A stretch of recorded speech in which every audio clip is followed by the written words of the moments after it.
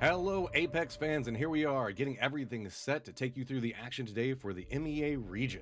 We're going to have 8 rounds today, so we've got plenty of action. Also, my name is Matrim, joined by Lawler, but can we give a shout out to the production who has been chaining game upon game together?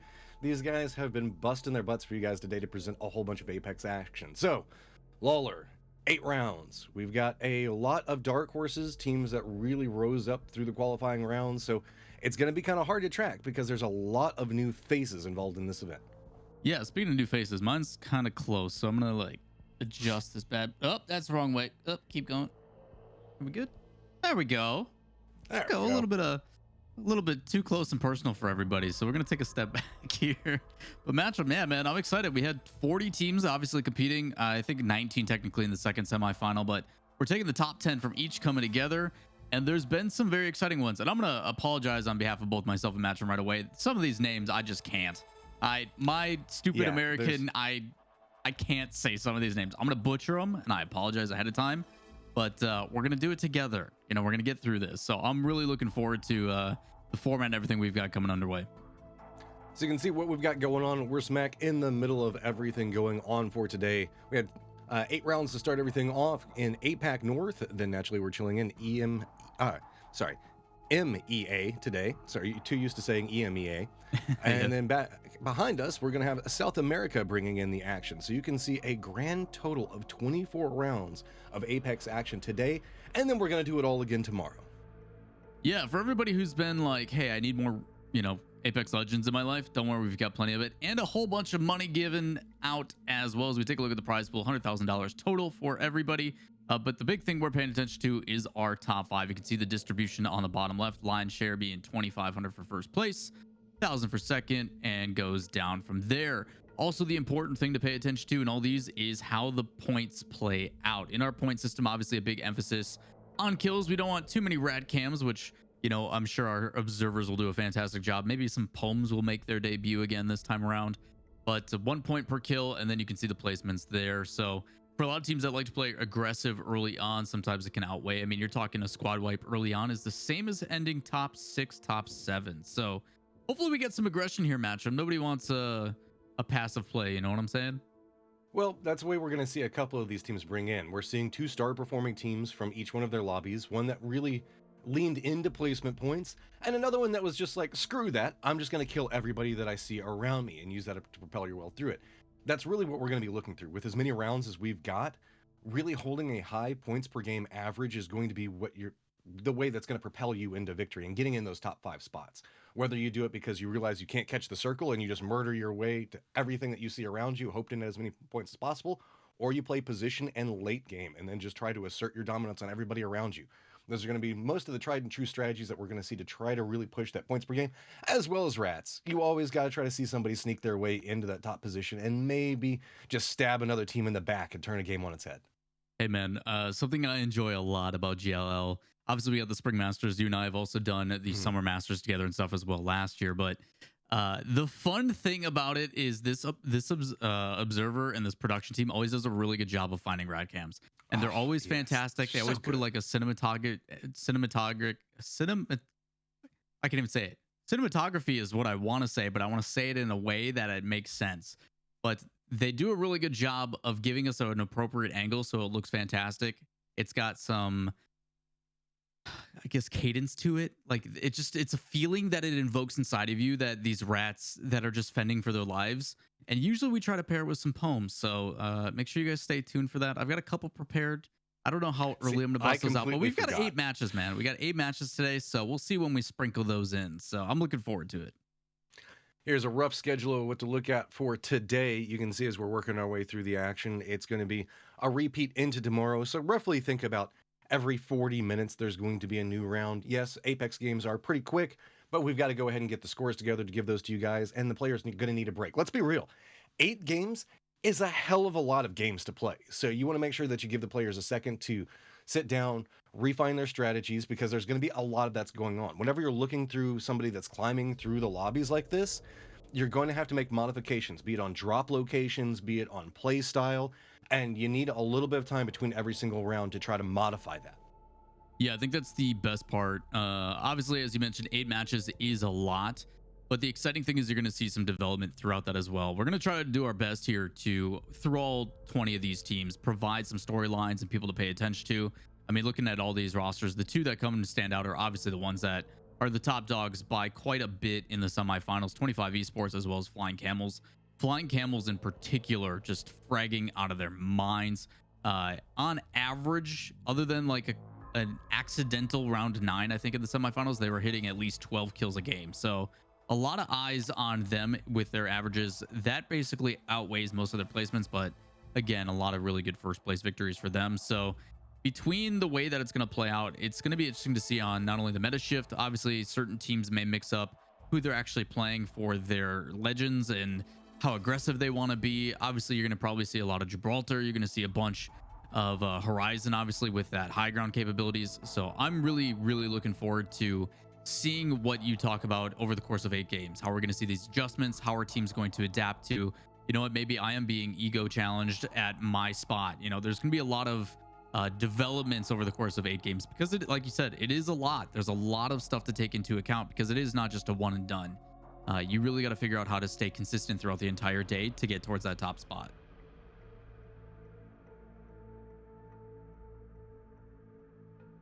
I cannot hear Matchroom.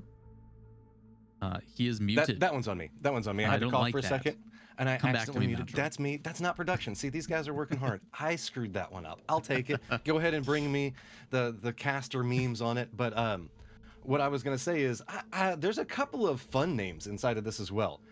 It's a Me is a team that I have no idea who it's on, but their commitment to meme makes me ridiculously happy because naturally it is Mario, Mario wife, and Mario son. So as we progress through this, every single time they get a kill, I'm sorry, I'm going to have to say it's a them or it's a me. It's got to be a thing. You know, I have a soundboard here with the sampler that I can do some fun stuff with, but due to copyright, I don't think I can. Oh, you're right. You know, Nintendo does I hate all the don't time. know if I can get the A-OK from production. Like, I'll do some mixing work behind the scenes while you're talking, and I'll every time, you know, like one up sounds every time they get a kill and stuff. Like, I'll make some stuff happen. So give me the A-OK my and I'll God. do it. All Nintendo, right, it please. seems like we've got goals here. You can see that you already know that production's back there like, please God, no, don't do this to us. We're already so tired after everything. All right, so we talked about Flying Camels a second ago. These guys had themselves a phenomenal run through whenever we're looking at the qualifying rounds and how everything's set up. What I really have my eye on is the way that we're seeing almost a split or a dichotomy between the two highest point totals between the two lobbies, where one was a little bit more passive, controlled in play style, and one was a little bit more frag heavy. Usually, whenever you see those two mix, it's going to be about drop location. So if these guys are pretty close to each other, usually the higher frag team is always going to be on the chase to go after the more points position team. So we might see a couple of very hard shifts as regarding to drop locations to get separation away from these two teams to where they're going to try to meet towards the like mid or later stages of the game. Yeah, it's always interesting to see how that plays out. Obviously, conflicting playstyles in their own regard, but credit where is due. Both teams do put up some pretty high score games when it comes to kills. The benefit, I think, for Camels in particular, because they do have the upper edge when it comes to, you know, the killing side. A lot of their first place endings is because of that. You know, they are getting a little bit extra because of how far they've get. I mean, you're talking first place, second place, third, first, second, third. Their worst results are 8th and 6th. So no matter what, they're in the top half almost every single time. So they had a really good performance throughout the entire thing. And I think that just carries through even more. I mean, you want to talk about some of these other teams? Probably my favorite name, just because we have to, is Bruv. Like, oh, bruv, yeah, with 100%. You know, they had some pretty low kill games, but the fact that their placements, you know, 3-1, 4-1, like 5, every single time, like you can see the difference in play styles to where, yes, you may not be getting the kills, but if you are willing to just get to that final end, it is going to bump you up quite a bit. So you really see that take a jump when you start getting into the top 4. I would say top 4 is probably that special place of like placement's really important. So I feel like we may see a little bit more aggression in the beginning, and then towards the tail end, it'll slow until we get into those final fights. For those that weren't able to tune into the last broadcast that just happened, shoutouts to Nathaniel and Axtos, good buddies of both of mine. Oh, yeah. Love those two to death. But you saw in their final fight in the last game, three players, Gibraltar shields all down, and the team that won with FK was just a matter of dropping their bubble last with Gibraltar and then playing the portal game. So again, you're gonna see some kind of cat and mouse.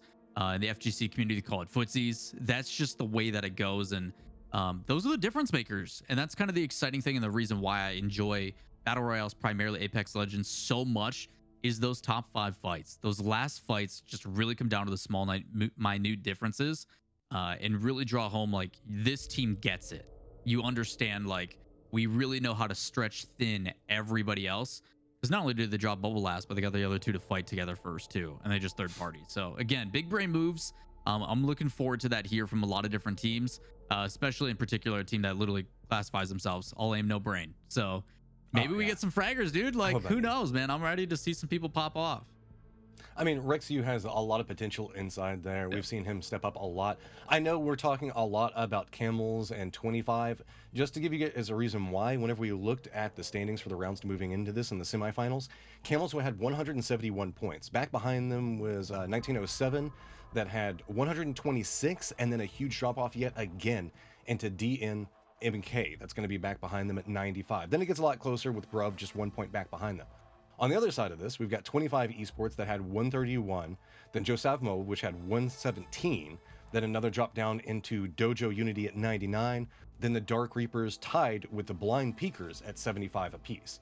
So if it seems like we're not talking about your favorite team enough, it's just because we saw huge gaps, and specifically the top 3 in each one of these lobbies, all strong performances, but we had some very dominant winners in both of those lobbies. Yeah, I think the best part about that as well is that is because they are playing in a different lobby. You're looking at the teams that are in those bottom halves. I'm talking the 11 to 20.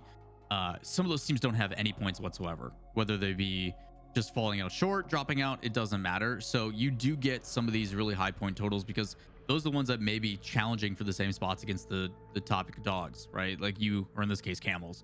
But there is times where you have teams that are kind of on the way out where they really don't get their footing because they've been, you know what, this is our spot. This is where we're going to go. And they lose the challenge every time because the other team just happens to be better. It does happen quite a bit in qualifiers. So it is a new day. This is the best of the best in the region. We have 2 teams that obviously leaders in their respective semifinal, and you expect to carry that over as well. And that's where we're going to put a lot of our focus. But again, a new lobby, different dynamic, different drop options. Who knows how that's going to play? And that's the exciting thing. Over 8 games, maybe you get some of these top dogs landing at the same spot. Maybe they've got the same strategy, and all of a sudden, you know what? Now we got to adapt. Now we got to change it up. So I am looking forward to seeing the first initial lobby. How is that going to play out? Where are people going to drop? Are we going to see some expectations met? But ultimately, I just want the action to happen. I want people to go ham. I don't want any passiveness. I want pure chaos. I am what they call chaotic neutral. I'm a big fan. It's so weird whenever you look at lobbies like this, because a lot of these teams should be at least minorly familiar with each other based off of climbing through the lobbies and just the fact that they're from the same region, so they should communicate to some form and fashion. Just to do scrims, you have to know most of the teams. That's the kind of the joy of Battle Royale, is that you end up with communities instead of just kind of rivalries as it moves forward. So whenever we're coming in, you can see that the drops are starting to happen now. The thing to keep an eye on is one of 2 things are going to happen. Either mixed drops, and we're going to get that action that you so desperately want, Lawler, or we're going to see everybody go, okay, let's get a feel for what's happening around us right now, and playing in a little bit more of a like a passive, gather information, get a feel for what's happening, and then start to make a little bit more moves. Given the fact that we're not seeing the leaderboard light up, only really one knock that looks like it's come in already, is the fact that most people manage to scout out their drops pretty efficiently. Jumping in line with 1907, this is our second place team in their own semifinal. Semifinal, 126 points, so just shy of 50 behind Camels. This is going to be a team that, wow, fight actually out immediately. We're going to swap gears over to ATK. 1 player left. And going to clutch it up. So, again, I talk about wanting aggression early.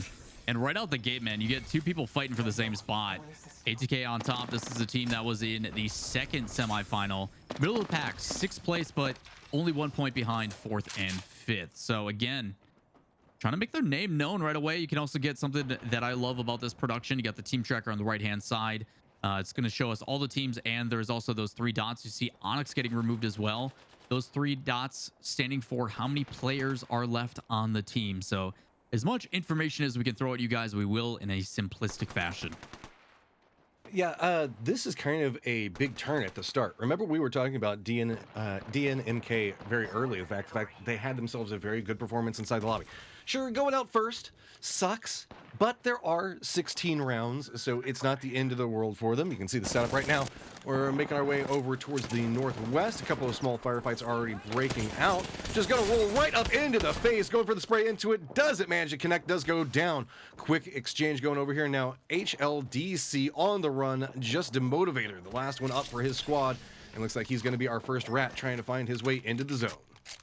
Yeah, it's going to be a tough one. Not sure if he's going to be able to double back and find his teammates either. So will be an interesting investment. Luckily, with the Bloodhound being able to use some of those abilities to kind of scout out the situation, but at the same time, the activation of that ability is going to let people know he's nearby. And you're seeing a ton of Bloodhound play lately, obviously for the reason that buff that came in a patch quite a bit ago, increasing the range and giving that vision. Obviously, vision key, being able to know where your opponents are.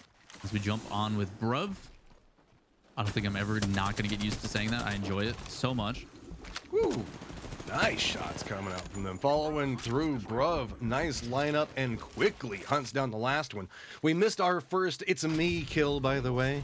We were looking on the opposite side of it, so sorry about that one. We told you we followed up, but don't worry, that meme's going to get old as we progress, but we're still going to death grip it anyway. Bruv, 16 good strong rounds, performance. man, and that's, oh, man. This is what you're gonna get. I'm sorry. You're in for the haul with us. You know the fact that you're making the joke in your head as well, so don't blame me for it. Taking a look at the circles, obviously getting an advantage with that Pathfinder passive.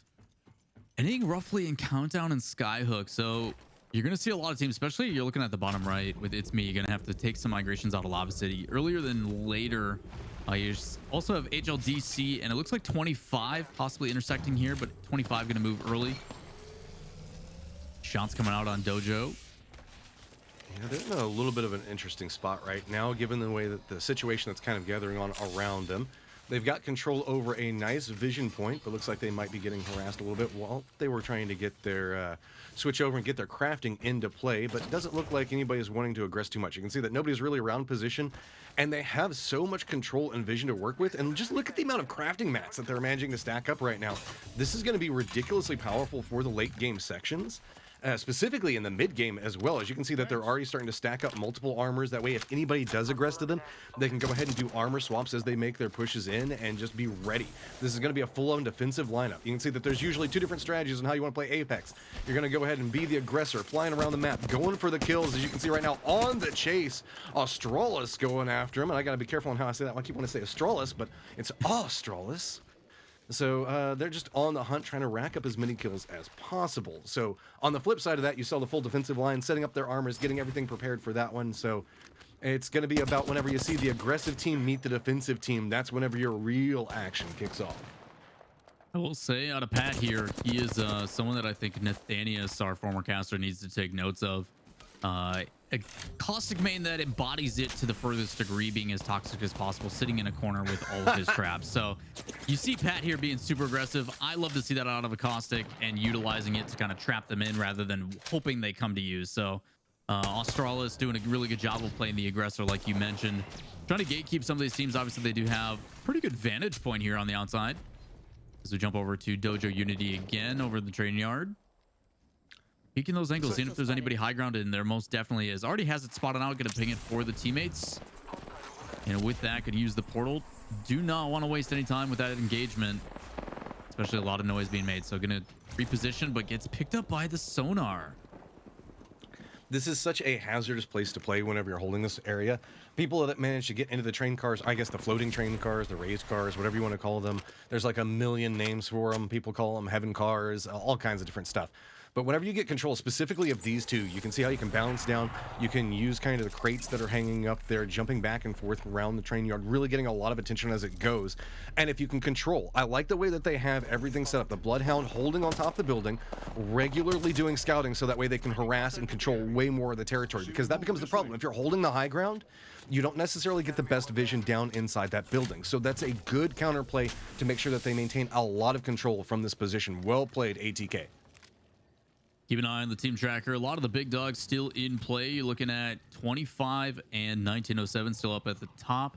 Those are our top two from one of the other lobbies, so good performance there. Trying to look at the first semifinal, and a big surprise actually. I think it was Onyx was a team that was kind of in that teetering spot as well, knocked out pretty early. So again, some of these teams, early aggression not being the beneficiary of. You got three teams nearby, or no? Yeah, you do have three teams nearby. So this could get dangerous. Obviously, ATK with the high ground, probably in the best position, just waiting for this to develop. They did automatically use Bloodhound's abilities to track that team down that was trying to rotate out. I think that was Dojo Unity that was on the back end. So Alien Cosmos on the opposite side as well. Trying to take some poke, maybe looking for an entry frag and a down and see if they can push in. But again, needing to be careful. A lot of ultimates coming into play already. Whenever you opt into these high ground positions, specifically in this territory, it's a lot about how you bring in your meds. If you have meds and tools to survive, because you're going to harass a lot of teams from this point, but you're also going to be very mutually harassed. You can see Alien Cosmos having to lean back in. They've only got the white armor, a couple of blues. Comparison on that, ATK on the other side with a lot of control, and you can see that they're very much asserting it on all the teams around them. Now it becomes much more hazardous for the teams that are in the other raised positions on the other side of it. Alien Cosmos, most notably, going for any peek. Right as soon as you can see Pozinski takes a peek around the corner, loses all of his armor, has to move back into a defensive position. Dojo just kind of creeping around trying to get a little bit more. But do note, I did see that 25 was, I believe, around towards the north of, or the south of their position, getting a little bit of an information. New circle has popped, and it's really not going to favor these teams playing right along the edge of this point, so instead going to move away from it. Bruv still in the thick of it, running through these kills as they make their way through. You can see Salome already sitting on 3 just by his lonesome. Nice retreat away from it. Spray's going to be coming out from Flying Camels, and this is going to be a beautiful chase down, already on the hunt, wanting to make sure that they secure his kills as they're coming through this one. And look at the cover and communication off of this. There's just nowhere to go. These guys have absolutely dominantly taken firm authority of this position, and this is what we were expecting coming out from Flying Camels. Hey, we talk about Flying Camels and their ability to frag out. You can see exactly why the tracing of Atrocity and Microfibers just do not miss, and they're going to wipe that squad. Fantastic shots and chasing them down again. That aggression really paying off. I was curious on what we were going to get out of the Middle East and Africa regions, and again, I think it's one of the regions that's definitely slept on. For whatever reason, they just don't get the credit that I think they deserve, and this is part of the reason. That decisiveness, the lack of hesitation to just go in immediately. You have everybody retreating, dropping those cooldowns to get out. It makes it so easy for Camels to just fly up and then take advantage. So again, going to be rewarded, a bunch of loot to play with, and man, Flying Camels living up to the name. And our first rat cam of the day, hiding out, chilling next to the tire. I mean, maybe he's just expecting, you know, we've been seeing a lot of temperature changes. It's fine. There's been a lot of temperature changes. You got to make sure that you check the tire pressure on your cars whenever it keeps going from hot and cold.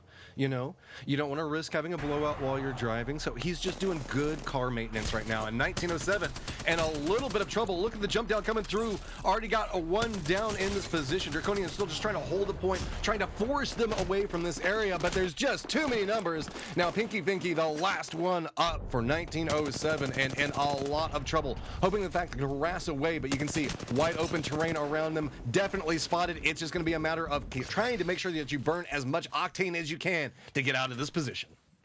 Yeah, Krellik's doing a good job of getting both those kills and securing them. Obviously, 2 points guaranteed, but the other side of it too, Draconian getting credit where it's due. Low and in a really bad spot. Still going to turn and put some pressure on it. It does buy quite a bit of time for the teammates. So I do like the play. It's unselfish to the furthest degree, but again, I think you're seeing if they can re-engage, obviously wanting to get it and grab those banners. I mean, Octane with can Octane, do it. a lot of, yeah, a couple jump pads out of there as well. Might be able to secure this. It's going to have to be pretty sneaky as he goes. 93% on the ult. Should have it just a second if he needs it for escape. Picks up 2 of them. Doesn't even need it. Now he can just creep away. You can see the fact that Res Beacon's not even that far away from this. So that is a great play coming up from 1907. The problem comes into play.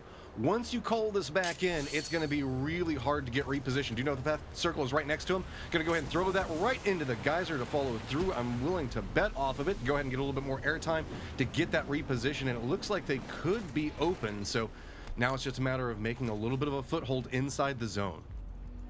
Yeah, a little bit difficulty. Obviously, only round 2 closing in, so it won't tick for that much. The nice thing, too, is depending on what's looted for Draconian and Catherine, is the fact that the boxes are still there. So should be able to get a majority of their loot back. I do not think the team that took them out actually ended up dropping down. So Good positioning here from Flying Camels as we jump on board at a good choke point, but trying to rotate out using that. Keep his shield, but back into the thick of things. Atrocity having to use a shield battery. Does have that quick recharge and back into the action, ready to go. We're starting to see everything condense down. You can see a lot of teams already eliminated at this point, and it's been firm, full squad wipes for the majority of it. So now just a couple of teams going to have to be moving. Looks like we've got FAV, It's Me. Back to the south, we've got about 3 teams that are going to be moving. No surprise, 1907 going to be the tail end of that, is they're going to have to try to loot their way through this. And I would say that we've seen a lot of teams really push and rotate through these areas. So these corridors are going to be very, very looted at this stage, and it's going to be very hard for them to get into fighting shape.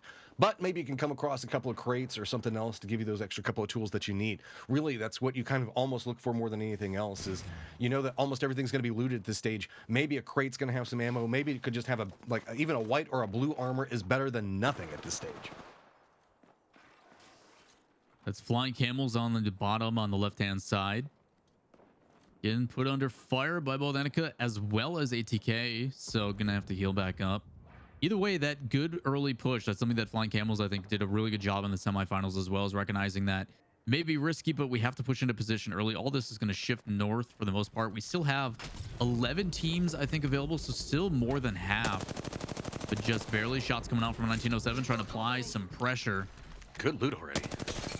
Strong positioning as well, pushing them out, and this is a great comeback from 1907. Jeez. If they can really string something together here and get a couple more kills, they'll be in a prime position. They've already got control of the southern part of this circle. You can see that they've already also got themselves a place to potentially maybe craft if needed, but they are just taking control of this area. Gonna go ahead and throw out a grenade, starting to get a little bit of harassment coming in from their 6, so having to retreat away from this. That's gonna stall out a little bit of their aggression, but you can see already back in fighting shape. Well played coming out from 1907.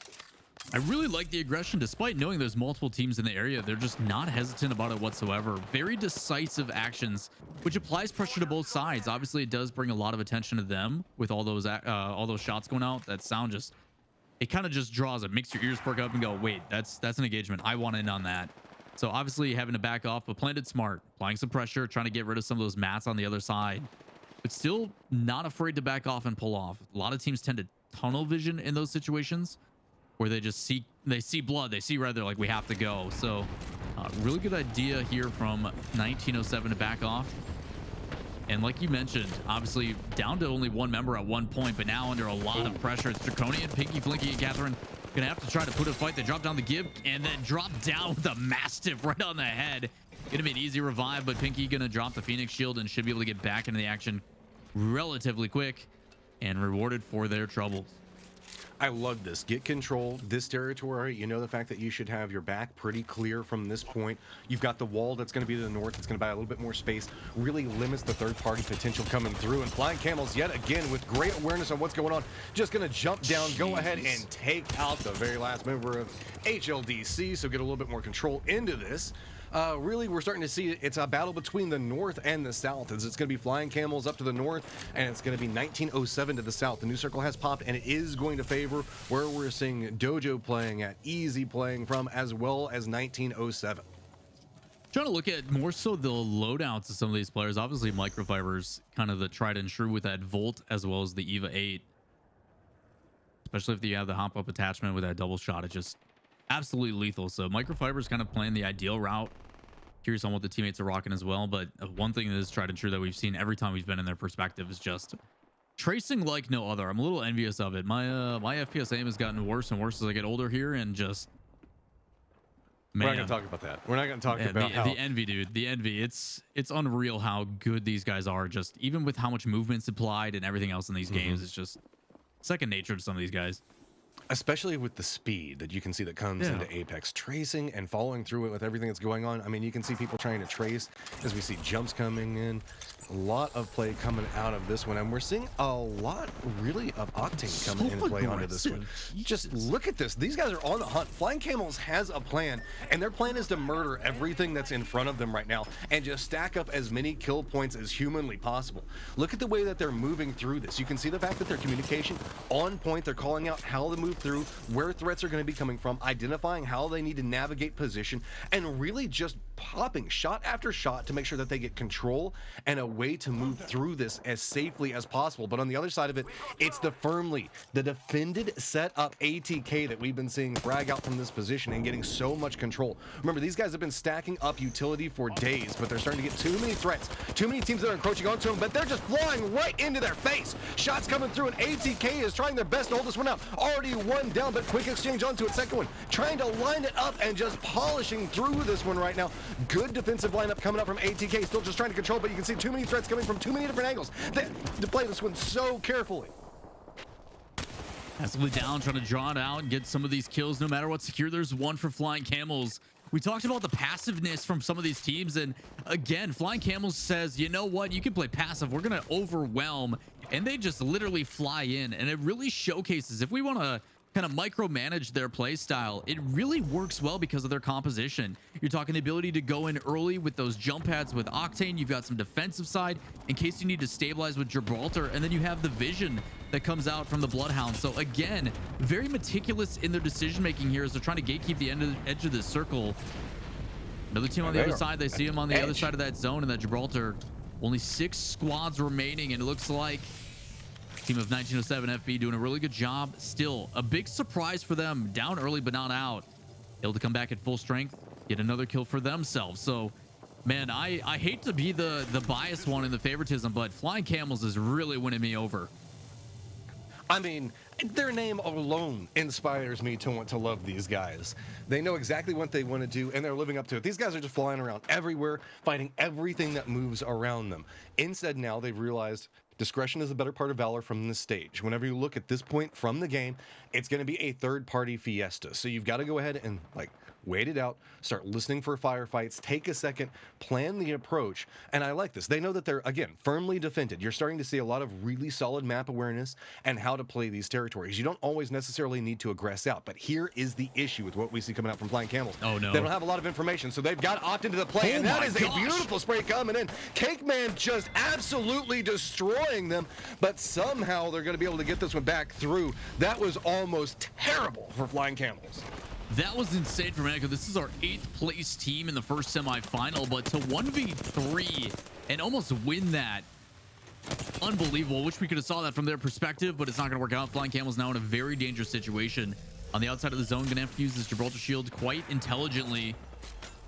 Gonna drop down the ultimate, try to give them some cover, and rotation's gonna be more and more difficult. A lot of eyes here on Flying Camels, possibly butting off more than they can chew, trying to use these angles and peek at a different direction. It looks like they've got some space and some Deathledge cover. So again, despite that, still applying pressure on the other side. One of the team members goes down. Atrocity trying to get one, and with the help of microfibers, having to rotate in and using that ultimate. Dangerous situation, taking their time, and they actually get into the circle. This is hellish. Just look at how much is being thrown at them right now. Only down to 2 members from this point. They're going to have to play this one extremely cautiously. They know the threats that are around them and are trying to take them out as they go. Beautiful angle onto this one. They're absolutely destroying off of it. Trusty does go down, but they should have a couple of follow-throughs off of it. You can see that really Flying Camels is trying to figure out, do we go for the play? There's nowhere to go. It was a 3rd and 4th party stacking on top of each other. Alien colonists. We saw them very early in this position, repositioning back over from here. We saw them holding down that high ground where they were playing from the crates earlier. We're down to 4 squads left. While we can see where they're playing from right now, it's 1907 on the other side of it. Again, that go back and picking up the res and getting everything situated has gotten them into this stage. That is just such a Herculean task to lose 2 members early, go back, get the res, make it into this stage of the game. These guys are amazing. Down to one of our final circles. We do have roughly 4 squads remaining, all kind of with their individual place. The only one that is on top here is the team that's shooting here. They have another team below them. I think it's Dojo Unity down below. So obviously all these teams taking advantage of that high ground, gonna be difficult. And honestly, with Dojo, if they can kind of just stay down here and bide their time, they were in a really good position in that circle. Possibly 3rd party. As another team gets dropped out. Good clean plays here from Joe Savimo. I mean, these guys are doing a great job on getting control over area. You can see that they're trying to creep in, trying to get as close towards the center as possible. 3 teams alive at this point, but you can see tons of armor, tons of utilities set and ready to go for Joy Sabamo. So now it's about how Joe opts into playing this one, moving their way through it. They've been paying attention to what's been happening around them, but everybody should have a pretty good awareness on where everybody's at. Now it's just a matter of leaning into your aim to open up some type of path to creep your way forward. Shields are now starting to come down. It's about cover and movement from this point forward, bouncing from point to point. It's essentially control leapfrog as you're making your way through this one, trying to fight on 2 different angles. You can see, trying to hold back, take them out, make sure that nobody can push from that door, but they know that they're going to be aggressed on from the right, so they're having to control 2 different areas. Pinky still trying to make the play off of it, and it's 1907 on both sides of it. Dojo trying to use this opportunity to come up behind it, but it's going to be 1907 that's still managing to control and hold this. They're finding the opportunities for him, and clears another one out. Now we're down to our last 2 teams. New kill leader popping up for 1907, still on the hunt, aware of what's happening, but has to move away from the harassing shots. You see Pinky going up high, and you're going from a position where, oh, it automatically knows in the rat spot, trying to get it down with the Peacekeeper. Needs one more shot, but can't clutch it. Gonna get knocked, but the backup is there, and it's gonna do it. 1907 from the brink of elimination, revives 2, comes back, and takes your first champion spot. 1907, what the hell, man? How do you do that? The recovery in that is absolutely phenomenal. And you saw the way that they navigated it. They knew they could do it. They leaned into the octane, but they had the zone coming in back behind them, and then were continually moving forward, looting as they went, and managed to pick up that much. That's just nuts, Lord. I don't even have another way to describe it other than that's just absolutely mental. I don't even know how that came to be, and credit where it's due. Obviously, Flying Camels a little bit more than they could chew, obviously, in that situation. Towards the back end, obviously, they came in, but the big surprise here, 1907, obviously, this is our 2nd place team in the first semifinal, but they were roughly 50 points, I would say, behind Flying Camels. The difficulty, obviously, for Flying Camels, this spray, and we get to see it, just unbelievable. Using that Eva, and I'll correct myself, I apologize. Hop-ups and stuff like that were removed. I don't know what I'm thinking about with the double tap. Both the gold barrel double tap stuff was removed back in like February.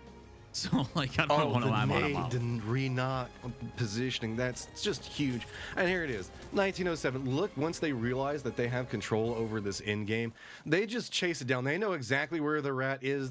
I mean, the zone's gonna hit pretty hard, so I mean, they're just gonna go ahead and send it down. They know the fact that they could just leave one up and they were gonna win it regardless, so no harm in just taking a little bit of a risky play and trying to secure the kill point, because that's going to be pivotal. We saw a couple of times where we had a tie moving into the middle stages, as well as just 1 or 2 points separating out. So try to make sure you get every single point as possible. But color me impressed. 1907, a hell of a game.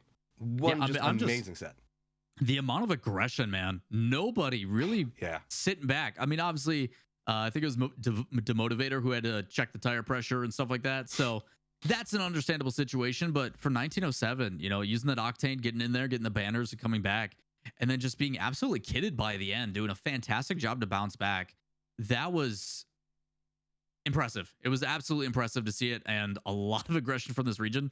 I'm loving it, man. We got 7 more to go. Oh, yeah. I mean, this is the way you want to see Apex played, right? Just bring in the aggression. But guys, we got to go ahead and take a quick break, let the players reset, make a couple of maybe strategy changes. To be honest, I got to get a drink of water. So we will see you guys in just a few moments. See, that wasn't so long, guys. Already back, getting everything situated. We still have 7 more rounds just in this region, and then another 8 after that. So if you're in for some Apex action, you have a full weekend of, 48 rounds that you can watch moving through across 3 different regions, and a lot of new players and chances to find out new people to root for. And that's one of the things I always love about this whenever we're looking at different regions across it and breaking them down individually. Like, I mean, 1907 was amazing, but like, what all stood out to you in Lawler? Like, there was so much in that first round. I mean, the Rat Cam obviously gets special love in my heart. Always have, always will. So, Demotivator, shout outs to you, man. Filling up those tires. Do what you got to do, man. But yeah, I think there was just some interesting plays in general in MEA. Obviously, there's a lot of aggression, and I don't want to discredit anybody by any means. There's definitely some decision making that I don't agree with, just due to the level of aggression, which I'm all for. I'm personally much rather have you make the bad call and be aggressive than sit and wait. Like some of the regions, like Europe is known for being quite passive, and it's just more so recognizing that the positioning and taking that fight usually isn't advantageous. because of the placement and everything else. But MEA is just like, heck it, like let's just go. So that is my first takeaway. MEA likes to go, and I'm a huge fan of that. So Yeah. keep it coming. I'm down. I mean, that's the way you're supposed to play this game, it feels like. It's all about the speed. All W It's about key? Yeah, aggression man. coming through there. I mean, that's where the fun comes into play. But it sounds like we've got some scores for you guys. So we're going to go ahead and show you guys the present standings from that last round and how everything came through. Not going to be surprised to see 1907 up at the top. 16 kills and a win? Are you kidding me? What are you doing to them, 1907? Yeah, that one is kind of remarkable regarding the situation they were in. Obviously in that kind of cavern, and then having the low ground, two of their players get knocked, still able to come back. They revive the whole team, and then they just frag out, man. That is the benefit, obviously, not only getting further into the area. They were the team that was kind of fighting in that pivotal point where they were able to gatekeep a team that was inside that building, but also had the team on the right.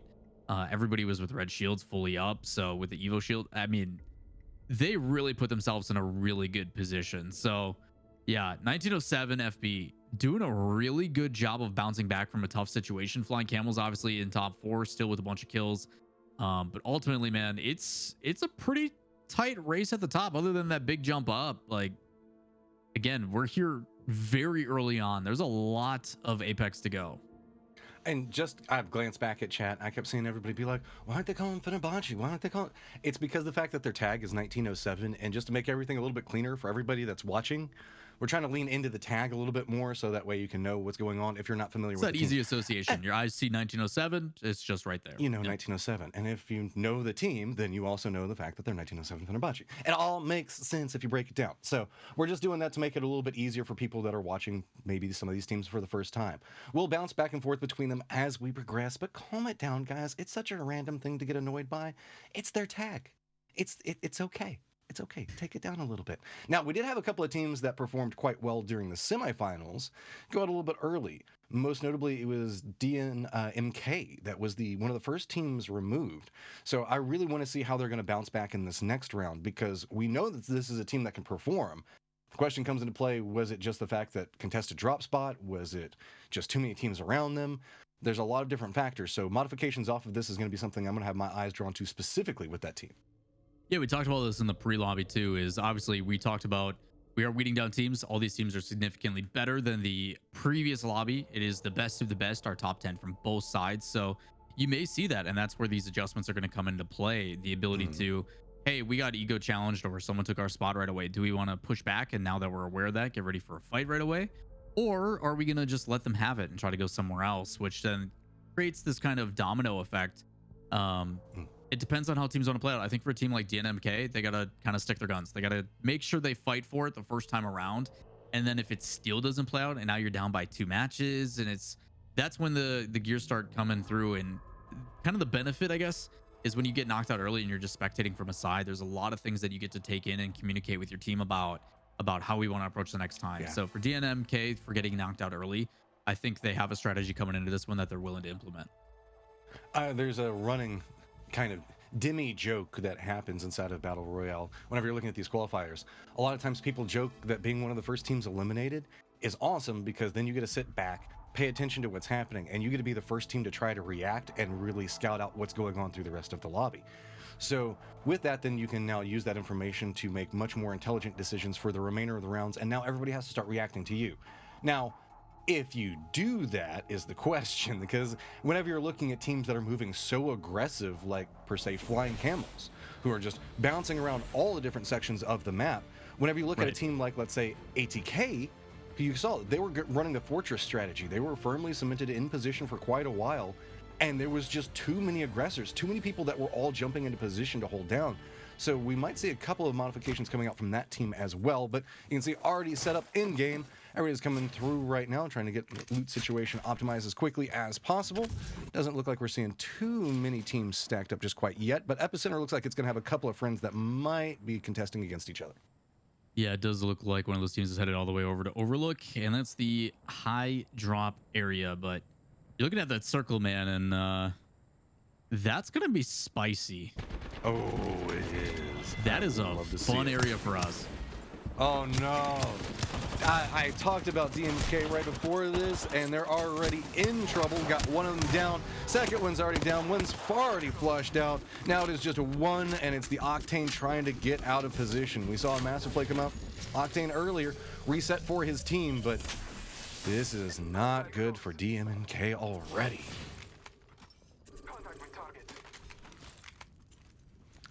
I mean, what do? You've got first round problems, second round problems. Again, still a lot of games to go, but this is definitely not the way you want to start. And you see them maybe get into position off of this. Another fight starting to break out on the other side of this. Looks like 20 is going to go ahead and be able to pick up a res on the teammate. Shouldn't be too big of a deal, but it's going to be harassing shots at range. And it's going to be Lord Silver and crew rolling back down through this point. Going to go ahead and connect on the shots. Take down Gutbuster. Now they're just going to chase it through. Going to go ahead and follow through. Quick pickups off of that one. A good play coming out from the team. Yeah, he's secures here. You talked about an early fight in the epicenter, and we get exactly that. Securing it out and trying to spread out, get as much loot as possible. So nothing too crazy all around. ATK in a pretty negative situation. Going to just have to rotate out and then come back later. Talk about those early fights. Gotta be careful. Back to the epicenter, and it's the mutually assured destruction stage that can happen whenever you drop. Sometimes you just do so much damage to each other that both teams are now just in a ton of trouble. 20 still the last one up, seeing if maybe he can do a little bit of damage control, but you can see, you can hear shots around him. He has to be so cautious, not even anywhere near the circle. Remember, we saw it was way down to the southwest. So this is going to be a huge problem for him. ATK, though, managing to reset. At least managed to get back into position. So we saw the fact that they were in a little bit of trouble beforehand. So ATK managing to rebound just a little bit right now, but has to be really cautious of the threats that are around. Use that Phoenix Shield. Get back to the action symbol. Team members able to get revived and back in. ATK just trying to see what's available at this point. Initial engagements are always kind of the difficult one, especially in this area. Because there's so many different angles and there's a lot of loot. So if you can win it out, it's going to be rewarded, but good timing on the shot. Going to get the crate and rewarded for it. Hopefully get some nice toys out of that one. And see, trying to figure out, okay, do we even want that? Nah, I guess they're just going to retreat away from it. That's like the worst feeling. It's like you see the gold, you run up and you're like, oh, this is not anything that I want out of this situation. So going to go ahead and retreat away from it. A lot of teams are already playing in position. Harvester still open, and where we're going to see a potential death funnel where you can see that it's going to be ATK playing from position, as well as a couple of teams all approaching into the northeastern area of the circle towards Harvester. That's all open territory. So potential for these teams to maybe make it into zone without having to contest too much. No real gatekeeping going to be happening in that area. Really, it's a lot of scouting out right now, as you can see. Teams showing a little bit more hesitation out of the aggression that was just brought in that first game. Trying to disengage. A lot of shots coming out here. Rexu utilizing that Spitfires. They need to get some slowing down on that. But again, MEA living up to the name, dude. I see a person, I'm going to shoot that person. I don't even care if it's going to tell where everybody else is. I mean, we saw there for a second that it was all aim, no brain with Rexu looking around trying to do a little bit more scouting. And then Bazinski's going to go ahead and retreat away from, I believe, where we see Savi playing from. So quick retreat going to be coming out from them. And this is kind of what I would expect for a game two. Get a little bit more, I guess, control of area. With how violent the first game is, a lot of these teams are starting to go, okay, we need to make sure that we're fortified before we have just a ton of flying camels coming after us.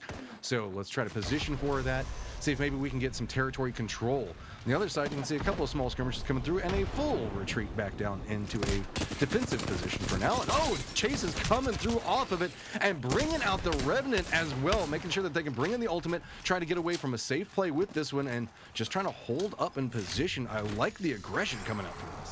Yeah, we're on board with, I think this is Favela Vandalos.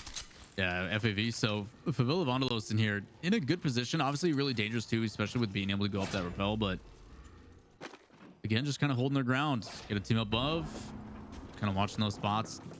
I don't think either of these teams is really going to engage. It just doesn't feel like the right play. Obviously, maybe if it's flying camels, they'll jump down and see if they can make something. But again, the smarter play here, there's no reason to do that so early. It's just too risky.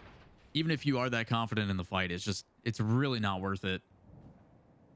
And that's the risk reward situation that we're looking at right now, as a lot of these teams are in the full decision making process. Like, okay, what is worth at this time?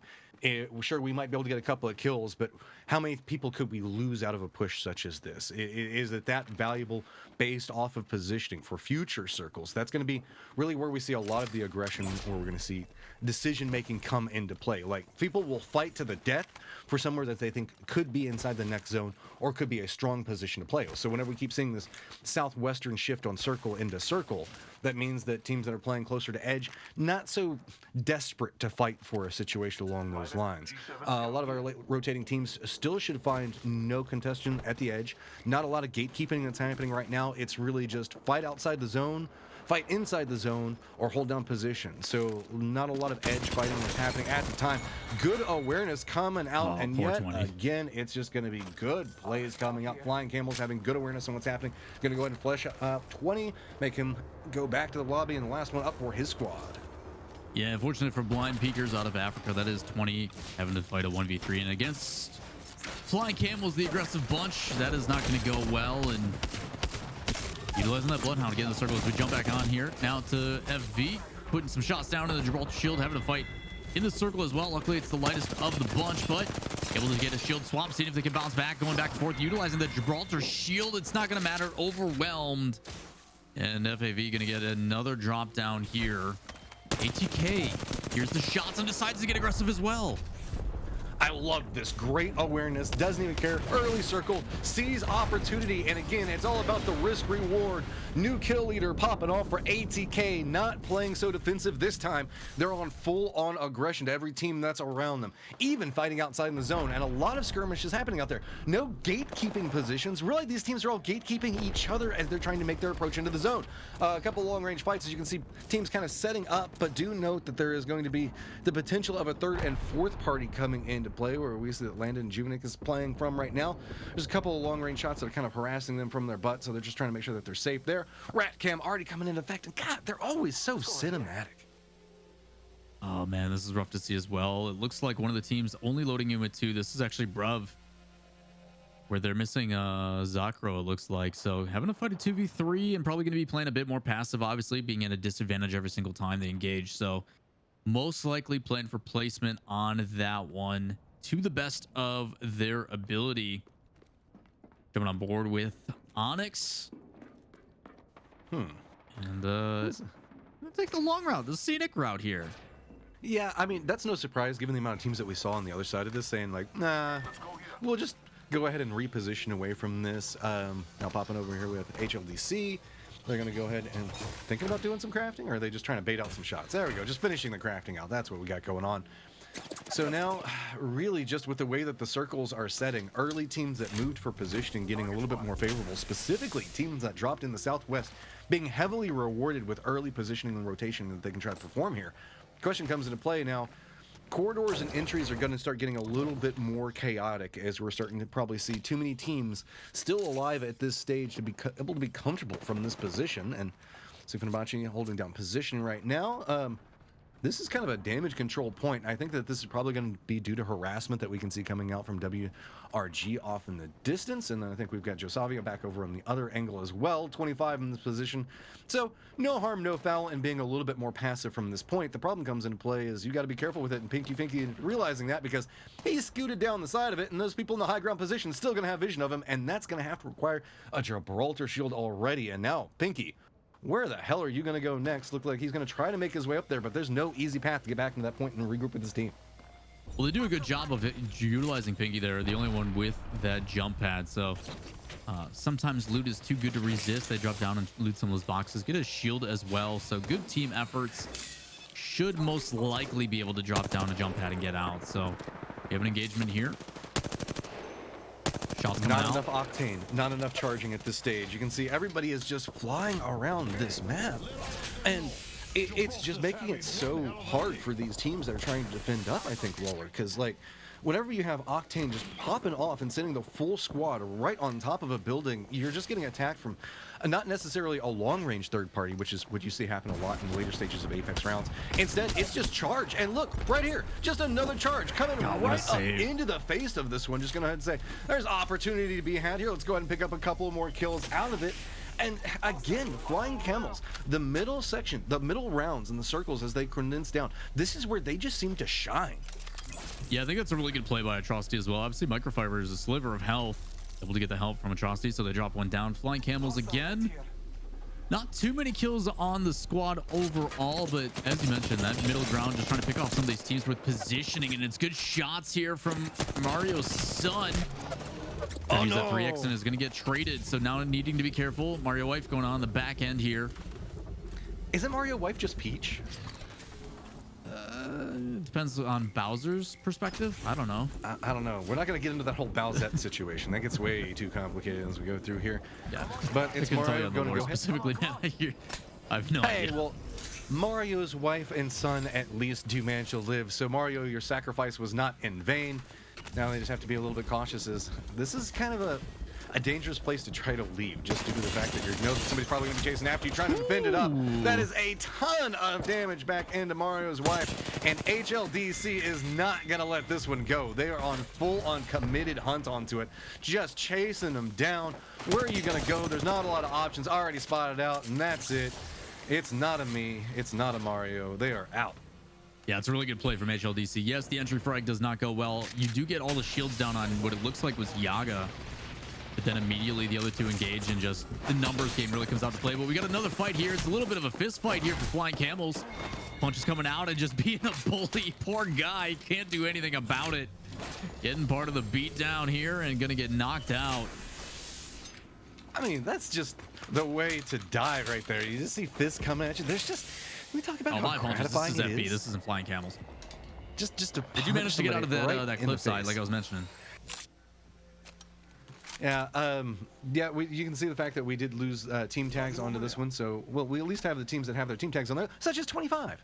25 got themselves in a lot of control. Oh, don't say their number. People might get mad. I know. Gosh, 20. Imagine whenever 25 fights Fibonacci, and we have to say 25 versus 1907. Chance gonna be like, I don't like that. The numbers. Numbers are bad. I hate numbers. Math was always hard in school. I mean, in fairness, it kind of was. That was always my terrible subject.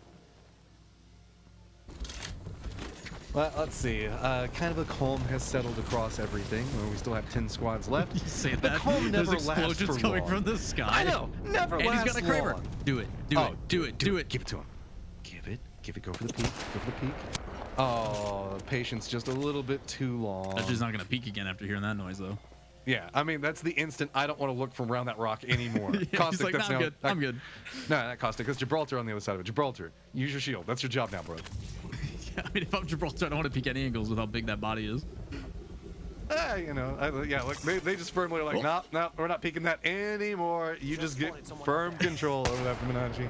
Looking back, shot's gonna go out, doesn't connect yet again. 2 rounds left. What you got for us, Pinky Finky?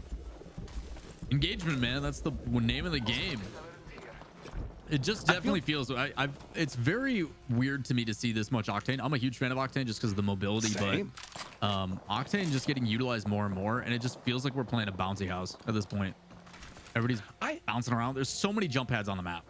I feel bad for Pinky Finky because his full name is Pinky Finky Tinky, but it doesn't fit just due to how long his name is. But as a play-by-play caster, I have to say, I'm kind of happy that I don't have to say Pinky Finky Tinky takes the shots because my God, that's a lot inside. Sounds like a that nursery rhyme, dude. It really does, doesn't it? He's just gonna go ahead and run around and put everybody to sleep. Oh man! Shots coming out here from HLDC. Basically playing a little bit of duck hunt. Comes down and gets dropped down. Inventic gonna be removed, so some points secured here for Yaga. Ultimate coming in, just gonna drop down the Gibraltar rubble and completely negates it, but it's like Rexu on the back side with a teammate. This is based off of South Africa, another South African team. A lot of these teams, this is all aim no brain in a tough spot. Dojo getting in the thick of it right now. Just going to go ahead and assert some authority into position. Circle's pretty small for 9 squads. It's not going to stay that way for long. So now it's about information. What do you know? And uh-oh. HLDC, what you got? You've got somebody just firm pinned up. There is nowhere to go. Oh, drops out into the zone. Gonna have to be a little bit cautious with that one. Taking for a little bit of damage, but not the worst. You just got to get back out and get control. So a little bit more happening back into the east. So this is starting to free up a lot more of that territory, but so many teams already should be in a prime position to really hold out anybody on approach. This is going to be hazardous for everybody that's along the edge. Yeah, this is the team HLDC. Demotivator was our former rat, checking the tire pressure as we mentioned earlier, but glad to see they're actually getting some fights in. I was curious on how they're going to utilize the Horizon, obviously a big meta pick nowadays, just with the height advantage that you can get with gravity lift and everything else. Also CC at the end game with the black hole. So a lot of eyes going to be on that roster and seeing what they can bring together. So we take a look here. We've got FB. Onyx 25. That looks like Microfibers and the boys up at the top for Flying Camels. So a lot of big name teams, a lot of high fraggers still left alive. Gonna make for an exciting last couple circles. As Dojo Unity rotating in on the backside, they might run into a team here just a bit around the corner. Yeah, this is going to be a rough rotation into the safe zone. They're just going to have to frag their way into it. Good connection shots onto HLDC. That's going to be Yaga that has to reposition. Demotivator already down, no armor in position. Instantly switches it back over. Yaga comes at the sacrifice though. Demotivator trying to get some damage into it, but it is just all by his lonesome. There's nowhere to go, and Dojo managed to secure another set of kills, dropping us down to 7 squads left, and again, a little bit more of an open path in front of them. So how much more can they manage to clear out? Find some way to make it in the zone. Yeah, clean shots by Interact with the EVA 8, able to clean it up. But now the dangerous part, they're going to run straight into a team. It's going to be Microfibers and Atrocity. On the angle, zone coming in. It's going to force this team in no matter what. Just have to hold the angle and see if they can land those shots. They're going to drop down another one. Now there's only one player left for that roster. Trying to get up high, dodge the circle damage, as well as still apply some cover. So gonna take a little bit of zone damage and rotate around the other side. Smart choice here. Whoa! This team's flying in. You think it's Flying Camels based upon those actions, but it's not. It's gonna be a jump head trying to get away, but can. Onyx gonna get the melee kill here on El Diablo. And you thought he was in the fight. He's immediately out. He's up back in the air, getting dropped down. A bunch of chaos ensuing on the left side of the map. Teams just popping shots. 25 Esports trying to do what they can. Onyx has just jumped into this. No fear, no aggression. 25 on the other side of it. You can see it is getting messy. Everybody's trying to make the play, trying to get some way into the next safe zone, but you can see the options are now very limited. 5 squads still up, and it's harassing shots. So really, it's a matter of who can find opportunities to third party off of it. You can see good awareness coming out from 25, realizing the fact that somebody's going to be approaching from back behind them, so I'm going to make sure that they keep control over this. The problem with it is they're in a little cubby. One grenade going a little bit further than what they're looking at right now could be absolute catastrophe for them. They do have 1907 that's going to be on top of them, providing a little bit of support depending on how they move. But don't forget about Flying Camels depending on how they're going to be moving through this one. Looks like we might see Flying Camels coming in right back behind where we see Fibonacci trying to hold down. On the other side of this, we still have just positionals. That's the big factor for it. And look at this, Microfibers and the rest of the crew starting to get a little bit more of control into this area. Pops up, finds a deadly position, goes for the shots into it, and now a little bit more of a distraction happening towards the center of the safe zone.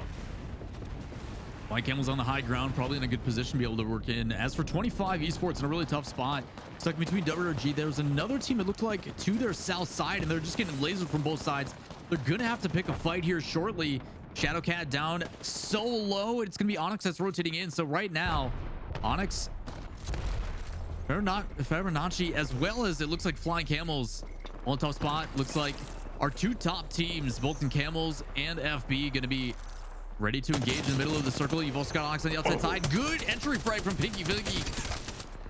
So Gonna much drop control down one. coming WRG out. getting caught in the action. There's just so much happening on all angles. Need to be careful as Pinky trying to find a good position. Players on the outside knows there's somebody there. Whole gatekeeping. This is all that Catches happens. one on the back end. There's just so much happening right now. Once the initial fight breaks out, everybody is now just bouncing between point to point. 1907 retreats away from it, trying to hold down. It looks like they're going to be exchanging shots on the other side of this one, where we saw Camels make the play into. You can see Fibonacci in a firm, desperate position right now, but managing to avoid the ultimates as they come into play. Onyx still has control over the high ground, but it looks like Flying Camels is just going to reposition. They see an opportunity. Microfiber's going to go for the peek around it. Look at the damage. He just absolutely devastates Fibonacci on the angle. Shield's just trying to come through, and it's going to be Onyx on the other side. There is nowhere for 1907 to go for a play from. They're just trying to crawl out, get information, and stack shields up so maybe they can get something out of this one. Gonna go ahead and throw down the Gibraltar shield to try to get the res, but you can see both teams now firmly committed. Endo looking at Fibonacci's direction, and where do you go? You're stacked up right against the edge. Looks like Flying Camels is realizing we don't want to overcommit into this, but it's gonna be Onyx on the other side of it, and Microfibers yet again finding the angle and just absolutely destroying it. Microfibers at the beginning, before this all went down, they actually decided to go across, and now our top two teams, Flying Camels living up to the name yet again, gonna go engage, and just so much aggression from Flying Camels. Gets on the backside and puts down a ton of damage. One already down with that entry frag, and they're gonna clean it up. What a bounce back game here from Flying Camels. You can see caught totally unaware. These guys just launched themselves in. They realized the fact that, okay, we've got control over here. They saw the bubble go down and they were like, all right, now we just know exactly where to send it. And boy, did they send it. That was so effectively done. And again, the way that these guys are playing this, when we're seeing so much octane in this lobby, just mean the fact that that's what we're going to be seeing as this progression. And I'm loving this. Usually we see Wraith fill this role, so that way you kind of sneak around, use portals. They're like, nah, we don't want to sneak. We want to come at you, and we want you to know that we're launching in to try to murderize you. Yeah, that's a big performance too from both sides. You're looking at Flying Camels, who was originally in 4th. Gets a first place victory, so it's probably going to come down obviously to a lot of the kills. Wasn't sure, but man, that last fight was a big one as we take a look at the highlights and a little bit of everything. We had some fights at Epicenter and a couple early engagements, but much cleaner play, I would say, in the first half. You know, not as many teams getting dropped down. The teams that we had expectations of kind of making it further on, you see also it's me getting dropped down early, but a lot of the decision making coming out from some of these teams, and a little bit of bullying here too from FB, having some fun with it. I mean, we saw just so, like, that's a prime example of what happens in Apex late game. Whenever one team realizes somebody is disadvantaged, you see every other team start trying to capitalize on it and try to find opportunities based off of it. Once 1907 repositioned away from the side, and once they moved into this point, you saw both other teams go, well, oh, you're just all back behind one spot. There is nowhere for you to go for this. And just good job picking that up, having the awareness. And you can see the reset coming through. They're trying to get in position. And Onyx is just like, what the hell just happened? Enemies from every single angle. And I mean, this is what you want to see coming out. It's a very high risk, high reward style of play, and it's just a matter of how long is it going to continue to work for them is the question I have. Yeah, I think it's just that overwhelming pressure. You talk about teams on the global scale, you know, TSM for a really long time with Imperial Hal and the boys, when they were the top dogs and like everybody was fearful of them, is because of their coordination of when they engage in fights. You're seeing similarities in how Flying Camels are able to utilize that. Yes, FB is caught in the crossfire. There's not a whole lot they can do. Both their angles, the zone, disadvantage everywhere. Their angle really pays off. So they wipe that squad, and then immediately, without hesitation, before anybody can heal up, they attack from the right side, they attack from the left side, and behind based upon that jump pad, if we're being honest. And now you've got 3 players that are in this situation, 2 players focusing on that one with the shotgun, and just the other 2 coming and clean up. There's not a whole lot you can do about that. So very decisive action from these top teams, and it's paying off. But unfortunately for FB, caught in the middle of it, and just not a whole lot you can do there. Well, guys, we're going to go ahead and run to a quick break. We will be back in just a few minutes. Again, these are short breaks. Don't go anywhere. We will be right back. And we are back. I know you guys love looking at our beautiful faces, but Lawler, I think that we've got some leaderboards to break down, and I know we've got a lot of people waiting on them. So let's go ahead and jump straight into those. Yeah, a lot of action, obviously, and loving this region, man. Obviously, as we take a look at match 2, we were curious on how things were going to play out. And obviously, even though 1907 FB got dropped early, the points from the kills are going to bump them back up. So, Flying Camels, Onyx, Ravens, and 1907 Fenerbahce Esports, they were 1, 2, and 3. But points again, we talk about those kills, that aggression. Flying Camels really trying to bounce back after that 4th place in first round, and you're seeing how it plays out here as we take a look at the total leaderboards. after 2 matches. And you're kind of seeing some of those teams that we've mentioned, you know, like Dojo Unity has been in talks quite a bit. Still in Yeah. 3rd place, doing a really good job, but man, you can just see how well those kills are benefiting some of these teams.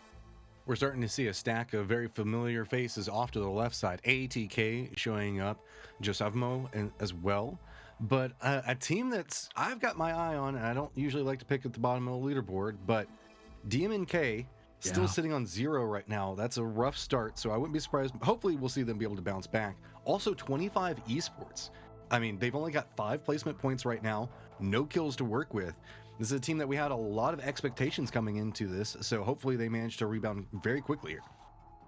Yeah, it'll be interesting to see on how things play out. Obviously, there's still a lot of games to go, 6 more left on the day, so we're just in the tail end of things. But the way that things are developing and stuff, it is kind of surprising. I mean, obviously, we were curious on DMNK, you know, another early fight not going exactly in their favor. It puts them at a disadvantage, and that carries through. So, going to be curious on what those adjustments are being made because they've had to sit and kind of on their hands and watch for quite a bit. So, again, as the other teams that are playing aggressive, definitely being rewarded for it. Maybe they'll start to take pointers of that of just like, hey man, we're getting knocked out early, might as well get some kills for it. So, worst case scenario, we get even more excitement. Maybe or match them. I'm That's usually down. the counterbalance, right? If somebody is trying to take you out early game over and over again and they want to scrap, the best way to stop it is just to scrap back. Instantly drop, commit to a fight. Like, if 3 of you just drop onto one person and just maybe even beat him down or grab one of you grabs a gun, that at least stops that early game harassment to a certain degree, because that's the problem that happens is if you start bleeding early in this and taking early casualties and somebody starts to feel like they can do it more and they will continue that aggression in your face. So until you at least swing back at the bully, you're going to have a little bit of trouble in the early game. Yeah, sometimes we've got some pretty big bullies in here, and you're knowing the ones that are coming up. So I'm a big fan of those bullies because they're making these matches exciting as we jump into match number 3 here. Going to jump on board with Flying Camels, and our team names are back. Shout outs to the admins for putting in the grunt work on that one. But again, we usually try to jump on board with the previous winner. We're also taking a look at the location of where they're going. The first thing that I always pay attention to, obviously, and shout outs to the spectating team and everybody in the staff behind the scenes running a really big production day. They're covering what 24 matches today for the production, so that's a very long day over across 3 regions. But that passive, that's kind of the first thing I'm paying attention to is where's this circle going. That is absolutely nuts. Early skirmishes coming into play, and you can see trying to get a little bit more information. And this comes the problem. You got to feed it over, figure out where the other aggressors are going to be coming from. Good coming out from Team Naka, getting a little bit of an idea. Quick spin back around. That's the type of control you want to start getting early. Now you can go ahead and flush this one out.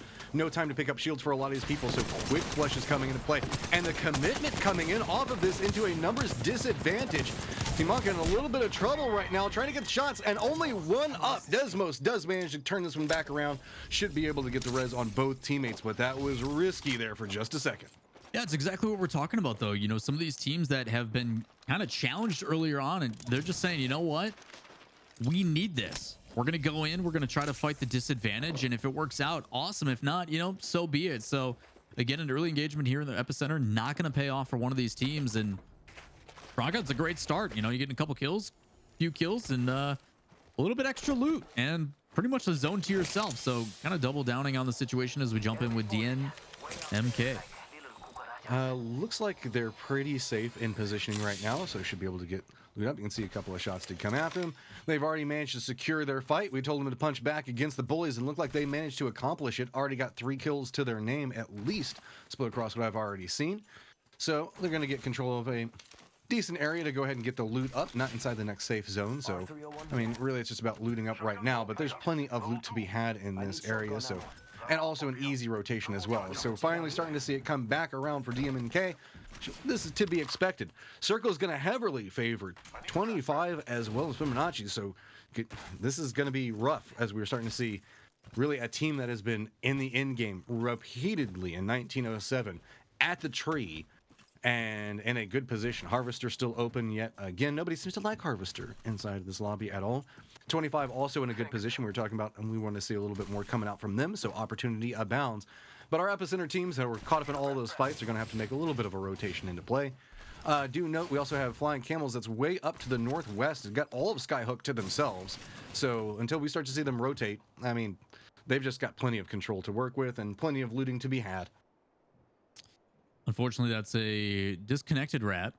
Unfortunately for Dojo Unity, a team that I was actually pretty keen on. I thought that they were going to be able to rotate down into that harvester area early based upon their location, but unfortunately having some connection issues. So hopefully they bounce back. You can see them here in Fragment West East area, and hopefully start migrating south earlier than later. Obviously, harvester, like you said, uncontested could be an early position. You're looking at some of these other locations as well, and my eyes are kind of on that top left area. You've got a team already in train yard, and if you see some of these other ones coming down, what is it going to be? The benefit, obviously, we jumped in with Flying Camels on their drop in and spacing out. You know, a lot of confidence from that roster to just kind of go and overtake an entire zone and area between Trials and Skyhook and everything else. So plenty of loot to work with, and it gives them such a huge advantage. I mean, you talk about getting early loot in the game and just being geared up. It's going to help them carry through in that playstyle that they do have, you know, living up to the name with, you know, dropping that Octane jump pad and just going in. So curious to see on how that one will play out. But other than that, pretty quiet here in the first couple of minutes. Everybody just looting up, doing their thing, other than that initial engagement we saw right at the beginning.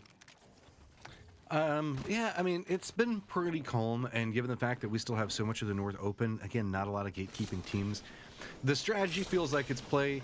You see somebody, you charge them, you kill them, or you charge them and you die. So gatekeeping doesn't seem to be a component strategy in what we're looking at for a lot of these teams, really just leaning into an octane aggression meta right now.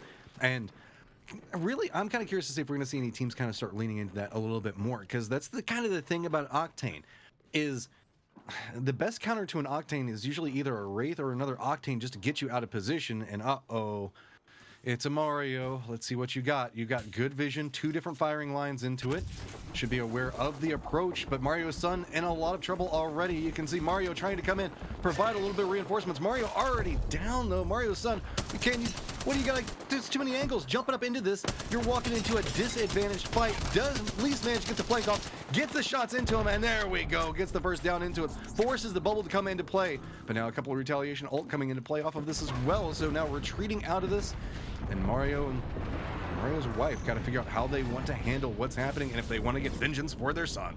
Yeah, a little bit weird on this decision. Obviously, there's 2 teams there, and Sun always gets dropped down immediately. So for you to engage and make your presence known from behind just kind of puts everybody on edge. They're now aware of your situation. If you just let it play out, you can come in as a third party, and now those 2 teams starting to fight it out. Lord Silver was kind of the majority holder in this one, using the remnant.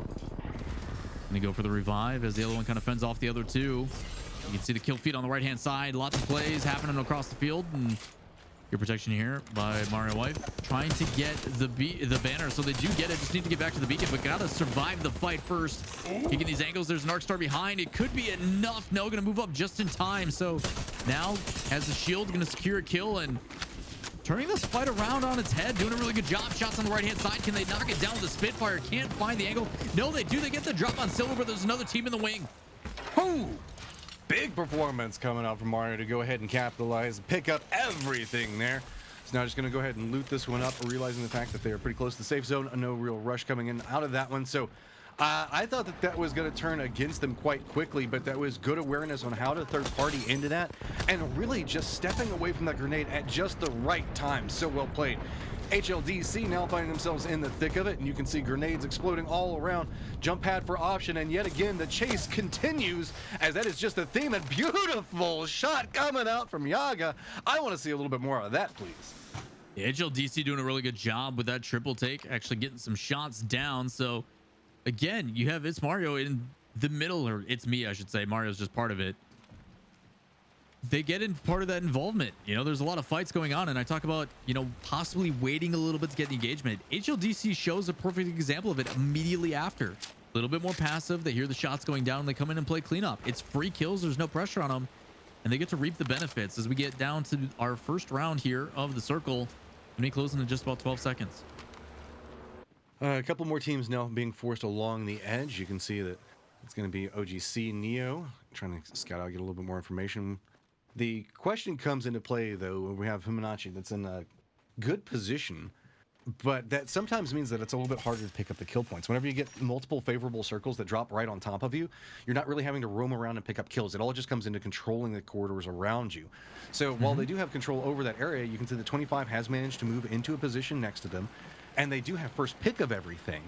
But that means the fact that kill points are going to be a little bit harder to come by regarding this.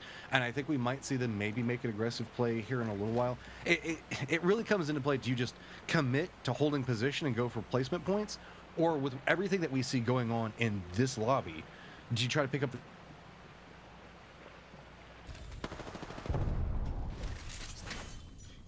information galore, knowing somebody's going to be coming after them at any given moment, starting to throw out the grenades, try to get a little bit of weakness coming in before they have to take the fight right along the edge of the zone. Well, team's moving into that harvest area. You're talking about it being uncontested, and now Dojo still hasn't made it down there, so Bruv up with the fight and having the angle. You talked about not too much gatekeeping. We're going to be able to see some of that here. Player peeks in, shots coming out, and actually Sloan not able to land anything, so gonna have to shield.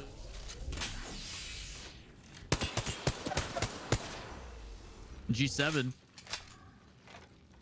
trying to find some more, just waiting for those peaks. And again, not sure who that other team is, but they're in a really rough spot right now.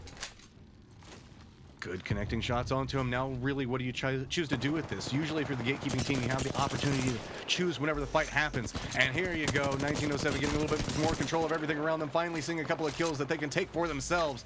Looks like they're not going to relent off of this when they see the opportunity in front of them. It's going to be Pinky just flying in, finding an angle to work with, and it's going to be a full-on retreat from the other team. It's just going to be a matter of, do they take the foot off the gas? And no, Honachi realizes the fact that they have an opportunity, but they want to make sure that they commit at the right time. Spots out, goes for the peek around, and beautiful awareness on how to play this one through. Pinky gets the damage, steps back away from it, and the rest of the team coming in with reinforcements. It is just control angle upon control angle, and there is nothing to be done right now. Pinky finally gets spotted out, does go down, but it's going to be a quick follow-up from the rest of the team just to go ahead and chase down the remnants of the squad. Gonna go ahead and connect into it, and should be a quick res as well. But gotta be careful. Multiple teams starting to approach into this one. Gotta make sure that they're holding the angle and good awareness on the doors, but it's gonna be 25 esports that's just rolling through them right now, finding the opportunity and just taking this one with authority.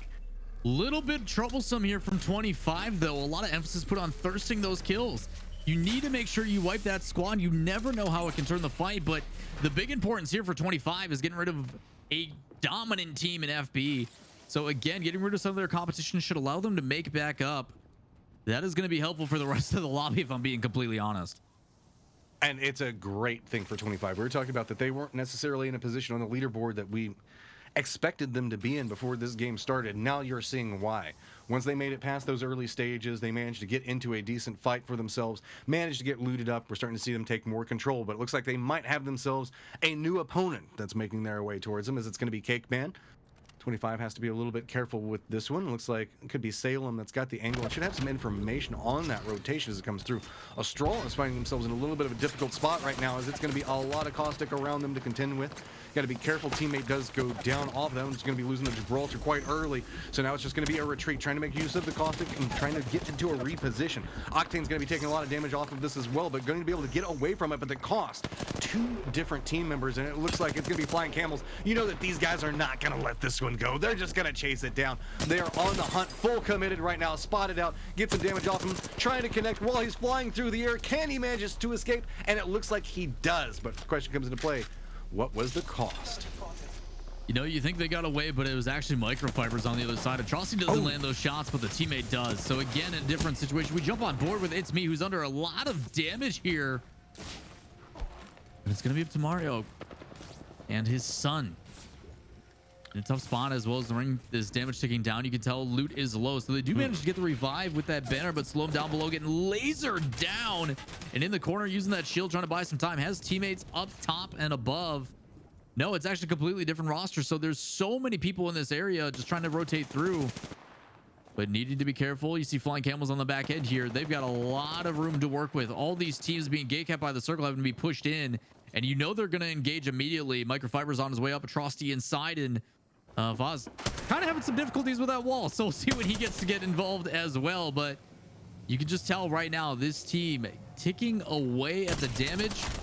And actually, that Bloodhound, that ability actually gives away the positioning. So a couple more shots here from Microfibers as they're just trying to secure these kills. Flying Camels hasn't met a fight that they don't like at this point. Every single time they hear a fight, they know that there's an opportunity for them to just absolutely destroy whatever's going on around them. That does sometimes put them into risky positions, but I think that's one of the reasons why they're leaning into such a high mobility comp. See, HLDC now getting the high ground onto them could force them back into a more defended position. Not quite prepped for this off of it. That's going to be HLDC now getting more control, but keep in mind, HLDC not inside the new safe zone yet, so doesn't want to commit into this point. Instead, looks like they maybe wrap around a little bit more and try to take out the teams that could be asserting a little bit more controlled movements around them. They are aware of what's going on based off of positioning and rotation, and that is a beautiful spray into this one to unlock a ton of damage into it. Now they have to be very careful, though, as this could be a third party, as multiple teams are starting to look towards them as they hear this firefight. Flying Camels now starting to be the aggressive team that we know them to be, peeking from rock to rock, trying to slide out, gets damage back in retaliation as well. Problem is, throwables are starting to come into play. Not a lot of options, trying to make sure that they take that out quite quickly. Do manage to get control onto it, but you can see it's just going to be a leapfrog from rock to rock, as now they're just trying to get a little bit closer. That's the way that this team likes to play it, but instead goes, finally, maybe this might be a little bit too big of a risk. It's going to be Mario and Sun coming in back behind this. Mario Sun gets taken out. Now it's just going to be Mario looking in the backside of Flying Camels and really refereeing this fight.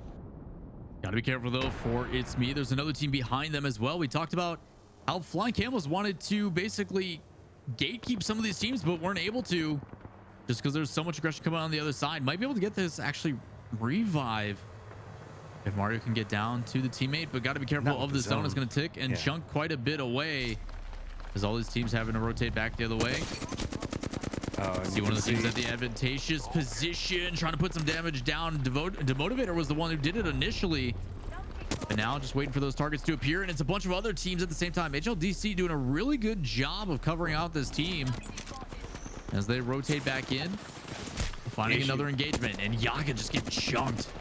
Yeah, this is the problem with that fight. There's so many teams now know where they are, and now also, they have such a hard task in front of them. You can see that they're harassing as they go, but there's so much utility being burned by the other teams to stall this one out. It's going to be Flying Camels finding the angles, and look at the use of high ground, but it's going to be third parties coming into Flying Camels as well. That's going to force them to make a little bit more of an aggressive play, running right up into them, but the damage is doing a lot of work into the backside of Flying Camels to stall them out. Trusty's finding the other angle on the side of this one. It's going to be a cost off of it. Rush trying to make the play around the outside, but yet again, it's going to be the bubble that comes into play. Yaga's doing the peek around, just trying to see if he can get some damage. Microfiber's still just trying to contest with the outside. It's the third party, and finally HLDC opts into going for the aggressive push. Manages to knock down Atrocities, but has to be very, very careful with this one. Looks like they're going to go ahead and get the res back into it. Flying Camels now getting control over the area. Now they have to figure out how did they contest with all the teams that have been third partying them for so long. You know, it was such a good opportunity as well for one of the teams. You saw it, all aim, no brain, primarily Rexu on the other side of that valley. That was just lasering shots, so every time that they tried to move up, they're actually getting chunked from behind. I'm surprised Atrocity didn't go down, or Atrocity didn't go down based upon the way that they were playing. Every time he went in for that engagement, he was just losing shield. He's like, what the heck is going on? What's hitting me? And it's Rexu just playing spoiler on the outside. So Flying Camels, that aggression does pay off. They're actually lucky that HLDC does move up away from that cover, because if they would have just held their angles and waited it out, they probably would have survived. We got 25 and Anko up on the top. A couple shots coming in from Shadowcat. A good response here from Anko. They do have the hard cover, so interested to see how 25 Esports ends up rotating in on this one. Playing it patient, no need to rush it too much, and there you go. Bouncy house galore yet again. That jump pad being utilized. I think every rotation now is just an octane rotation, is the way it feels like it's going through. 6 teams still alive. Really, it's about control points. You can see that several teams are already playing inside of very firmly defended houses right now. Other teams a little bit more scattering. Most notably, it's going to be 25 that's just still just trying to get a little bit more control over territory. You can see just trying to scout it out as they go. So with this, it's going to be Flying Camels trying to also aggress into point. 2 different teams look like they're just trying to step up against each other, but not really finding the opportune fight just quite yet. A lot of damage does come back into Flying Camels, and that looks like that's going to be the opportunity for 25 to try to capitalize. They roll down, rush into this point, instantly getting the knock onto 1, but you can see another team also rolling into this. Microfibers and Trusty has to play this very carefully. They opt into going into a full undefended position, but look at the amount of teams that to really avoid so much of the third-party aggression and really sight lines that could be coming their way. Flying Camels does lose one in that fight. There's another team on the backside. Atrocity's been trying to fend off. So Microfibers and the rest are going to have to push out, and it's an immediate push out here from Microfibers, trying to push up as quickly as possible. Again, Yustilvaca still in the same position, able to gatekeep here a little bit as they ping the players on the back end. Not sure who that is on the edge of the zone, but they're doing a really good job of applying pressure. They actually forced the cooldown out of Gibraltar. And again, this is kind of the play. It's not the most entertaining at the same time, but it is the smart decision to just sit here, a little bit more patience, waiting for this to play out. No need to give up the positioning that they do have. You see 25 keeping eyes as well. I think that's Flying Camel still in there. Not exactly sure where Microfibers ended up rotating out to as the Octane, but a little bit of door peek. And a revive coming in. I think that's maybe what Microfibers was trying to do, is trying to get that teammate back in, and he actually does. What a heroic effort here from Flying Camels. How do you land in this position, though? He's going to opt in, coming in right back behind it, finds the opportunity, and is going to at least be another body at this stage.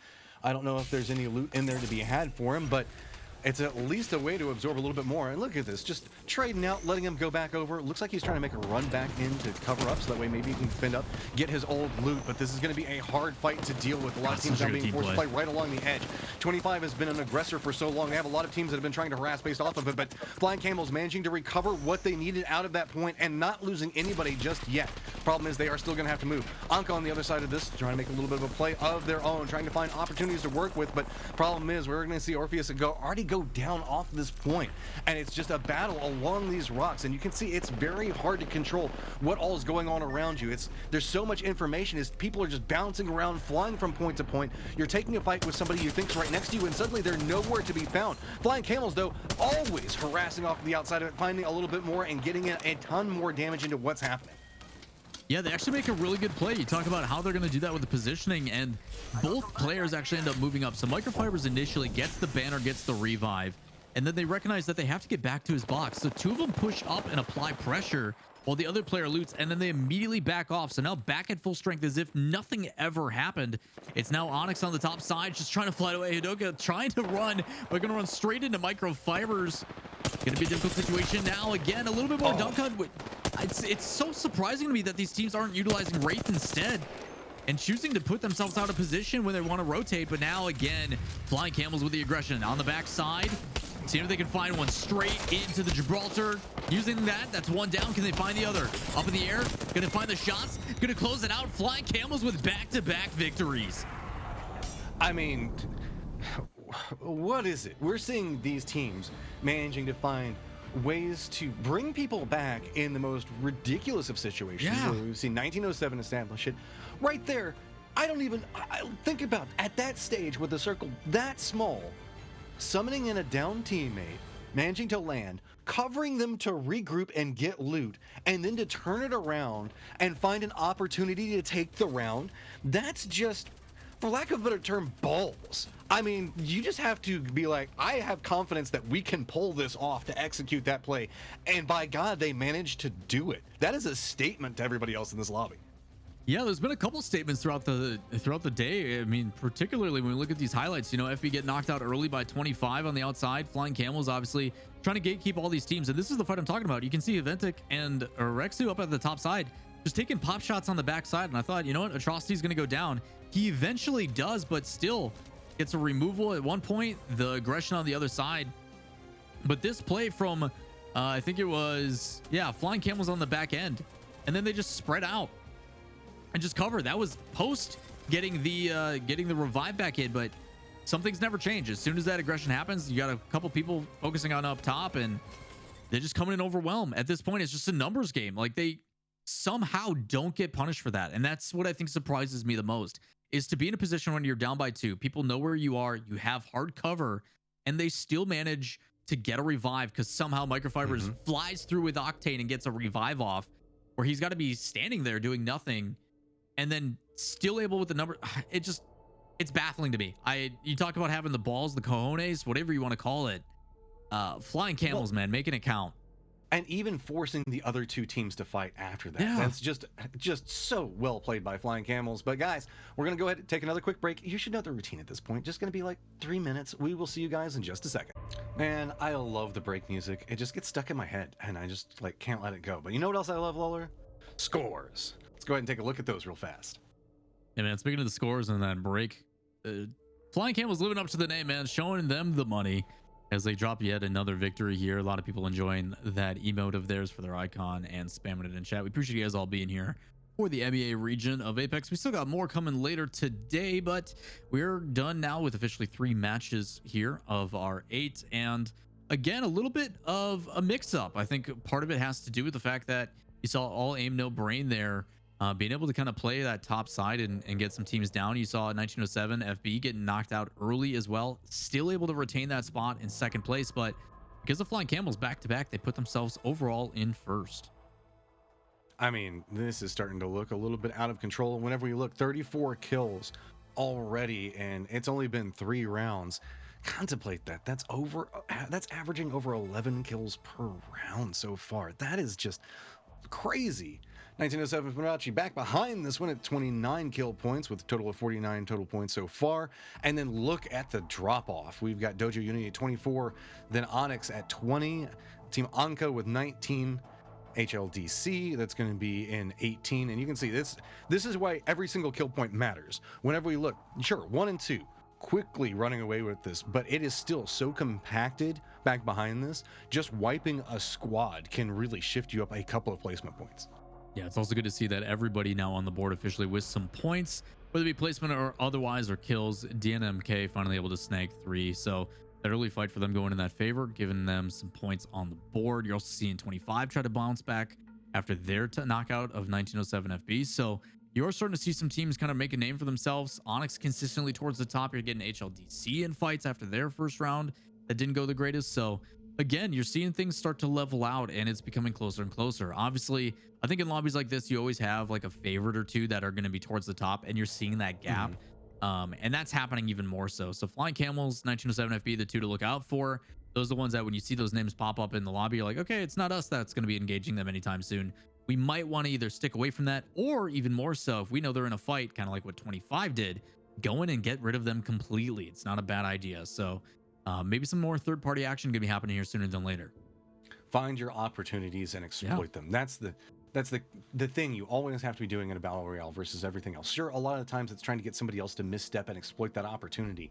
But a lot of times you can see other teams start taking a fight. You know, we always talked about the third party, but once you add in Octane, it's like full body commitment whenever we're looking at Octane. There is no escape out of this. With the amount of Octane that we're seeing, when you drop one of those pads and your whole team jumps in, you are committed into this fight. And we are seeing that.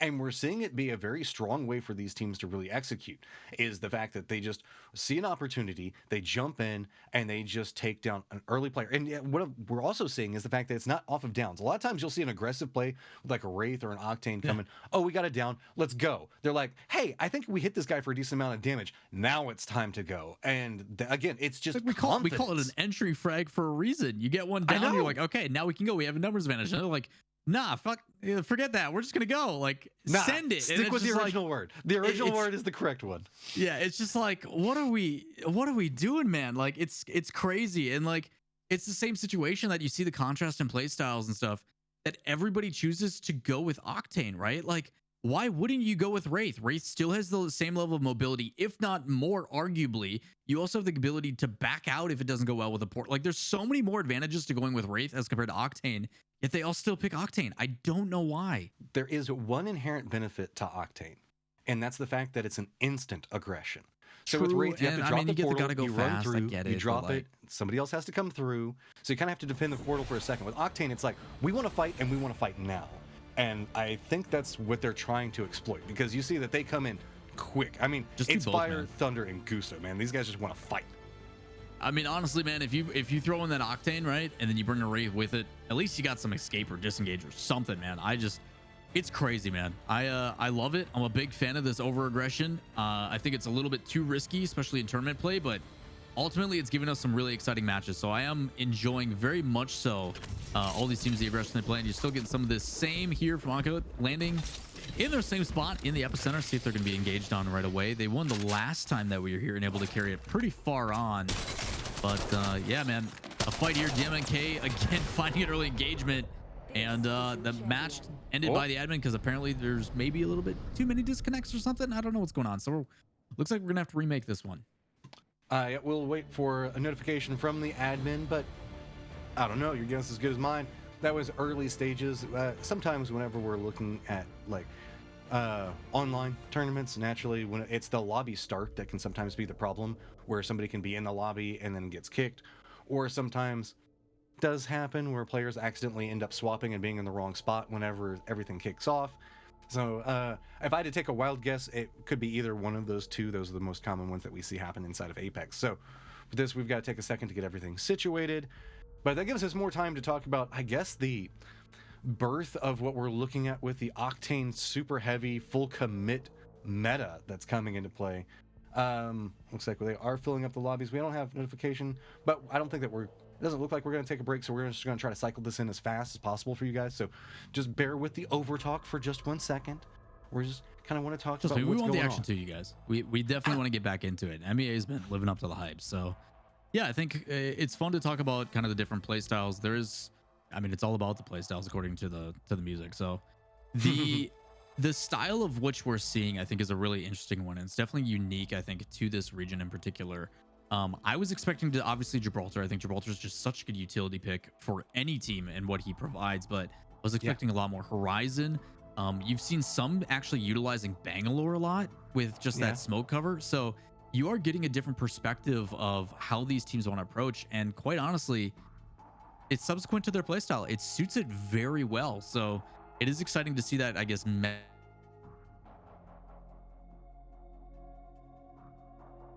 them, but it's different than what I expected, and it's kind of a welcome change.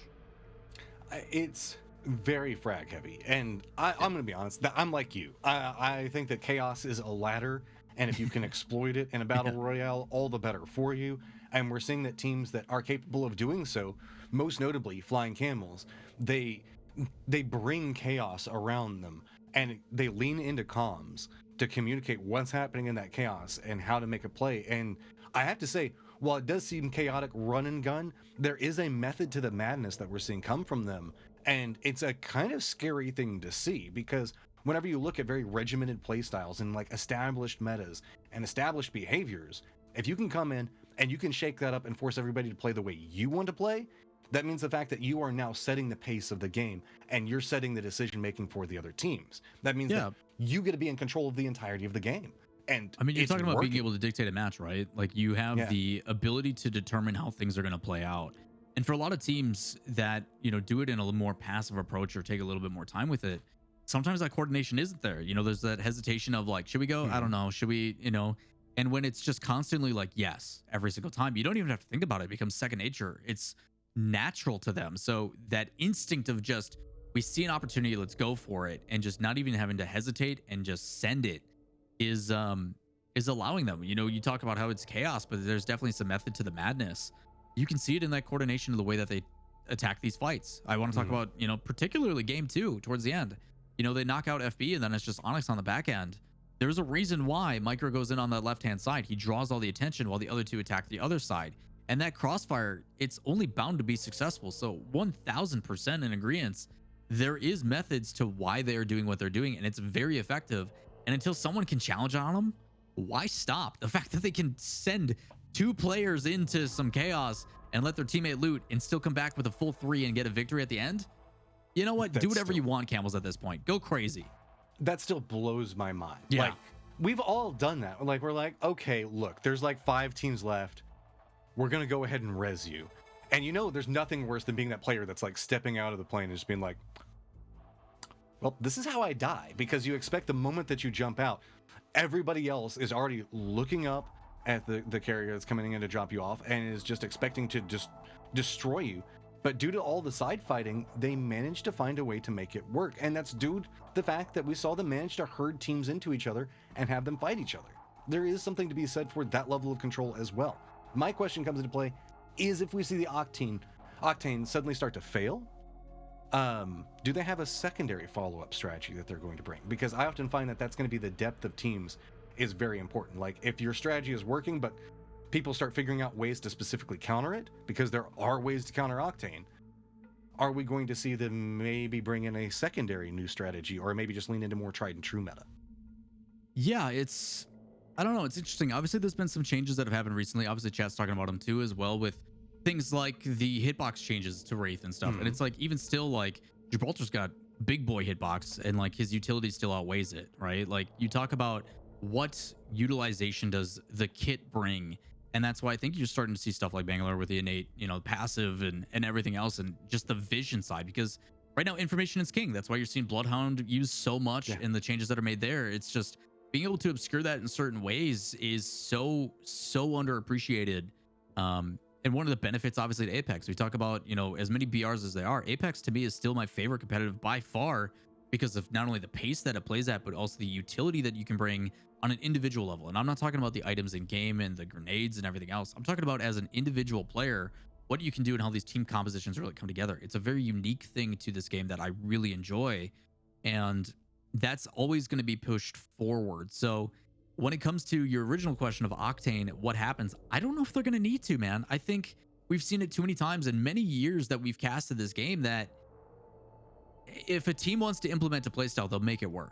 I don't think one result or multiple results of being like, hey man, the Octane's not working right now, let's switch it up. I mean, you saw TSM and CLG and all the big guys over in North America struggle with that, where like they're trying to do this meta push with EMPs and stuff, and they're just like, man, we can't coordinate this isn't working, let's go back to the tried and true Gibraltar, and just stay defensive. Let's bring in some bubble shields and sit and hold the fort. And it's just like, you know what, man, it may not be the aggressive thing that like we're seeing here, but it's what they know, it's what they love, and it works out. So I think for a lot of these teams, as long as you're comfortable and you're in a good mindset, like, they're gonna power through no matter what. I don't think we're getting rid of Octane at all over the course of today or tomorrow, for that matter.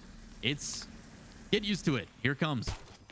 I'm hoping that we see it. Oh, but here we go. A quick fight right off the get-go. ATK finding themselves in the thick of it. It's going to be, I believe, on the other side of it, DM and K already in that fight again. DM and K they just can't find a foothold to start a game on. And oh, was that an execution to finish it off? Came in at the very end of it, and chaos just everywhere. You said you wanted chaos? Well, Lawler, we've got it. Where do you want to stay at? Because it's fight upon fight. Hey man, we talked about jumping on Anka again. This is the second, now third time that they're having to fight the same exact situation, and honestly, coming out the beneficiary. This is again Gutbuster with the Mastiff, living up to the name, and another fight on the other side. It's gonna be an early elimination, so a team getting knocked out by ATK. ATK gonna be happy about that one. Demon K, it's time. Drop somewhere else. This is not working. Okay, I know we've got a lot of rounds to look at as everything goes through, right? Okay, sure, that's great. You got 16 rounds. The problem is we're a fourth the way done now. You can't keep going, well, we'll eventually win this and turn it around. It's time to drop somewhere else. That's just the plain and simple truth of it. It is not working here. Sure, you're getting some damage. You got a couple of kills on ATK, but you got to string together something more than this, because ATK seems to manage to find ways to turn it around and make it work. Well, looks like the lobby has stabilized here for our fourth match, as we're trying to get almost to that halfway point, and we can see the circle coming out from the passive. And again, similar regard, just outside of Sharia, southwest of Harvester. Pretty similar, more so centralized on Thermal Station. We saw one there, I think, in game 2 that ended in that area. So gonna be interested to see on how these play out, but we do appreciate you guys, obviously, that little bit of the break, just making sure that competitive integrity is upheld. And again, right back into the action. Of course, MEA wasting no time with the fight. So it's again, past that stage. No more measuring the teams around you. No, now it's time. The fact you know where everybody's at. You know who your closest opponents are, and now it's time to start making statements and get control over situations. You can see 25 having you test where you can see Mag up on the high ground, around the position. Madra X also looking around in this positioning, but it looks like Shadowcat and the rest of the crew are just going to try to roll this one together. 25 making a quick break around this, and they've got the door in front of them, but look at the reposition around it. That was beautiful distraction, running up into one doorway, sending the other ones around the other side of it, finding it out, and just popping it off with a drop kick as well. Stylish. You know, why not end a fight with a kick to the face? You want to really solidify that, hey, we're here to fight. 25 Esports does it just there. We're now back with 1907 FB. A little bit of engagement of their own. Trying to find a reposition, and here comes the aggression. Shots on the right-hand side, getting course. He's going to probably sweep around the other way. It's away from the canister. No, he's on the back side. You couldn't even see him initially, and it's good shots, but it doesn't matter. The cover from the other side. It's gathered. Savi trying to bob and weaving, just gets overwhelmed. 1907 FB, man. What a fight. Did you see the way that Pinky dropped down and was covering his teammates while they made the approach, realizing the fact that there were people at distance and took the shots at them? And instead 100%. of taking the person directly below them, he knew the fact that his teammates could secure that kill and was better to comfort. That's the type of control you want coming in. That's the type of teamwork. Speaking of more teamwork, you can see Flying Camels coming in, flying with all the energy yet again. And we're already down to 16 squads left. This is just a mess, Lola. We're coming in to fight upon fight, and oh, it's a Mario. Gonna let that one breathe for what it is and move along. But I mean, you talk about the difference. I mean, similar regards. You look at 1907 FB and Flying Camels, the way that they position in those fights, the way they take multiple angles and attack the same target from multiple angles, like it's just overwhelming for a lot of teams. So again, a difficult situation for the others on the receiving end. As we take a look at the zone, a bunch of teams still left. HLDC on the right-hand side, plenty to loot. You've also got FV up in Geyser area. But another fight breaking out. We got Onyx here. Curious on who their opponent is on the receiving end. I think they're on the receiving end of it right now. They're just trying to run this one out. Low-key trying to live up to his name and low-key get away from this one. But it looks like Rex and the guys, I think that's all aim, no brain. That was our second place team from last game. It's just everywhere right now, man. I mean, and look, it's gonna be 1907 from Notch again on the move, trying to make some plays. I think that we're starting to see the comfort levels cement in for a couple of our teams. We talked about the fact that early, first couple of rounds, you just got to get a feel for what's going on. Once you get a feel for what's happening, then you start planning around it, and you can see that's exactly what these teams are trying to do. This is so much early game, just I guess dominance coming out from a lot of these teams. You can see that HLDC also moving into an aggressive point, trying to make sure that they get control of positioning, spotting out, getting in more damage, and it's just authority. Like, certain teams are just stamping their names on sections of the map right now saying, this is mine, I dare you to come over here again. Well, HLDC top side, the motivator you saw as well with that ultimate from Bloodhound on a little bit of damage, and they want to move up. So again, taking the high ground, and here's on if they're going to push this one. It's been kind of the name of the game here so far in our first three matches. They do find one, ping them out, and they've spotted their player that they're looking to get. So I wouldn't be surprised if one tries to push from underneath and the other side, as they back off the other way, just trying to suffocate this player down. And again, this is the ones where you want to be as decisive as possible. You want to make sure that you get this kill done before another team can possibly move in. So good shots here. Maybe about a little bit over half the shield. And here comes the play. Just a quick peek around. They know exactly where they want to go. You just have to be careful on the angles, keeping awareness on what's happening around them as well. And so they never want to tunnel vision too much, but it's like they're just going to go ahead and let that one get away. Instead, it's danger close position coming out, trying to aggress onto them, and it's just a lot of damage coming out from HLDC to go ahead and stop that one in the tracks. The motivator go ahead, gets the shots onto Rexu, so that's going to be down onto him as well. Question comes into play, how hard do they want to push this? They know that they have the advantage, but they don't want to overextend. They don't want to overplay their hand. Instead, stepping through, finds the angle onto it, instant connecting shots onto it, gets another down, following it through on the other side, and that's just a quick pickup coming out from HLDC. It's a really smart play, and this is also the team that's deciding to go with the Wraith instead of the Octane as well. So really interested to see on how it plays out, but notice their push. That circle's coming in. So that player's like, okay, my backside's covered. There's no one that's going to aggress from this angle, and they just go in and overwhelm. Two players, they get the first one, they overwhelm the other one that's still fighting that 1v1, and it ends up paying out. So great decision making there from HLDC as we take a look on the northwest side of the map. A couple players taking some shots here back and forth, but something remains constant. You got a team in 1907 FB that's got positioning, and they're not about to give it up. Yeah, it's a lot of latecomers coming in right now. As to the south, it's going to be 25 making the approach into the tree. They should be able to find that one. HLDC, though, have themselves a little bit of a journey ahead of them. They've got multiple teams that could potentially hold them out. You can see having to really slow down and eat a lot of extra damage, and this is going to burn utility that they could use for these later stages. We're still at 15 squads left, so depending on how they approach, they might find themselves bumping into, see, it's going to be ATK that's just to the north of them. So if they opt into playing through the hillside, and yeah, it looks like they might be marking that one out. You can see that they might opt into that little bit of a valley run in between all of the hills there. So getting a little bit more aggressive as we go. Really, it's a story of teams that have already got fortified positions and teams that are just fighting it out along the outside of the safe zone. Flying Camels being a known name for doing that right now. Something to keep in mind too on your kill feed.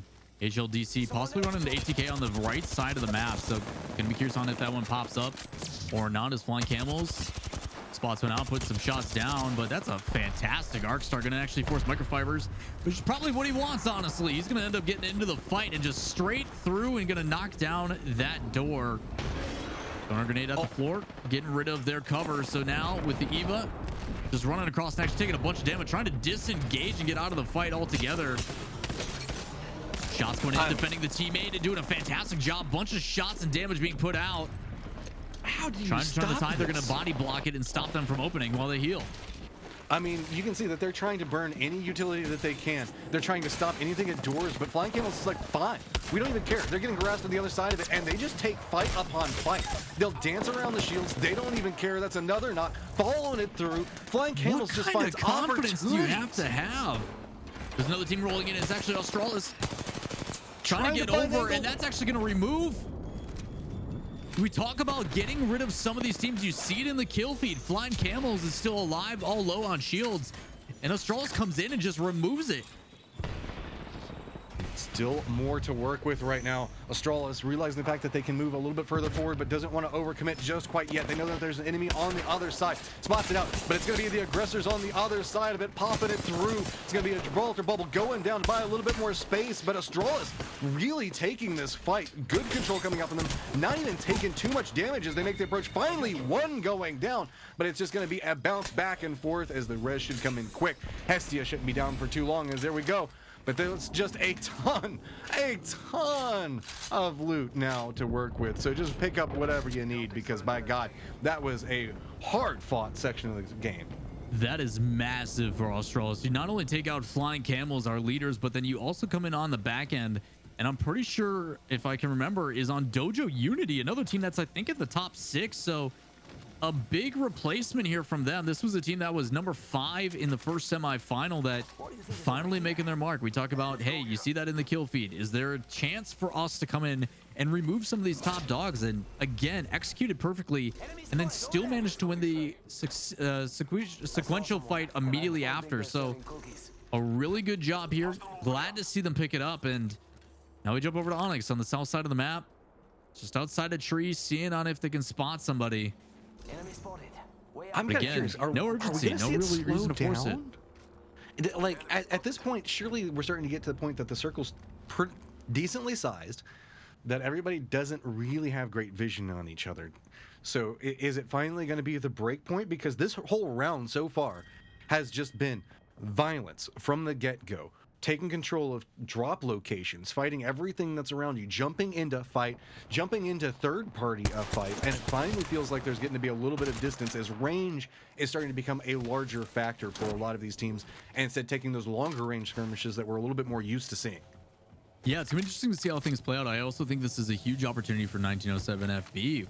You know, Flying Camel's the other team that's kind of in that area, and a big chance now that they're completely moved out. I mean, you're talking in the bottom 7. That's a big leg up. I mean, it's just, there's a lot of opportunity for these teams, and we keep talking about it. This is all about decision making, finding your opportunity to work with, and no surprise, I'm not going ahead and stretching their legs just a little bit, finding opportunities to work with, as they've got a lot of control. You can see the fact that they're running a 2-1 split right now. Pinky Finky being the outlier in what is going on, but it looks like we're going to have 4 teams.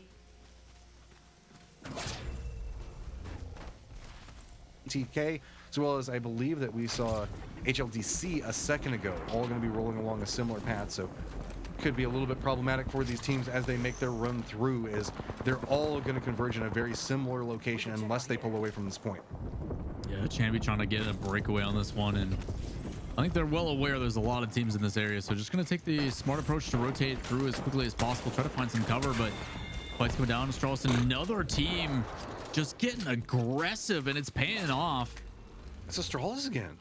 These guys found their groove inside this round, and they are just trying to, they're like, okay, everybody wants to play aggressive. We could do that too. We'll go ahead and opt into playing in a very similar style. And it's rewarding them right now. They're finding a lot of opportunities, picking up a lot of kills through this, and really harassing some of the teams at the top of the leaderboard, really kicking open the doors and opportunities for others. HLDC taking a fight here with FV. A lot of damage early on, so now in a tough spot. Nirvana gonna have to back off. Does get knocked, and another teammate on the other side. Shots coming out. Good spray. Trying to put on that damage now with the shield. It's going to have to back out again. Positioning immediately given up. And HLDC, man, making it count with that entry. What a fight. What a push. And they're going to be rewarded. But they have to continue on their merry way. Throwing out the Wraith portal, they have to make it inside the safe zone. So it's going to be right into a good position right now. 9 squads left, and it doesn't look like the violence is going to stop anytime soon. A couple of teams now opting into, fine, leave us alone positions. We just want a second to breathe, as ATK has found themselves a sneaky little spot that is safe for now, but you can see has a couple of teams that have vision on location. So really it's calming down slowly and steadily, but that's just because targets are dropping out and there's not enough people to chase down and kill anymore. Yeah, I think we saw this same exact position. I don't know if it was the second round or the third round where a team was in that and they kind of got caught in between multiple. So maybe just to see how they can play it out, trying to get that recovery of the banner, but it's going to be a difficult grab. Here's on how the position is going to go. Don't know if they're just trying to play passive or how they want to do this. So Onyx had a rough spot. Yeah. There's a lot. You can see this is why we still got so many squads left. Keep talking about the fact that there's a lot of death and there's not a lot of people to bump into, and you keep glancing up there seeing, but there's like 9 squads. A lot of them are solos, just kind of ratting it out and hiding.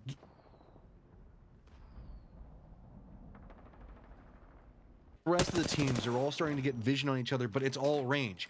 Whoever opts into making one of these, I guess, very aggressive, where we've been seeing Octane jumps into combat, is not going to have to contest with the defending team that they're jumping into, but at least 3 other teams that have vision into their jump. So that means it's going to be a little bit more hazardous. That's why you're seeing now opting into being a little bit more patient with these aggressive plays. And I say that, you see one team jumping off into the distance, trying to catch a little bit of airtime, but really it's going to come as Charles is getting a little bit more vision. It's going to be 25 that do find themselves a spot, but it's going to be HLDC coming in right back behind them. 25 look in the opposite direction, expecting the aggression coming from in front of them, and instead it's going to be coming in right behind them. That's so opportunistic, but again, the aggression coming out, trying to catch these guys on the back end. You talk about a re-engage on this. It's Alien Cosmos putting down the pressure. Gets the reload and gets the, oh my gosh, he's got 2 teammates down. Gonna be in a difficult situation, trying to find a shield, and does, but now under an ultimate, needs to rotate out. A lot of shots gonna be put on a cash. Can they get away? Trying to clear it up, and again, these are free kills for the taking. Yeah, I mean, this is good opportunistic play, aware of what's happening around them, steps in, so much sees it, just runs in, picks it up. I mean, Hamachi is just, they see the opportunity for themselves. They know the fact that the doors are starting to come open, flying camels going down, so this is their opportune round to try to catch back up. ATK, though, we saw them just trying to play defensive earlier, and you can get a feeling for why. It is just a bloodbath zone for everybody that's trying to move, and no, you don't want to go that way. It's not worth it. This is not the way you want to go right now. Hestia now in the thick of it. Astralis now finding themselves an opportunity, taking a little bit of a fight, and it is just fight upon fight on every single section. 5 squads remaining at this stage. Only a handful left and a couple of rats, it looks like, still lurking around. So ATK and FB on top of each other.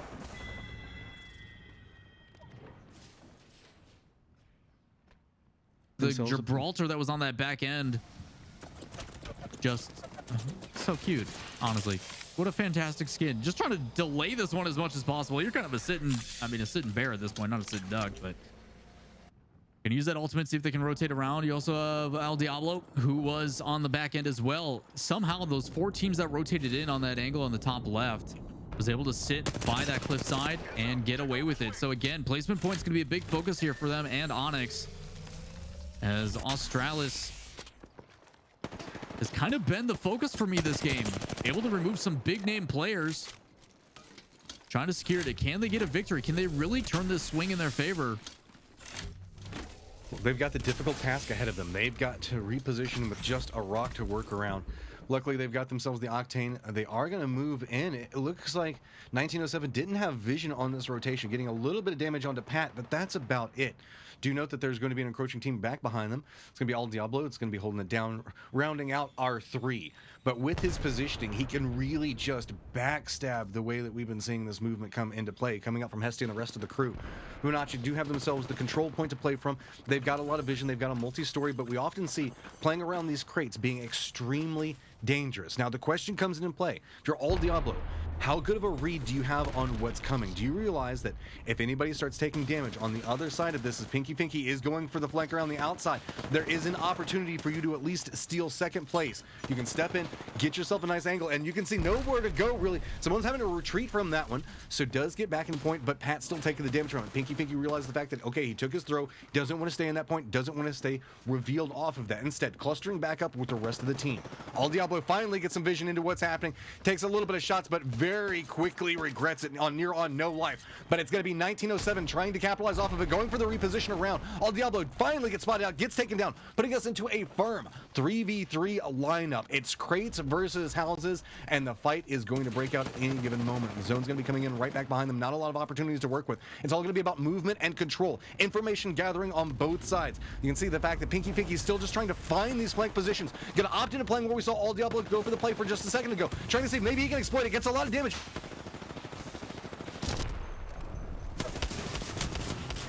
Fibonacci, they have the angles, they have the control and what's working in, and they are just running into them right now. There is no options really for the other side of this to try to exploit. They're trying to turn it around, but they finally managed to find the shots onto it. They hold it down inside the bubble, and Astralis somehow managed to make that work.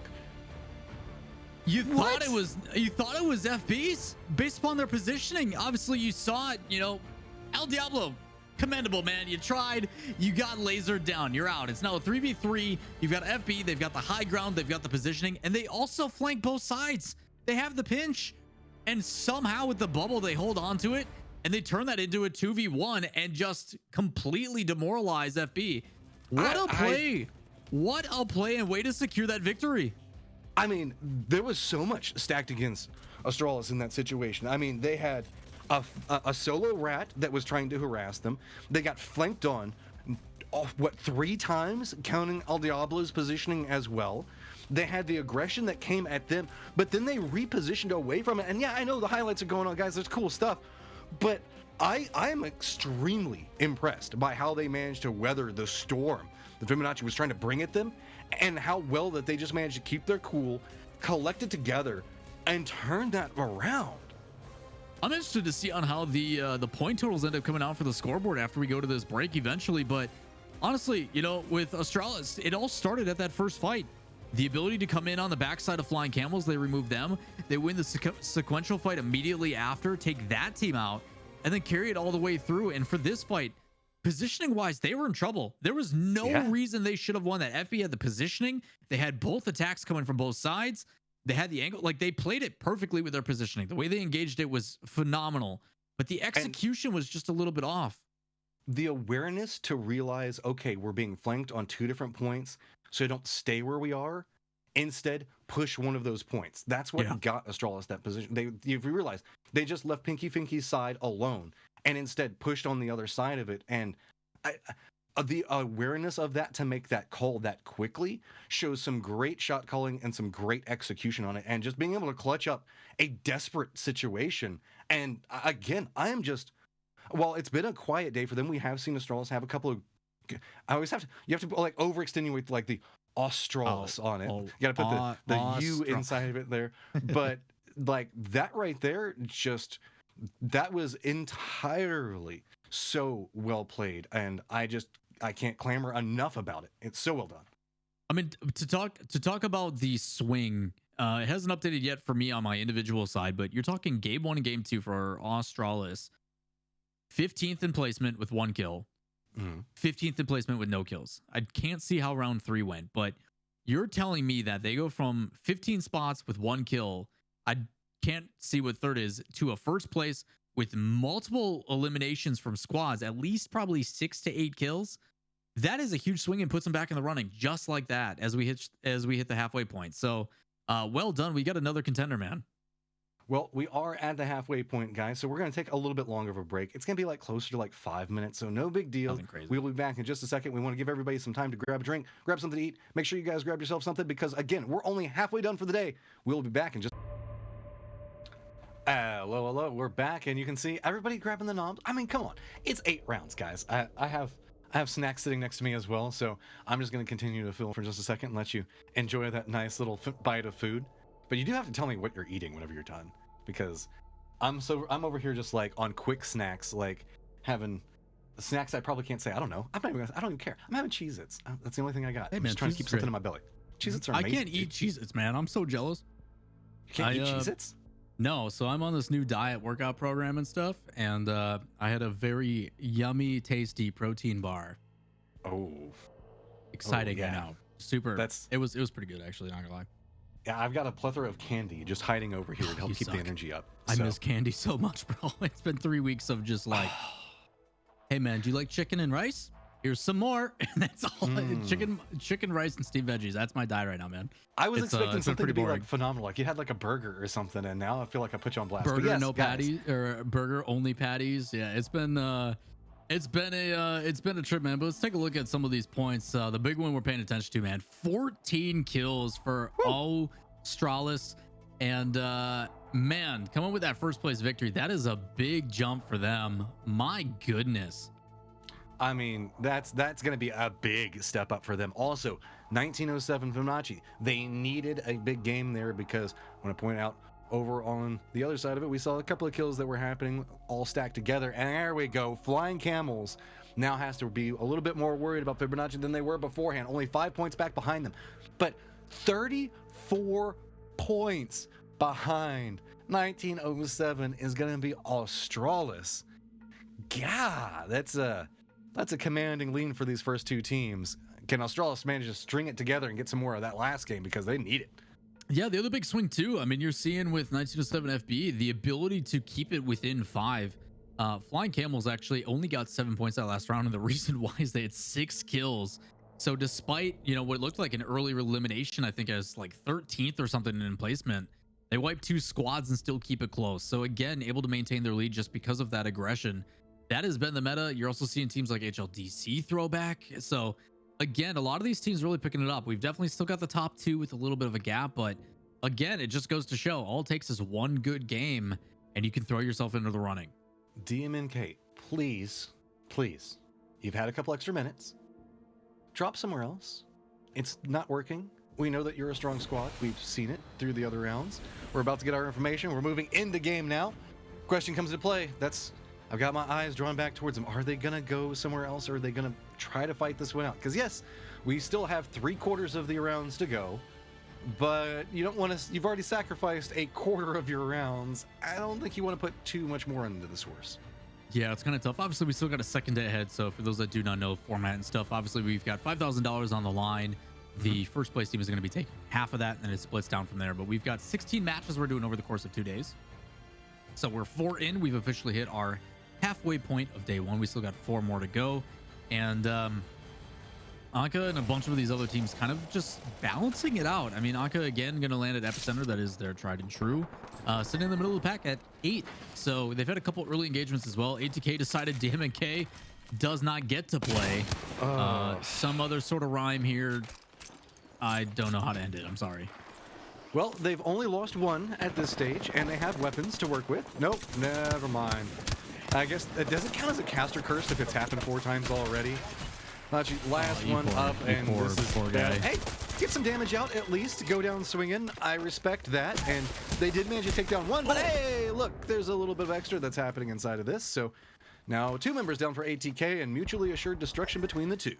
Yeah, it's Dojo Unity coming in and going to secure some of those kills. So the unfortunate thing as well for DN is nothing to show for it at all. And you've got another team coming in as that third party and being like, yeah, we're going to reap the benefits. So for ATK, going to have to back off completely and then try to hope that within that 60 seconds or so that he's going to have to go back and get those banners that the other team isn't camping it still. So this is a tough one for ATK, a team that, again, towards the top of the standings, roughly 7th place, 8th place right now as well overall. That's a tough situation. What are you talking about? The Alternator Sentinel combination is so meta right now. It's like everything that you like want to watching go me back play, and try bro. to That's not get what you your want. teammates' tags. It'll be perfectly fine. No, So no, it won't. Not in a 1v3. what do you mean? You can reload the alternator 46 times in one fight. It'll be fine, and it doesn't matter that he only has 40 rounds. Yeah, we'll see how that one plays out, man. I'm not feeling too confident about it, but you know, color me surprised if it does. So looks like here's the opportunity. How sneaky can you be? It's ninja time. Crawling in, trying to keep the footsteps as silent as possible. So finds one, finds two. Looks like everybody was content to just massacre everything that was over here, and you can now at least be able to have hope. The question comes into play is, can you call in somebody in time to make it work? And we've been seeing a lot of Southern Circles, so it's time for us to pop back up next to Epicenter. So it's going to make it a little bit easier for ATK to at least manage to string something together, maybe get their res off, and not going to have to make it too far back into the... What, technically, they're already in this first safe zone. Should be able to make it the second safe zone pretty easy as well. I'm actually a huge fan of this end area, not just for the sake of diversity of what we're getting, but primarily just the fact of what the zone brings. Obviously, there's a lot of hard cover with Fragment and Overlook. A lot of people really enjoying that Overlook spot. You've also got a lot of open area and a lot of hills, so there's a lot of angles you can take on this approach.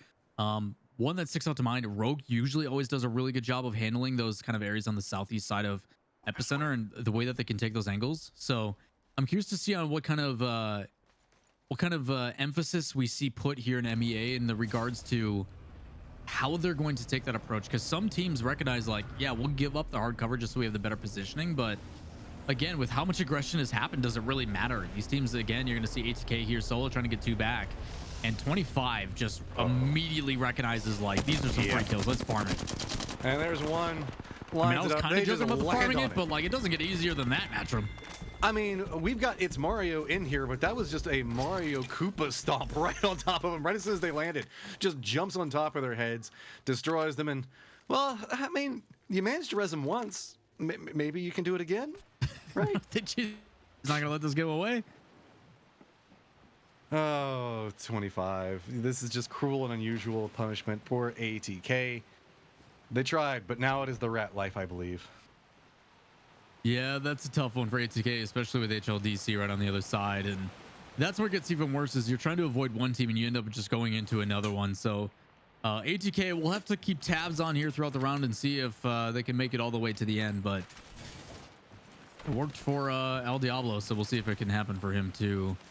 Taking a look at the zones here, though, and based on where teams are positioned, West side probably going to be the biggest concern, I would say, with how many teams are possibly going to run into. Yeah, and the funnel points that the hillsides make. Yeah. That just makes, if you're going to camp, those are prime gatekeeping positions. But I don't think that this lobby believes in gatekeeping.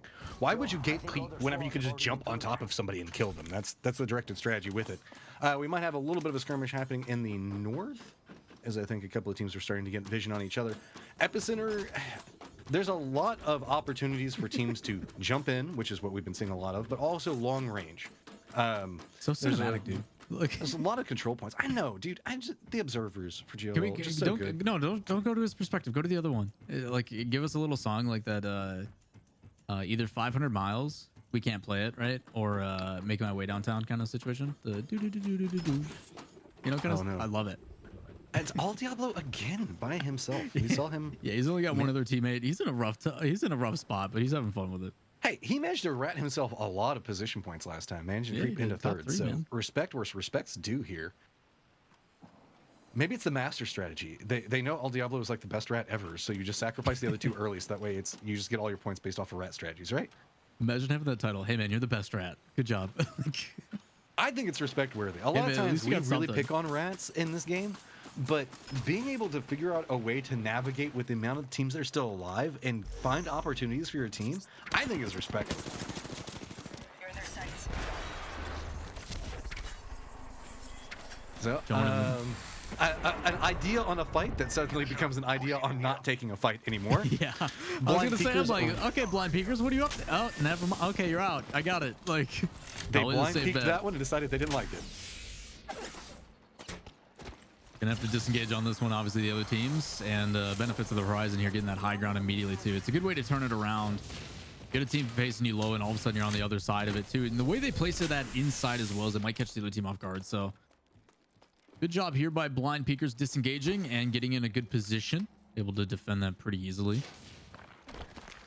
So they've got control, they've got vision, and now it's just a matter of what they can string together with it. We haven't seen a lot of them. 20 has been our, I guess, center point where we've been seeing a lot of action happening around him. But a lot of the times they're kind of like the secondary fight that's happening while there's 6 teams that are fighting. So they're doing a good job in their fight selection, but we just haven't had a chance to see them a ton regarding just the overwhelming amount of octane jump-ins that we've been seeing going on. Speaking of running, you can see it's a lot more of the running. See, look, this, they give me more of what you want, Lawler. Giving you that nice, Looks like that a power walk walk at this point. Yeah, it's just like, use those hips, man. That's about it. Well, you can see what's going on in the tunnel. We got WRG on the other side of it, and oh, hey, Fibonacci finding themselves in a little bit of a spot as they're making a rotation through, but this is one team you probably don't want to catch mid-rotation. They'll go ahead and take it back to you as fast as possible.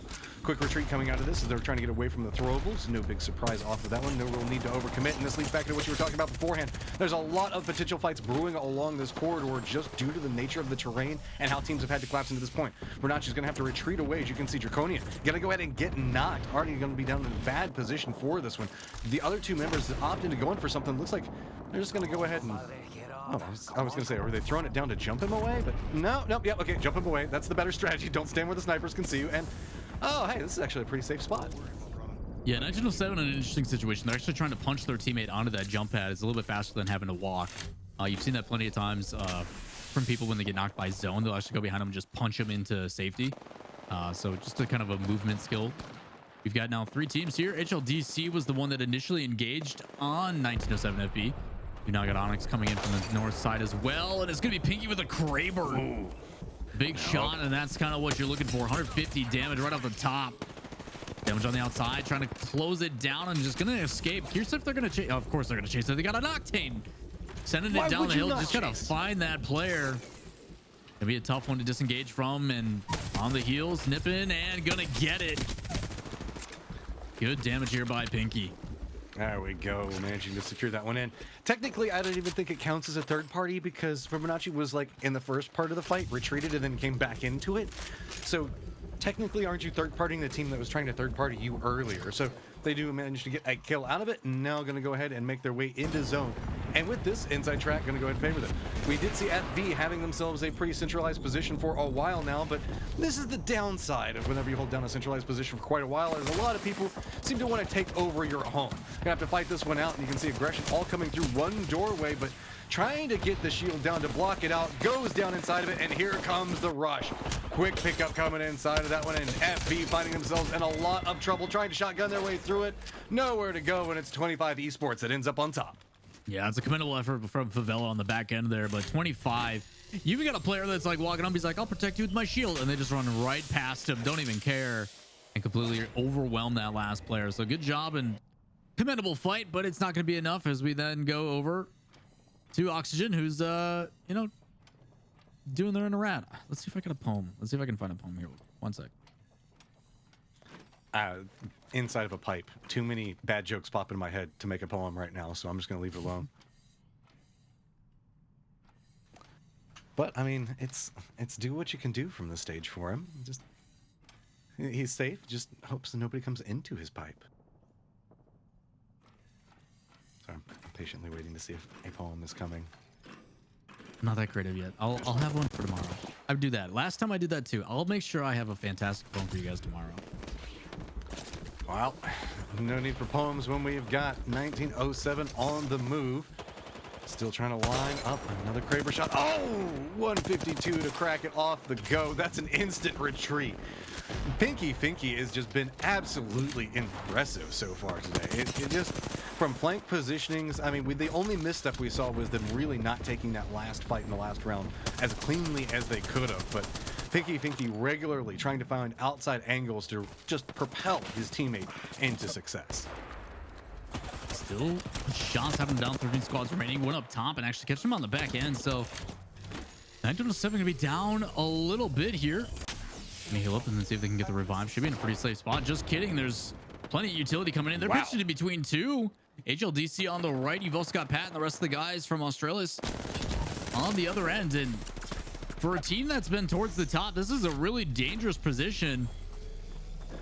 No real rush from either of the sides. That peak angle coming up from Demotivator is so strong. And you can see the fact that they can't retreat. This is good awareness from both teams, realizing the fact that they have somebody pincered in between the two of them. They're really just trying to make sure that they take it. Stralis really wants to come in with this one. It looks like they managed to just wipe through what was going on with 1907. So now they've got control point to play from, and now it looks like they're just eyeing the next circle, and they're content with what they've got so far. Pretty happy about their positioning as well as their performance in the last round, trying to carry through that momentum. And again, another big way. They were the ones to take out Flying Camel, see if they can do it to 1907. They're going to push on it. Don't find anybody with the Bloodhound. So just going to find some loot, and good loot in that regard. So again, big eliminations here on FB. That's going to be pretty detrimental. A team that we haven't seen much of. And shoutouts to Observer knowing where my mind is going. Microfiber is here with Flying Camels up top, and we've got our rat. I have to give massive respect to Australis so far. We've seen them take on Flying Camels in the last round. That gave them positioning to go ahead and move in, win that last round. We saw them fighting up against 1907, won that, and now taking another fight into 1907. We often talk about momentum being a big factor for these teams, and you're starting to feel it kicking off for Australis, and the progression comes into play. Can they keep continuing to ride it and find the opportunities? Because sometimes it can lead you to overstepping a little bit, as we've seen this be problems for some of our more aggressive teams. But I like the control that they're moving in, and Al Diablo, again, just continued respect, man. You find ways to get into positions every single time. All right, let's see if I can do this. This one goes out to Al Diablo. Roses are red. And it's gone. Never mind. I'm sorry. And I have Australis is killing. Yeah. Roses are red. Australis gets a kill. My rec home is dead. You can stay up on top of that hill? Yeah, we'll go with that. Teamwork. Yeah, I actually had one powers ready. combined. I actually had one ready. I'm upset now. No, okay, go ahead and get back it's to fine. it. It's He's fine. got to still be up there. It's fine. It's fine. I don't care. It's just my feelings that are hurt. You know, it's not a big deal. ruined it. I took it from you. You didn't. I mean, real talk. Observer does a really good job, but like, you know. Well, you can see kind of what's going on with the lay of the land right now. Hestia and crew trying to get a little bit more control of the south, and that looks like that's going to be our clustered category for a lot of these teams. 25 Esports getting a little bit more information as well. This valley, problematic to play around to say the least. Information now you can see getting fed back over. Trying to leave this point a problem, but if you've gotten yourself an Octane, maybe there's an opportunity to be found. Tries to go up the wall, doesn't work. Maybe he tries to go for the strategy again, but I don't know. 25 Esports, you can't let this one go. 25 Esports just waiting for that bubble to go away. They're going to transition into the next one. They actually have a little bit of deflet here on the cliff side, so curious on if they're going to get aggressive. Just playing it patient.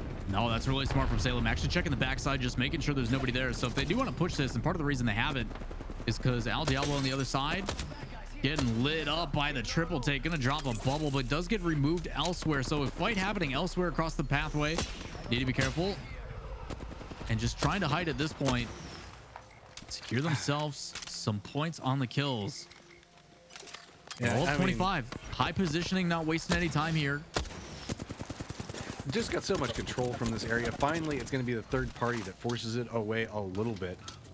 And you know, that one's going to be a little bit annoying because while it has been replaced, there's still multiple teams that are looking down in the valley. How hard are you going to commit into it becomes a question. Looks like HLDC doesn't really want to be too involved in this, just content with taking their shots. So it all comes back on 25 Esports to make sure that they clear out that corridor back behind them, not allowing anybody in. Rez is now starting to come in on the other side of it. So what do? You're kind of trapped in a terrible position. You got a ton of teams around you that all know where you're at, and all of them want to kill you. So you distract your eyes to the sky, man. You revive your teammate and hope they shoot him instead, so you can run. He's bait now. Flying Camels though on the back end side in a dangerous situation. Able to get some heals off, but not a whole lot of room to work with. Zone's gonna be closing in soon here too. Trying to take a different angle of approach. What do we got? Oh, good sprays coming in from Flying Camels. Going to go ahead and open this up just a touch more. But it's a lot about this hillside fight right now. A lot of the teams have opted in playing along it just due to the cover that provides with the rocks and the control. But the issue comes into play of now how are you going to opt in making the play around this when White Rabbit still continuing to harass those trying to leave the valley. But it does look like they're going to find an opportunity. The hillsides do open up, and now we're starting to get a better idea on what's going on. 6 squads still remaining. As you can see, Microfibers, rest of the crew now looking back over to Salome, seeing if they're going to go ahead and opt into this. And yep, it's going to be a little bit more of an aggressive play right up into their faces. Bubbles come out on both sides, and here comes the bubble peak battle between the two. It's going to be kind of coordinated off, but the zone is going to be coming in right back behind everybody. Microfibers going for that flanked position, reveals himself to double up onto it, so it's going to be a quarter flank on both sides, trying to find the opportunities for it. And Flying Camels gets the first knock, looks back down, spots out another one, but it's a quick exchange as on the other side of it. Trust does go down. Now going to have to play this one a little bit more carefully. They've got to be cautious as they're going for any of these peaks up this hillside. Need to be careful though. Luckily with the high ground, they do apply some pressure. So again, gonna let the Gibraltar go for the heal while Microfibers tries to apply the pressure. Shots on the left side. Need to be careful as well as another one flanking on their other direction. Need to be careful. Those grenades coming out. So the Gibraltar shield is popped. ATK, and we've got a rat. All right, here we go. This is my time to shine. Okay, look at this. He managed to survive all the way up into 6 squads alive. Match him. Okay, take it. Roses are red. Violets are blue. This is a rat on camera for you. Last alive, trying to survive on his lonesome, makes me cry. Well done. You snap for palms, right? You don't clap for them. I don't know that proper. That only deserves one. Okay, that's all you one get. Snap. One snap. I'll have a better one tomorrow. That one was literally made in the middle of this broadcast like 5 seconds ago. Hey, well, it's very well done. I enjoyed your poem, and I will put it on the refrigerator. Thank you very much. If you want, it's on a post-it note next to me. You can, I'll ship it to you, man. That's fine. Hey, yeah, I'll put it up there with pictures of the kids and their artwork. It'll be phenomenal. All right, so Anka, they're in a odd spot. Not a lot of, doing a little bit of stretching before they make the run through because they know it's going to be rough. Jumps out. Not a lot of third party coming in, so they get the bubble down. They do lose one of their members as they make their approach, though. As the Microfibers crew now starting to look down, it's going to be HLDC. That's some vision as well. These are 2 different teams you don't want to jump in between right now. Let's be honest. 5 still squads up, but do note the fact that there's a couple of solos still hiding this one through. Now, it's just going to be about aggressive plays off to the side. You're starting to get an idea on where all the players are starting to line up. Now it's time to make your own destiny. Get control of everything that's happening. As the top of the hillside is just going absolutely nuts. ADK still has one of them up, and you can see it is just a back and forth between it. Trusty still has the high ground back into it and looking into WRG, but can't find the angles with it. He does go down, but look, on the outside of it, it's going to be Demotivator making his way up the hillside, trying to find his way through. He's the last one up for his squad, tries to get the res through off of this, and looks like he is going to be able to get one. There are only 2 squads left. They shouldn't allow this to happen. Getting this res back up could really turn this game back around. Are they going to be able to get the 3rd one back up as well to completely reset into this? You're kidding me. You have a chance to push and close that out. What is WRG doing? Spectator, if you can hear me, man, go to the other team. I want to see if like they're just being patient or yeah, they're all fully healed. Why didn't they push? I mean, they've got high ground. Maybe that's why they're just trying to hold the angles. But in a situation like that, you come in on a back end of a fight. I mean, make a count here. They're going to drop down 1 and now in a 2v3. HLDC trying to fight off. One comes on the back end side. They drop one down. It could be an opportunity. They get one. Can they get the other? And at this point, it's just going to be a difficult test to fight off. Gibraltar last one. It's going to be White Rabbit, and they take the victory. WRG a little bit scary on that back end. Could have been difficult, but man, they do clutch it out. They do get the victory, and they get all the points to show for it. Look, they just wanted to make it fair, right? They were confident in their position. They were like, you guys go ahead and reset. We'll go ahead and take the fight to you on your terms. So White Rabbit, great performance coming out from them. Also great logo. Can we talk, like, if you guys have seen it online, I love it a lot. But this is, it's starting, for lack of a better term, there's no way to say it other than the fact that this is just getting a little bit more wild ass the further we get. Every single round, it's just a new team bringing it and finding their method to their madness in this. And I gotta say, we're seeing a lot of teams really impress me, but the late comer in this is going to be Astralis, managing to string together several kills. Yeah, this one was a pretty crazy one. There were some interesting fights here too. This is the one where 25 was up top, and eventually they do end up pushing down, trying to catch there was 2 players there They got a revive. I can't remember the team off the top of my head as we're looking at the highlights. But again, Flying Camels, FB, a lot of teams that you expect to go towards the top are still in the conversation, but you're also getting some of these new challengers. You're getting WRG, HLDC that's in 4th right now. A lot of repeat occurrences, and it's pushing those rankings actually closer and closer. So again, even though we've got like a 30-point spread towards the top 2, it's going to be closing that gap relatively quickly here. Well, with the fact that we've seen teams stringing together such high kill count victories, 30 points is a lot, and it does give you the space to function around. But that means that whenever somebody has one of those big games, they're now joining what is the top 2 at the time. And I also have to give a small shout out, ATK. I think it was Deswitska that was over there and managed to survive out for his team. I think he went out somewhere around 5th. I don't know exactly. We'll have to look back on the leaderboard, but remember that was that early game fight that that was against which one, you know? No, yeah, which one of the early game fights? But there's opportunities in there. I managed to survive for the entirety of that game up until that stage as a rat. So strong performance coming up from them. But I think I heard that we've got everything set and ready to go to a break. So we're going to go ahead and throw it to that, and we will be back in just a few minutes, guys. Welcome back, guys. It's time to get everything set and ready. We move into another round. We've already got scores situated. Lawler, let's go ahead and run through those real quick. Yeah, 5 rounds down, 3 to go. And HLDC, a little bit interesting situation towards the end there. They are actually going to get the victory, not due to placement, but due to the kills that they end up picking up and getting the overall points. White Rabbit, though, it was a weird situation. You know, we were talking about that before we went to the break about the situation of, why are you allowing them to revive? What are you doing? Yes, they just wanted more points. They wanted a couple more kills. That's got to be it. I mean, letting them get the res does end up favoring them, as they do manage to pick up another 3 kills out of it, as well as the win. Flying Camels still sitting up at the top of the leaderboard. It's going to be 1907 Fibonacci right back behind that one at 69. Nice. Then we've got HLDC. I always forget their initials for it. There's so many vowels inside of that. They're going to be in 50. Try to pronounce that one for me. Let me know how it goes. Halidisclire. I can never say it. I don't know. HLDC. I'm going to lean back into our Australis at 38. There you go. White Rabbit Gaming, who did get the round win, but kind of didn't inside of our last round, going to come up at 35 points. Yeah, you're talking to see kind of that gap come together. HLDC been making a lot of leg room up. And again, you're looking at other teams and DNMK trying to find some footing, but getting challenged and contested on everything that they do and just can't be on the beneficiary of it. And even the times that they do, like ATK comes in and still, like you mentioned, you know, they also get engaged on, but they do manage to get one away and keep it all the way to the end. So getting the placement points, making a big difference. So again, it's starting to see that separation, but it just goes to show, you know, 12 points for placement in first place. You get a couple kills alongside that. You're shooting straight back up, probably a good like 5-6 spots at a minimum. So again, things are coming down to the wire for the first day towards the tail end, but 3 matches, that's a lot of points still up for grabs as we've seen. So again, can't count anybody out in the first half here. We talked about contested points, because we've been seeing that being a big factor for a couple of teams early.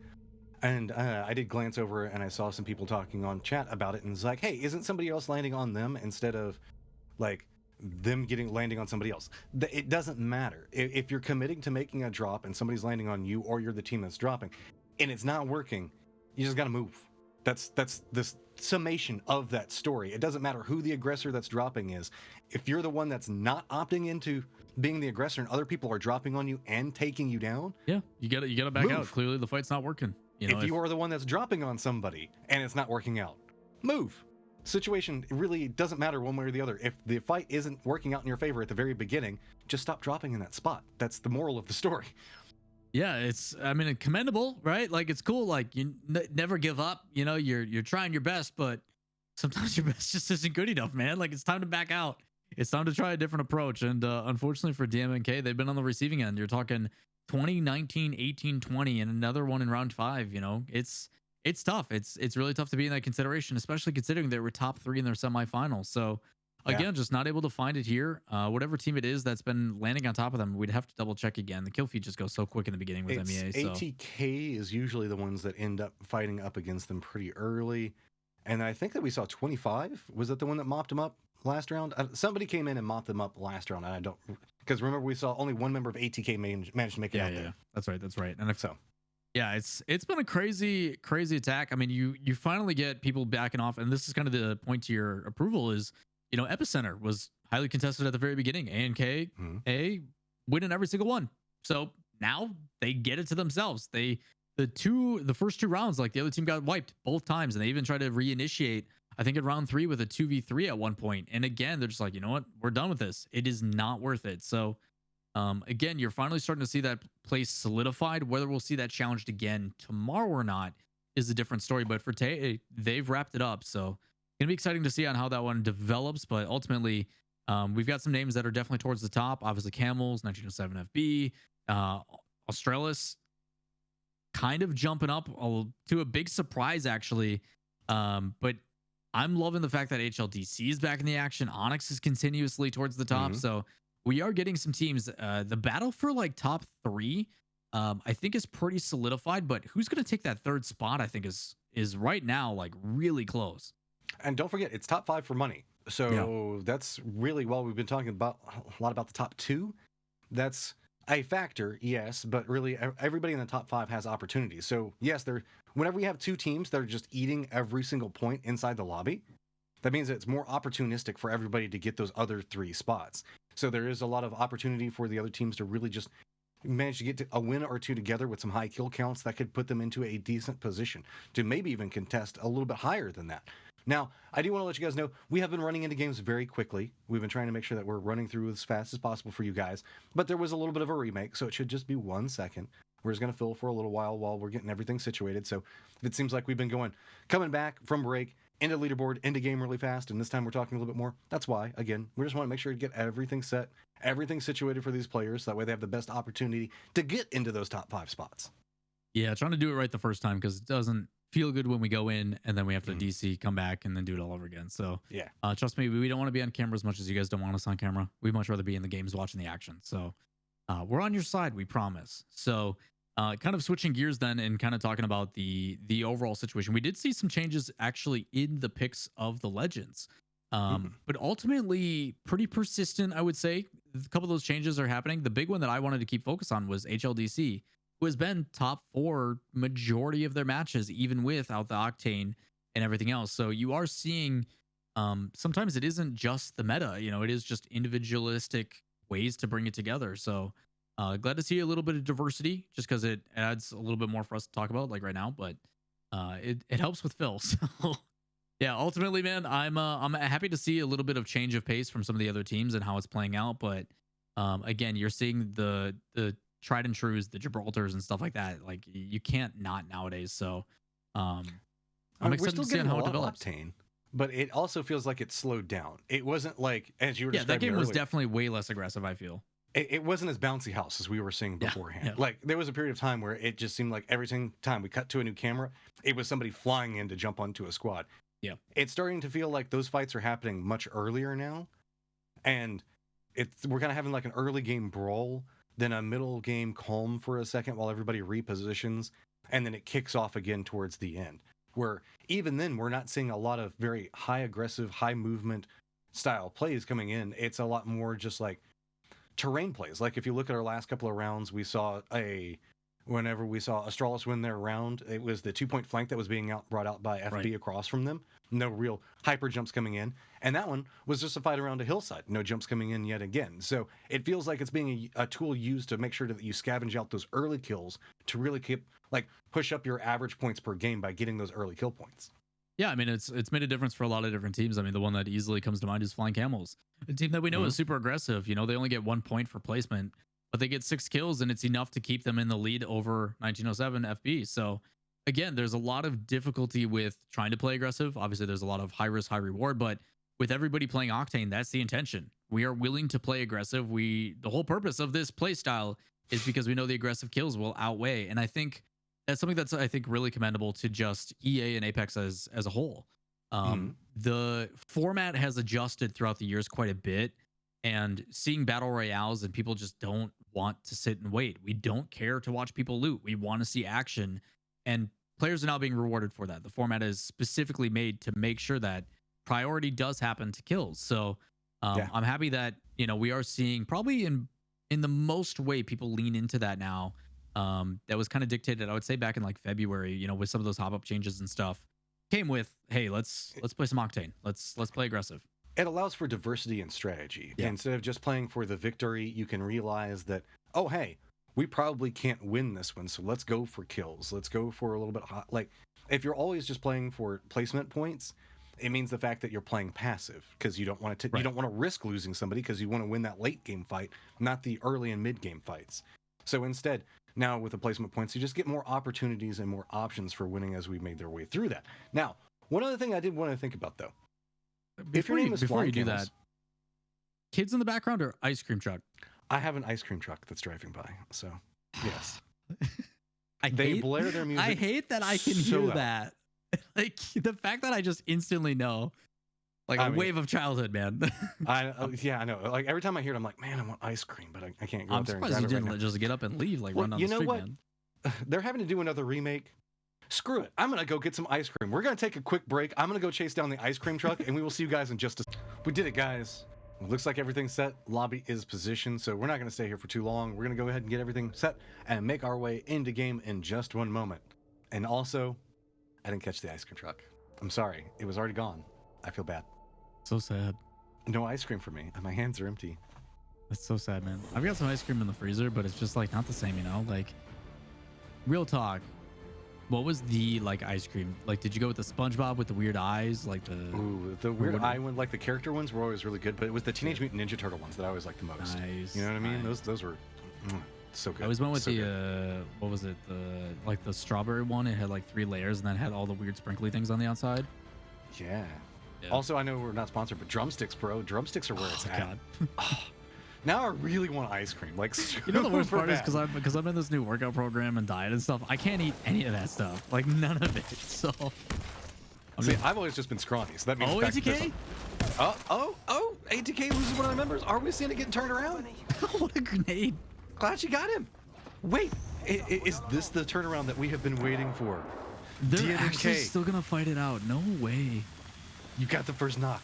You've got guns. This is your opportunity. You've been waiting all day for this moment. No, grab the Get helmet. it. Flatchy, what are you doing? Get some damage.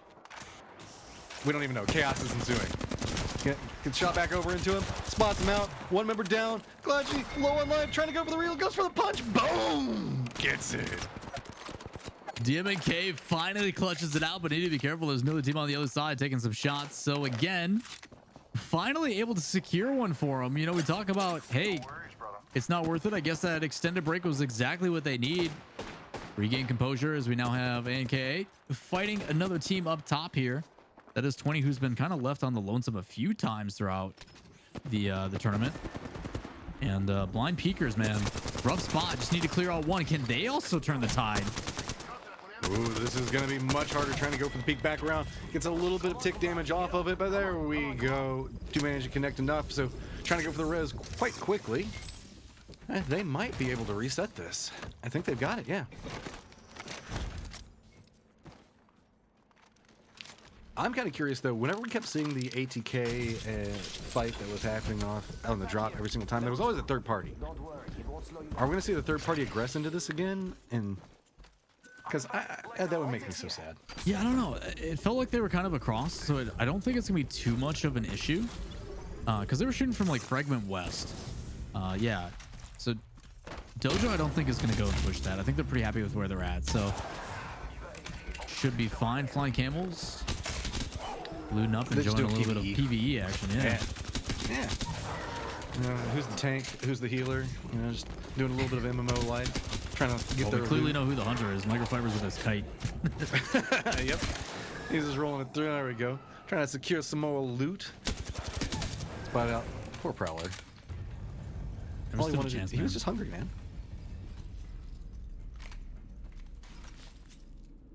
That's a big reward. It is. That's tasty right there. You can see whenever we're caught up gosh. watching people shoot, kind of. Whenever, yeah, no, this is beneficial. That was like the best Prowler kills ever. Yeah. Jeez. Microfibers with that out of the gate. He's been their aggressor on Octane. Coming in with gold everything just that scares me a little bit. And see the circle set up. Harvester yet again. Nobody loves it, but it's where everybody's going to be forced to go. So a couple opportunities. 25 already in a decent spot as well. With really, they only have to control sorting factory. That wall is going to provide a little bit of control for them up to the north, so don't have to be too concerned with that. Nobody's really in here, so opportunity abounds for early rotating teams. Yeah, we've seen the circle actually quite a few times. Again, Harvester, nobody landing there, and that's something that I just don't know if people are aware of is the capabilities of some of these teams that are getting contested early. You're looking at a team like Blind Peakers, who keep losing fights over an epicenter. Maybe they want to switch over to that. This is something that they could possibly, if they are the ones that are sitting and watching, feel like, you know what, this is now like the fourth game in a row no one's gone Harvester. Maybe we should land there instead. So again, maybe mixing up some of the strategies here. This is kind of that time to make those adjustments and notes to be taking as well, because we've got a full second day tomorrow, 8 rounds as well. So again, just wait on this round to close in, pushing everybody in. It's starting to force it, but it won't be fully closed for another 3+ minutes. But it looks like 1907 FB find another fight. Let's see how they engage. Well, it looks like they've already found opportunity. They're pushing into this one pretty quickly. Just trying to hunt down remnants, catching some airtime, gets a little bit of damage onto them, but not enough. I don't know if they're going to really confirm to commit to chasing that. Instead, just be content in the early game. Linking back to what you were talking about, I wouldn't be surprised if we see a lot of VOD review changes as people go through. Whenever we're looking at this stage, whoever has analysts and coaches, that's the big factor for it, because then you can make those like quick modifications. Go, hey, nobody's going Harvester. Go Harvester this time around. If not, if you're just playing with your player, like just the players themselves or the entirety of the team, that lack of resources makes it a lot harder to have that awareness. So it's all going to be in VOD review. So that leads to a second set of dominoes that could fall if somebody goes and reviews and 2 different teams go, hey, nobody's going Harvester. Guess what? Now we get contested Harvester. Well, 1907 FB, perfect timing as well. Gonna land on this drop and get rewarded for it. They got a 50 cal, so known as that Kraber. So put it in the hands of the Pinky, who has been honestly pretty dominant with those shots. So gonna be exciting to see how that one goes. I feel for these guys on top of the building. I think this is Joe Savvy. It would make sense, right? Yeah. Joe Savvy. Yeah. So just look for Savvy. If you spot Savvy, yeah, you know where you're at. So hopefully they aren't on the receiving end, because one of them is going to drop instantly if they get hit.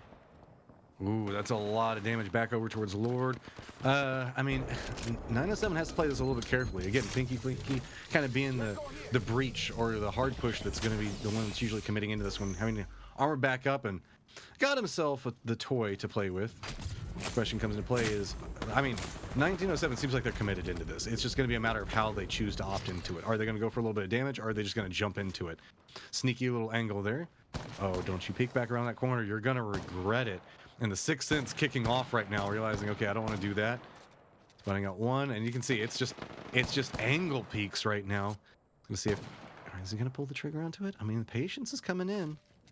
But no matter what, like, he's pretty much safe, and the best part he's doing is giving information here. It's like, hey, there's 2 over here, 2 there, and honestly, if they want to, but I think positioning wise, they can kind of just do it. I think Pinky's done a really good job of repositioning and putting themselves in an advantageous spot. So while the other 2 are there, maybe the shot completely catches somebody off guard. Maybe they start to distract and waits for the opportunity. But again, they don't want to spread themselves too thin. We saw what happened last time, where they actually lost that fight in the final circle by pushing multiple zones, and a team just re-engaged on the one and overwhelmed. So time to see how this one plays out. He's just waiting for that shot. I think they just needs to take it at this point. Gotta wait for somebody to step forward, and good awareness from the opposing side of it. Nobody's really wanting to step into a dangerous area, so I mean, Gibby finally steps into the wrong spot. There you go. 123. It's time to go. You can see Pinky was wanting to go off of this one. It was patient for so long and now wants to get something out of it. The rest of the team comes flooding in alongside of him.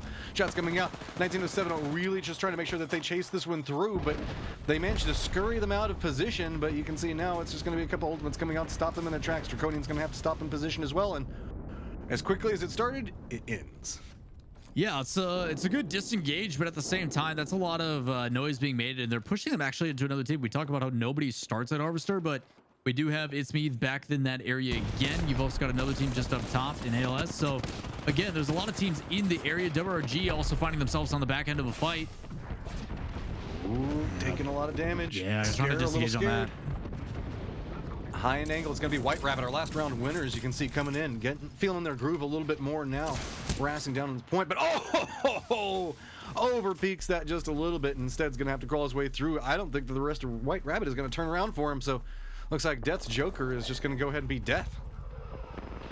Nice thing though, at that high ground, I don't think anybody's going to really have a chance to go up there, so potential to drop down or just going to have to wait it out. Either way, they got to get the banner, and I don't know if they're going to be able to, so probably playing at a disadvantage here. Might make the swing back, but a fight breaking out here. FB finally decided to push in, and one player trying to crawl away. It's not going to matter. And removed, getting some points on the board for themselves. And a little bit of loot with it. Most teams are pretty healthy at this stage. We've just got Josefimo, that's down to 1, as well as DGC down to 2. You can see that from there on down, it's just 2 Onyx, as well as White Rabbit Gaming. We saw lose 1 earlier. Hestia, Stralis, we've been seeing these guys perform, but now in a little bit of a difficult situation. Hestia, last one up. I believe Hestia is the god of home and hearth, if I'm remembering my mythology properly. So now it's just a matter of finding a home and maybe setting it up, regrowing some players at some stage.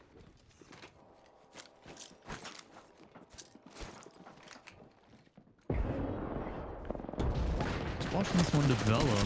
Bruv gonna come down and overwhelm. That is definitely one way to take a 1v3.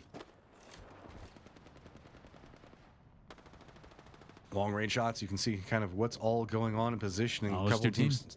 Yeah, stacked up on top of each other, but it's kind of the nature of the beast inside of this terrain. You can kind of navigate through it. It looks like they're finally starting to get a little bit of vision and kind of tick damage between them. Nothing really coming out yet, but there's a team we know will not be afraid to jump in as they see an opportunity, as one team's going to get a little bit more separation out, and it's going to be, gosh, Junior looking back there, but just harassing shots, the only thing we're seeing so far.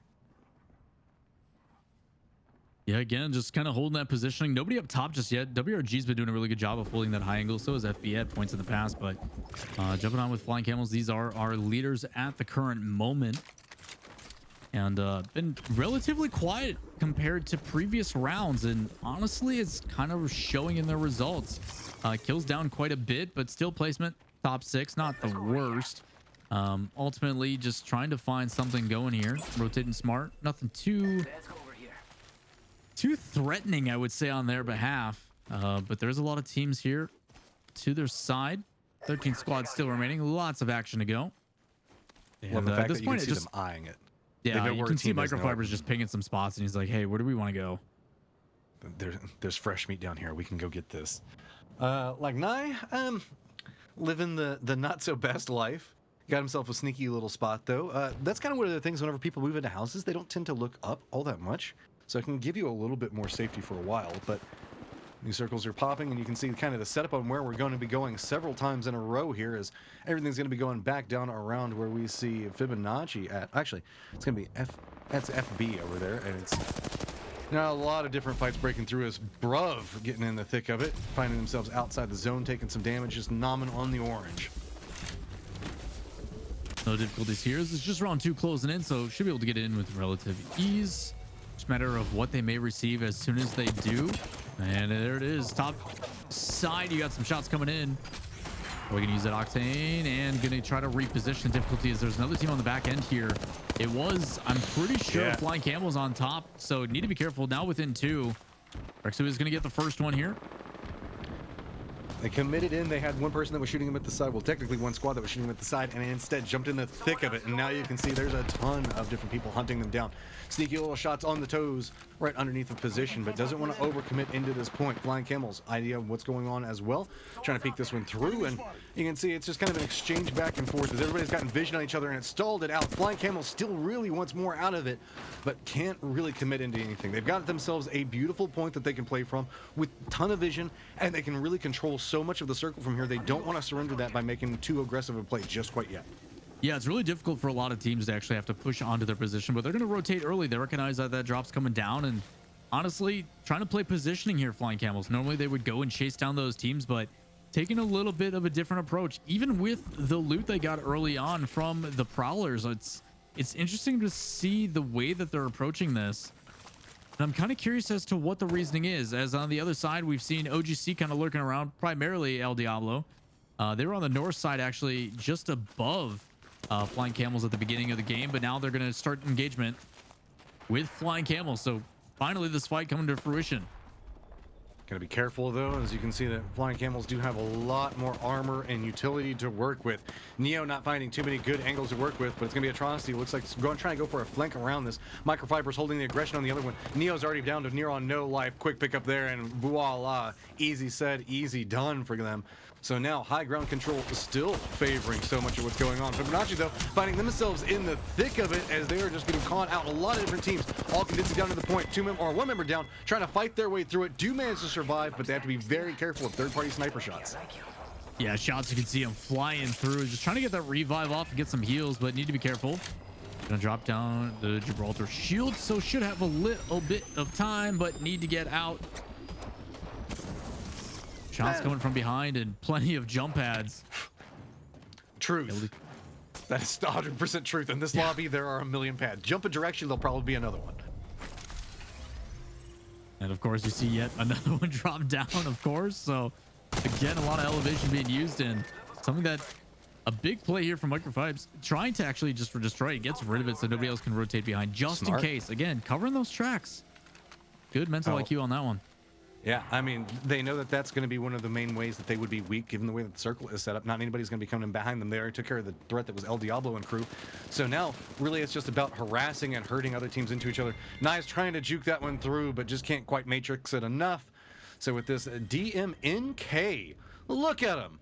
Look at them. They made it through the early game all the way into the late game. This is what we were expecting to see from them much earlier on inside this. Flying Camels up top, harassing teams down below them, stuck out inside the lava, and a pretty, I mean, this is a pretty strong position to be playing onto another team. That really limits the options on people down below them.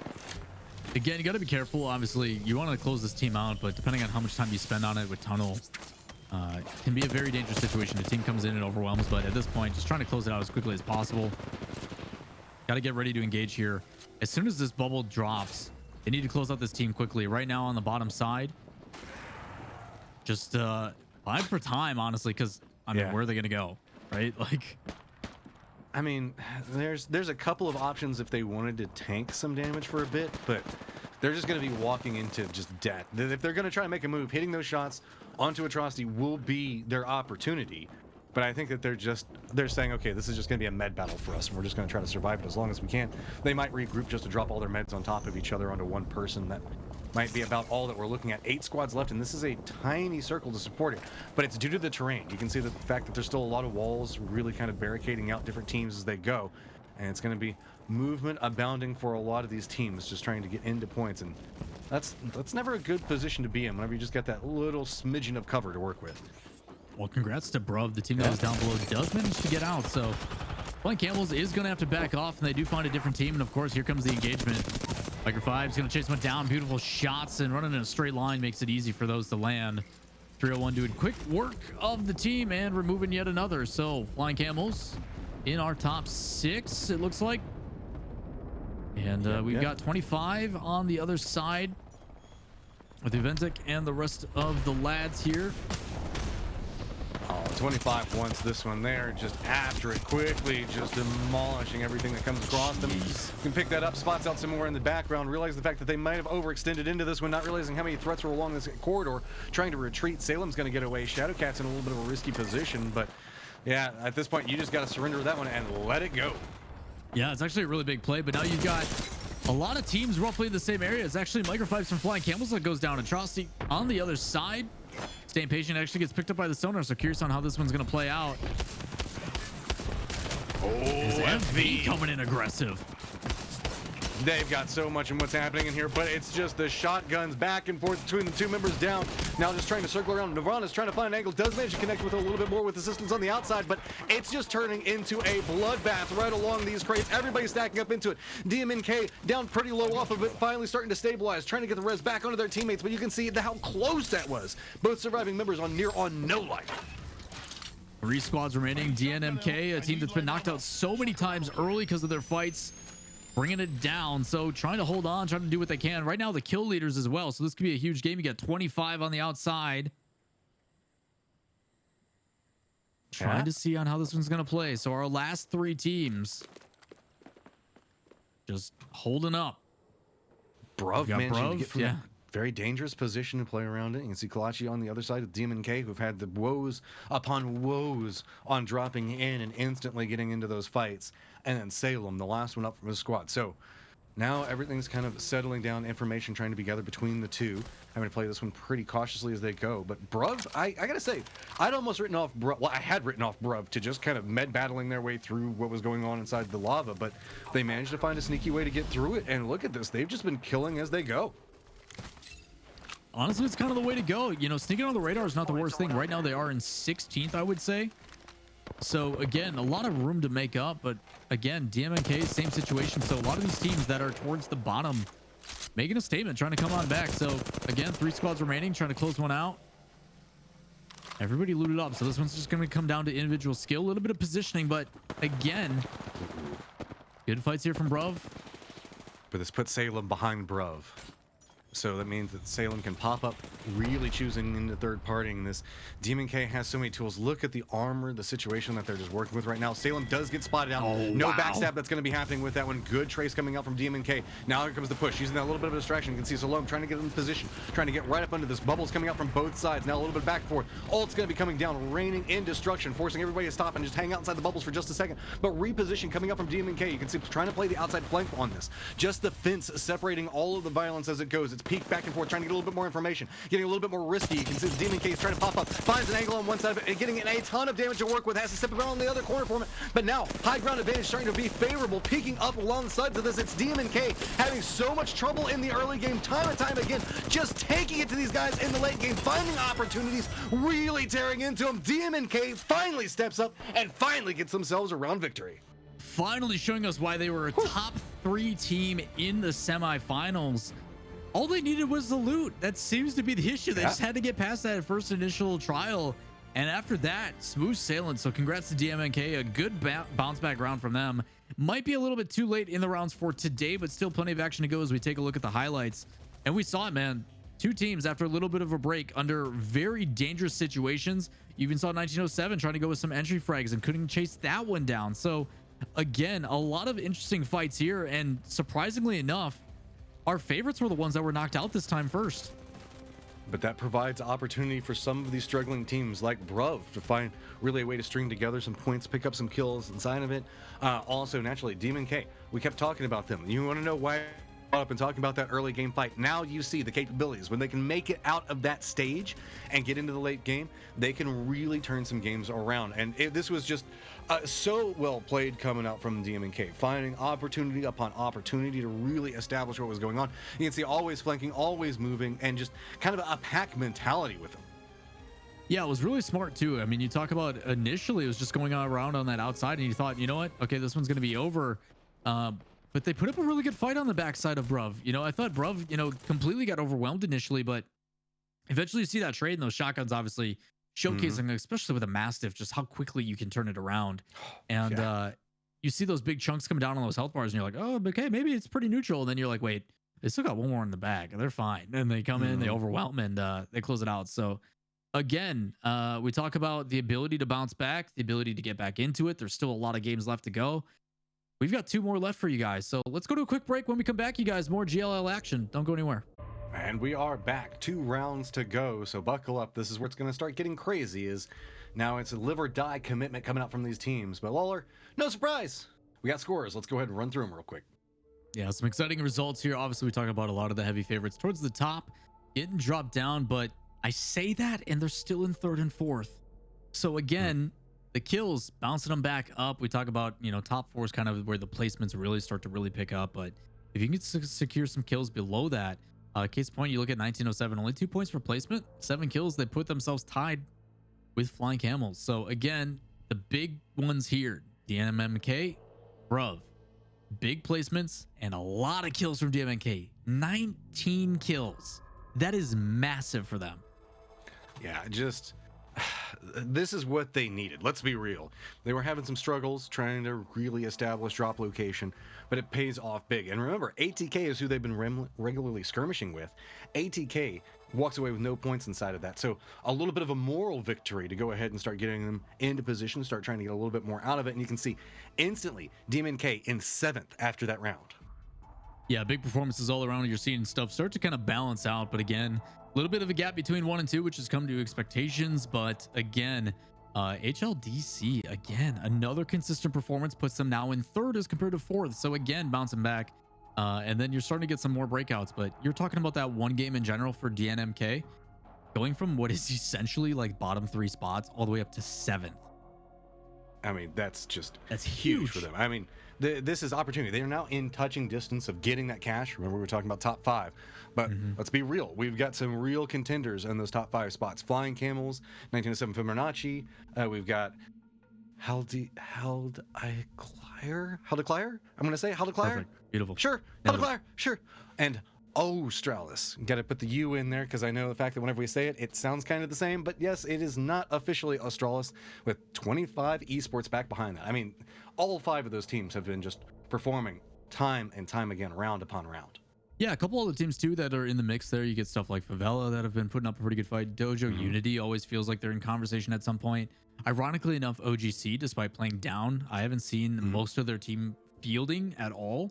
And whether it be Ratcam or whether it be Al Diablo running around, they still get some placement points. So again, there's some teams that kind of sneak in there here and there, and then every once in a while you get like Onyx, It's Me. So you are getting a fair share of teams in every single capacity. Alien Cosmos had a pretty good round recently. ATK with their early fights. You also get Blind Peaker. Like, honestly, everybody's getting some love. It's been pretty good, man. It's been a pretty good balance. Obviously, you got some teams towards the top, but there's a good mix in there as well. I mean, this lobby has just been generally impressive. Just one, with the confidence that they bring in. I think that's the key factor. Whenever we're looking at a lot of these teams, they execute fights quickly and efficiently. And that's just always a pleasure to see in any esport. Just, you know, the fact that the communication has to be on point as we've been moving through. Now, the question I have is, DMNK, are you committing again to the ATK fight at the start? Or, I mean, they won the last time, and we can see whenever they can make it past the first drop, they can get so many points. I just want to see it. Now, are they gonna commit and try to win it again, or are they just gonna say, okay, look, we finally got the moral victory, we're gonna do something else? You know, 19 kills. I don't expect another throw up like that. Like, I just. But maybe we haven't gotten the chance to see it past outside of that first fight. So this is the first time we do, and they put that up. Maybe they've just been like channeling all that energy and are like, all right, finally time to unleash it. So we'll see. I'm excited for it. I'm excited to see how it plays out, but we get to keep eyes on them. I know this production does a really good job of making sure we always follow the kill leaders and the winners from last round. So we're going to drop in on them immediately once this round gets going. And as a reminder, everybody, you know, obviously we appreciate you guys being here in the chat. We appreciate you guys coming and hanging out on this broadcast. But don't forget, some of these players are actually streaming as well. Don't be afraid to go check out their perspectives, listen to their comms, kind of the pro perspective as well of things, of why they're doing what they're doing. We can always speculate and assume certain things and theory craft our own ways, but sometimes it's cool to kind of get that insight. If you're a player that's trying to take up competitive and you want to get that insight on your own on those next steps, you can go and do that. It's a great way to do it, and commendable to a lot of players trying to build that brand, as they say. Well, it's just so much more pivotal than just the branding, too, is like just having somebody come in and be like, hey, I saw you on this last game. You did a great job. You know, just getting a little bit of moral support. I mean, trying to break your way into esports is almost as much of a mental task as it is a physical task, and figuring out everything to go with it, and just trying to power through all the naysayers and everything else like that. So any little bit of support you can show these players, whether it's following them on social media, going by and watching them, anything along those lines. We do have a little bit of an update. One of the teams did just no-show, so unfortunately, It's a Me Mario is no here anymore, so it's not a Mario. So feels bad. We're going to go ahead and track that. That's what's taking us a little while to get into lobby, but I just want to let you guys know moving into this. So we are going to be coming in with 19 teams off of the drop, and here we go. Oh, actually 18 squads off the drop. So let's get everything started up. Lawler, 2 rounds to go. This is where it's going to start getting chaotic, and I can't wait. Yo, DMMK, we said let's see what's gonna happen there. Are they gonna fight ATK? Are they gonna take that engagement? And both teams already on it, both getting a building and getting looted up quickly. So we've got Havoc on one side and Glachi again wanting to get involved. So early peaks trying to find the team. They have the high ground. ATK on the other side. Making contact with enemy. I mean, it looks like they've got control. They're not taking a lot of damage off of positionals. Why I say that on the other side of it, oh no, Truly has to make sure he gets that reposition. Does get a little bit of cover from the teammates.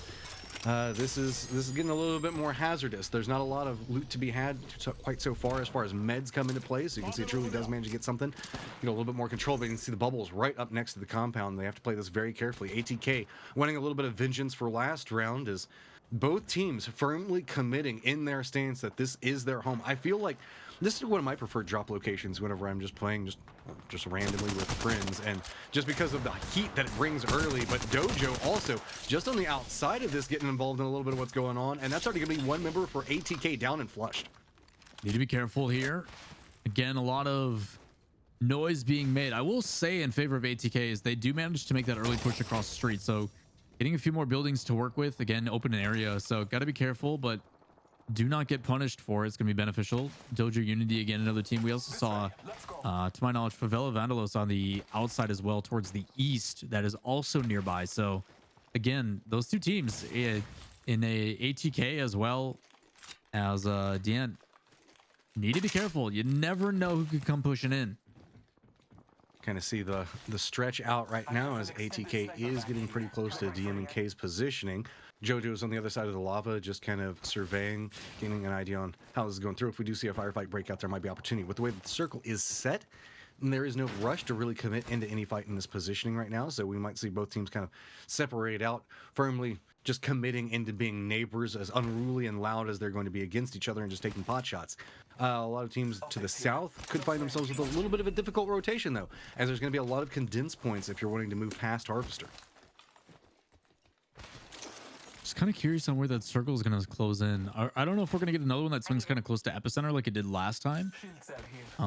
Personally hoping a little bit more towards Skyhook. Like, I really enjoy that area by Countdown for fights towards late game. Train Yard's also a really fun one late game too, that open valley. But this is something that might be the first time you have Onyx that's in the area that primarily is actually flying camels to get an advantage of. But they're doing a good job. Not only are they, looting the area, but they're giving some angles too, trying to apply some information and say, hey, so far so good. Keep your loot up, keep doing your thing. So maybe they're gonna get surprised here. They know they can hear it. I like this. I like the awareness coming. The problem with it is the longer you sit here, the higher likelihood that more and more loot is going to be picked up. So they're just trying to find the right moment to really make their play with it. You can see Microfibers right on the door, set and ready to make any form of push if it were to happen. But Onyx already content with what they've got, leaving position, and the bright side is just due to the way that the cave structure is set up, Onyx is going to be able to see them. So if we see Onyx commit into jumping into the city itself, that means that we will see Flying Camels having the capability of shooting them in the back as they make any type of play. Well, it looks like they just got found, so I'm just going to see how that one plays out. 25E on the back side, though. Catch one, trying to engage the other way, and gonna take it back the other way. So on the back side of the vehicle, shots coming out, trying to close this player out, and they collapse quite well on that one player. And immediately look downfield, seeing if there's anybody there that they can find for a kill. They're gonna thirst this one, secure points, and then find the others. So unfortunately for ATK, receiving it at 25 esports, they're gonna get dropped. I mean, ATK has been having a rough go. Again, the other side of what we've been looking at with Demon K over and over again, usually just trying to rat their way out of it whenever they manage to make it out with one solo remaining, but couldn't quite do it this time. 25 esports brought the speed to chase them down. See, a little bit of harassment coming in at range towards 25 esports, but not the worst thing at this stage. This is kind of that area that I was concerned with, where we're going to see a lot of teams really maybe finding themselves gate kept out, and if 25 esports opts into playing this, there's the opportunity for a lot of kills. But from the way that they're playing this, I don't think that they're going to commit to a gatekeep along this cliffside. I think that they're just maybe going to spot as they go and circle around the outside of it. Is these interesting statues all set up over here. The Allfather overseeing everything. I'm assuming that's what the statue is a reference to, right? I don't know my lore well enough. Yeah, my brain went to a different show in the Three-Eyed Raven, but there's 6 eyes and 3 True. ravens, so 3-headed raven instead of 3. I don't know, man. So that's it. The show that shall not be named because of how bad the last season was. We'll just make references to for the remainder of don't this. remind me, man. It's been a while, and now I'm back in the head. I'm just like, God, such a disappointment. Dude, I was a book reader, so excited. Saw the first season, completely true to books. The latest one was still super isn't psyched. out yet, is it? No, no. We're not going to talk about that. That's another different point of sadness and pain. Let's leave You're that one welcome. alone. Nerd me is getting super sad now. Well, we got OGC here. This is the duo that has been traversing, the whole game. All throughout all 7 games now. Just kind of taking their time, casually strolled. Demon Also, K outside the early game, alive. and you can see managing to string together kills yet again. They had themselves a huge last round. If they can get another one together, they could become a contender. Yeah, you actually get some people, and we're kind of in the future right now compared to chat, but you get people to chat, why are they landing together? And it's actually a pretty common thing. There's a lot of teams that kind of have this is my place I want to land. And in some circumstances, you get teams that will fight for that spot and don't want to back down, as we're going to have another time where DMNK does not back down again. They engage on this fight. He's actually got the near, and he's going to laser him for it. So one in the red. Need to be back off. Trying to find the other teammate, trying to see if they can close it out. This could be a big swing again for DMNK. And on the backside, they're going to find it. A good drop here, and it's a down from Clatchy. Trying to find the other teammate. No, they're going to secure the kill. So guarantee on one already. And with the zone coming in, this is even easier. That was on the back end side, super low. If they can find him, that's almost a guaranteed kill. But it might be able to lurk away. Ooh, Yeah, they're gonna take time to loot this up, which makes sense. But you've also got Cakeman on the outside. Yeah, I mean, just with what's going on, Cakeman probably pumped the brakes, being not wanting to get involved in what was going on with that. Desmos does manage to at least get a little bit of freedom and can scout out for Cakeman to let him know how to make his approach. Cakeman's in some trouble, though. You can see the overall weapon utility that he's rocking right now is not the most favorable to work with. So we'll have to see how he chooses to navigate what was going to be a very difficult situation. Just to follow up with what you were talking about regarding DMNK as well, and Yeah. ATK dropping, a lot of strategies hinge on your drop location, because you'll drop, loot a specific way, then rotate a specific way, and you really rinse, repeat that until you get it down into a solid strategy. The more diverse teams have like 2 to 3 of those drop locations, but if you know that there's one that's a primary for you, and your second and your third could potentially be taken by teams that you also wouldn't want to drop against, you can sometimes see a commitment into what we would see these hot drops on top of each other. There's also the mental side behind it too. It's this concept of like, hey, this is our drop, and the other team's trying to challenge that, and you're like, we're not going to back down. If you're going to try to make us suffer through this, we're going to bring you down with us. And eventually it just becomes this challenging of egos, and that's why we do call it an ego challenge. For that exact reason, it's more so just saying like, we're not going to back down from a fight, and it's going to be you guys that have to do it. And sometimes 2 teams are both too stubborn to go away from it. And honestly, for DMNK to not only continue to do it after 6 rounds, now the 7th, and get a huge victory with 19 kills, that's going to be a huge confidence booster with them the rest on the tail end of this series. See our boys Alien Cosmos, who we haven't had a chance to check in with for a while. Playing around an area we see them they frequent this pretty popularly. They tend to enjoy playing around this point. You can see you get a lot of vision, and really you can herd teams, just take some shots at them and force them into other teams if you have the awareness and the information to work with based off of it. A couple of other small, see HLDC fighting up against a DMNK. Looks like DMNK is going to go ahead and take that one down, get the last couple of kills onto it, and should be able to get their res as well. So again, once you see them leave the earlier stages of the game, such a solid squad, and still has opportunity, and you can see trying to string together these kills because they know they need every single point that they can moving into tomorrow. Yeah, good credit to NK as well. You saw Keika on the outside as well as Daimos. They do lose a teammate, but are able to both get outside of that. So again, still too strong. It's a big deal as you get down to the laters and not having to play Rat the whole time. They might be able to pick up some kills and possibly play third party. So again, a really big importance for them as we get down to these kind of last couple of games of the day. But it's Dojo Unity. Gonna push on this last player. They are pushed up against the wall, so should be able to suffocate this player out. Just gotta hopefully not get tagged by another team, and they got to make this quick. Again, the more noise they make, more teams on the outside, they can possibly come in. He managed to survive. Now it gets to feel what it's like to be not inside the damaging zone, but gotta be careful dropping down. It's gonna be You got the revive off too. again, they've managed to get quite a bit together for their team. 1907 on the other side of it, and a lot of trouble. Pinky, near on no life. Draconian trying to make something work. Pinky has nothing to work with right now, trying to run his way out of this. You can see the problems right along the edge of the zone. This is where the gatekeeping is going to become a much larger factor. Bruv getting involved in a fight as well inside the compounds, trying to do a little bit of peek back and forth. As you can see, it's pretty difficult. A lot of teams just choosing to get away from these fights, but Bruv just trying to chase them down. Really smart play as well. They allow two to aggress and drop one down, but the other side of it is now they've got another team on the outside. So again, there's a fight going on in, but the outside is just sitting there and covering the angles. But again, another team on the backside of them. Pinky is still somehow alive. Draconian's able to get back up, so they are aggressing, trying to keep this team off, and they're doing a great job of it. Throwing some utility, trying to block off that wall while the team heals.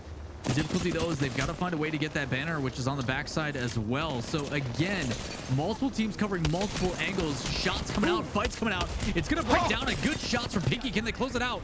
All they need is one left. Trying to hide behind is actually an ultimate that survives for it. And again, somehow 1907 FB is still alive in this. They've gone from the brink of disaster to somehow now getting enough tools and utility to work with. 25 just on the other side of them still has vision on what's going on, and this is going to be difficult to get out of point. 25 realizes the fact that these guys are probably pretty weak if they're playing up against the wall. There could be an opportunity to exploit, but hesitancy coming in as they don't know exactly what's going on in tower, so they don't want to run right out into the open and get shot to pieces. Instead, they realize that they can take a southern track around what's happening. So now Fibonacci running around the outside of this might find themselves with their own play, instead sneaking into a new point, still pretty close to where we see 25 playing from. But I mean, you can see that 1907 is trying to find some options, but there's just really nowhere for them to go just with the positioning that's going on around them. They have to wait for the other teams to move, or at least take a strong fight against somebody, as it does look like 25 has found themselves a new target that they've set their eyes to.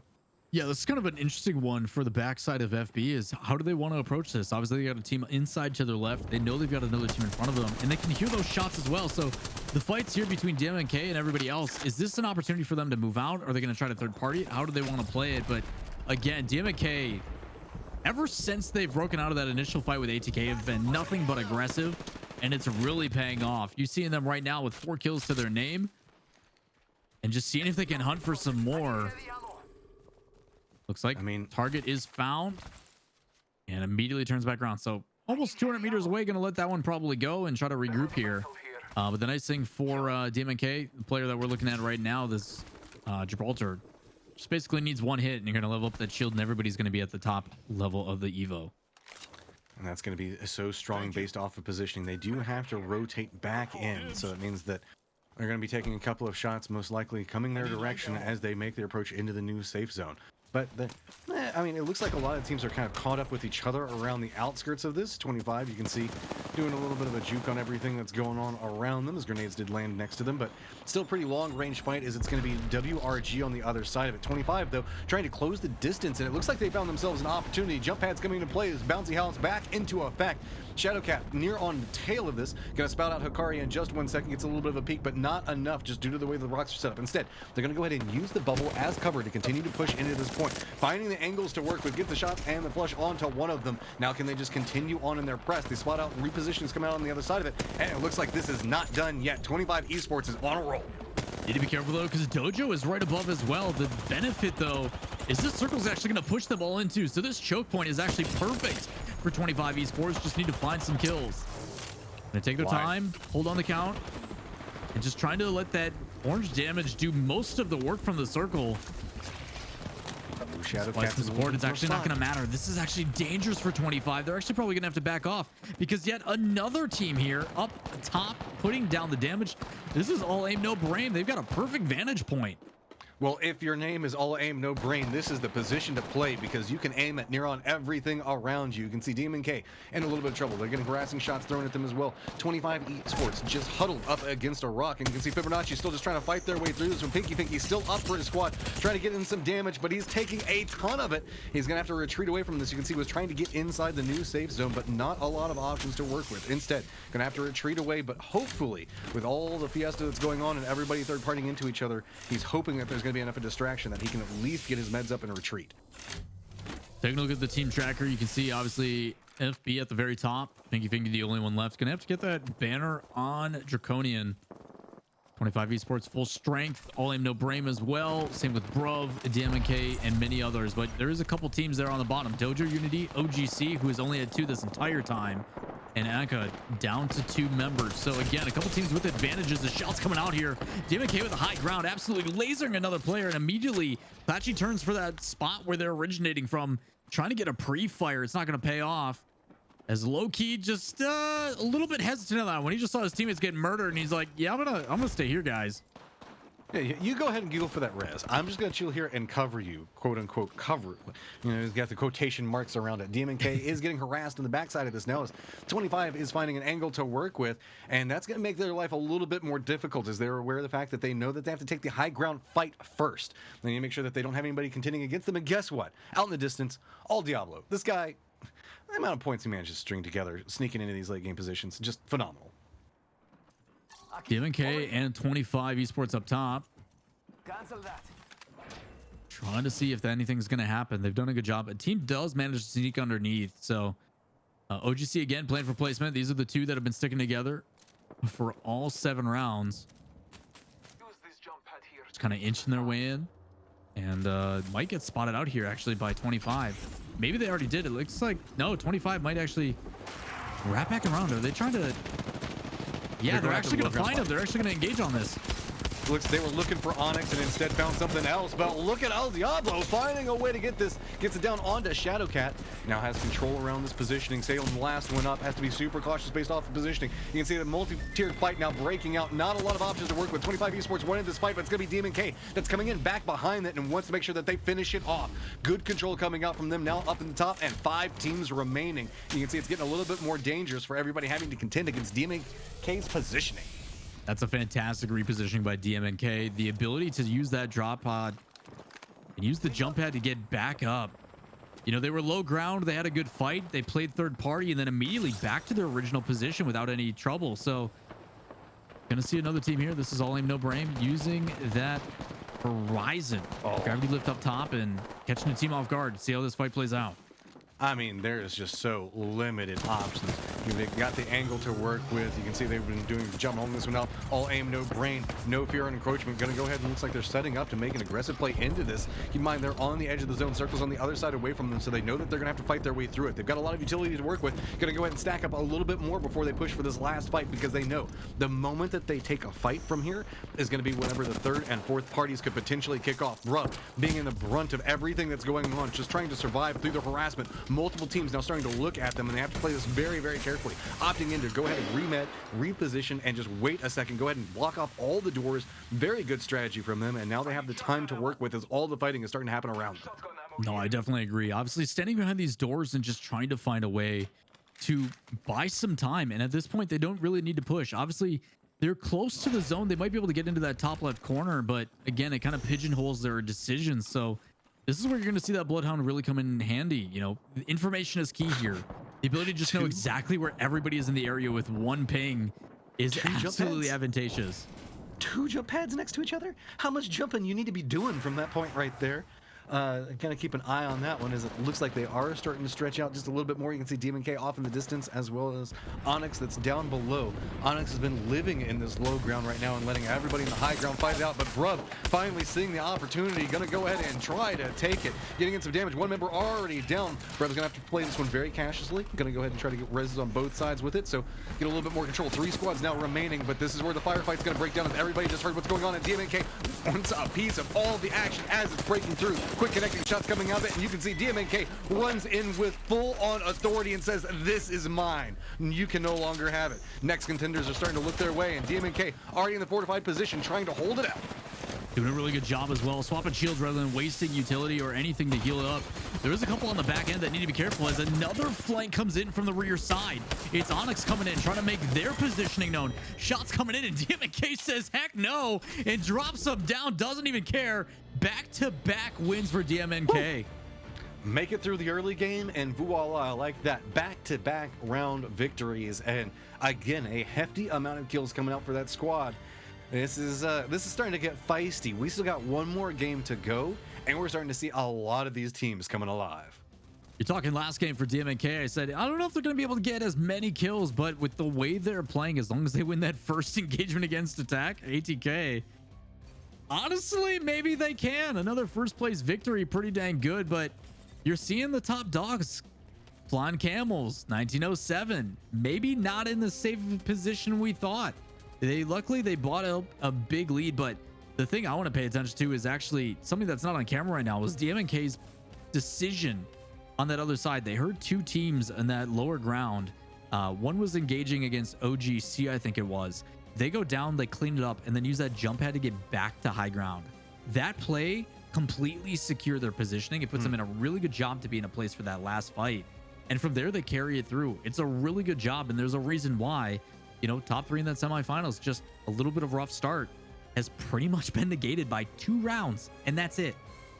Can you imagine going from the bottom? I'm talking like just trying to scrape together a point in a couple of rounds into catapulting yourself into the top 5 just in back-to-back victories with phenomenal kill counts to stack in between them. I mean, ATK at this point was kind of like, for lack of a better term, was just kind of setting everything up and letting the other teams kind of run amok. It feels like they were the sacrifice to the beast that was DNMK at this stage. But we still have one more round to go, guys. So make sure you stay tuned in. We will be back in just a few minutes. Here we go, guys. We had 8 rounds of action so far. We still got that last one to go. Don't forget the fact that there's still going to be more action after this for an entirely other region. And we're still going to have 24 more games tomorrow. I mean, shout out to the production team. These guys. Yeah, can I get an F in chat for production? Dude, I poor mean, guys. they're working their asses off. Let's be real. That's 48 rounds of esports in 2 days. That is nuts. But I know we got 1 round to go. It's time to look at the scoreboard.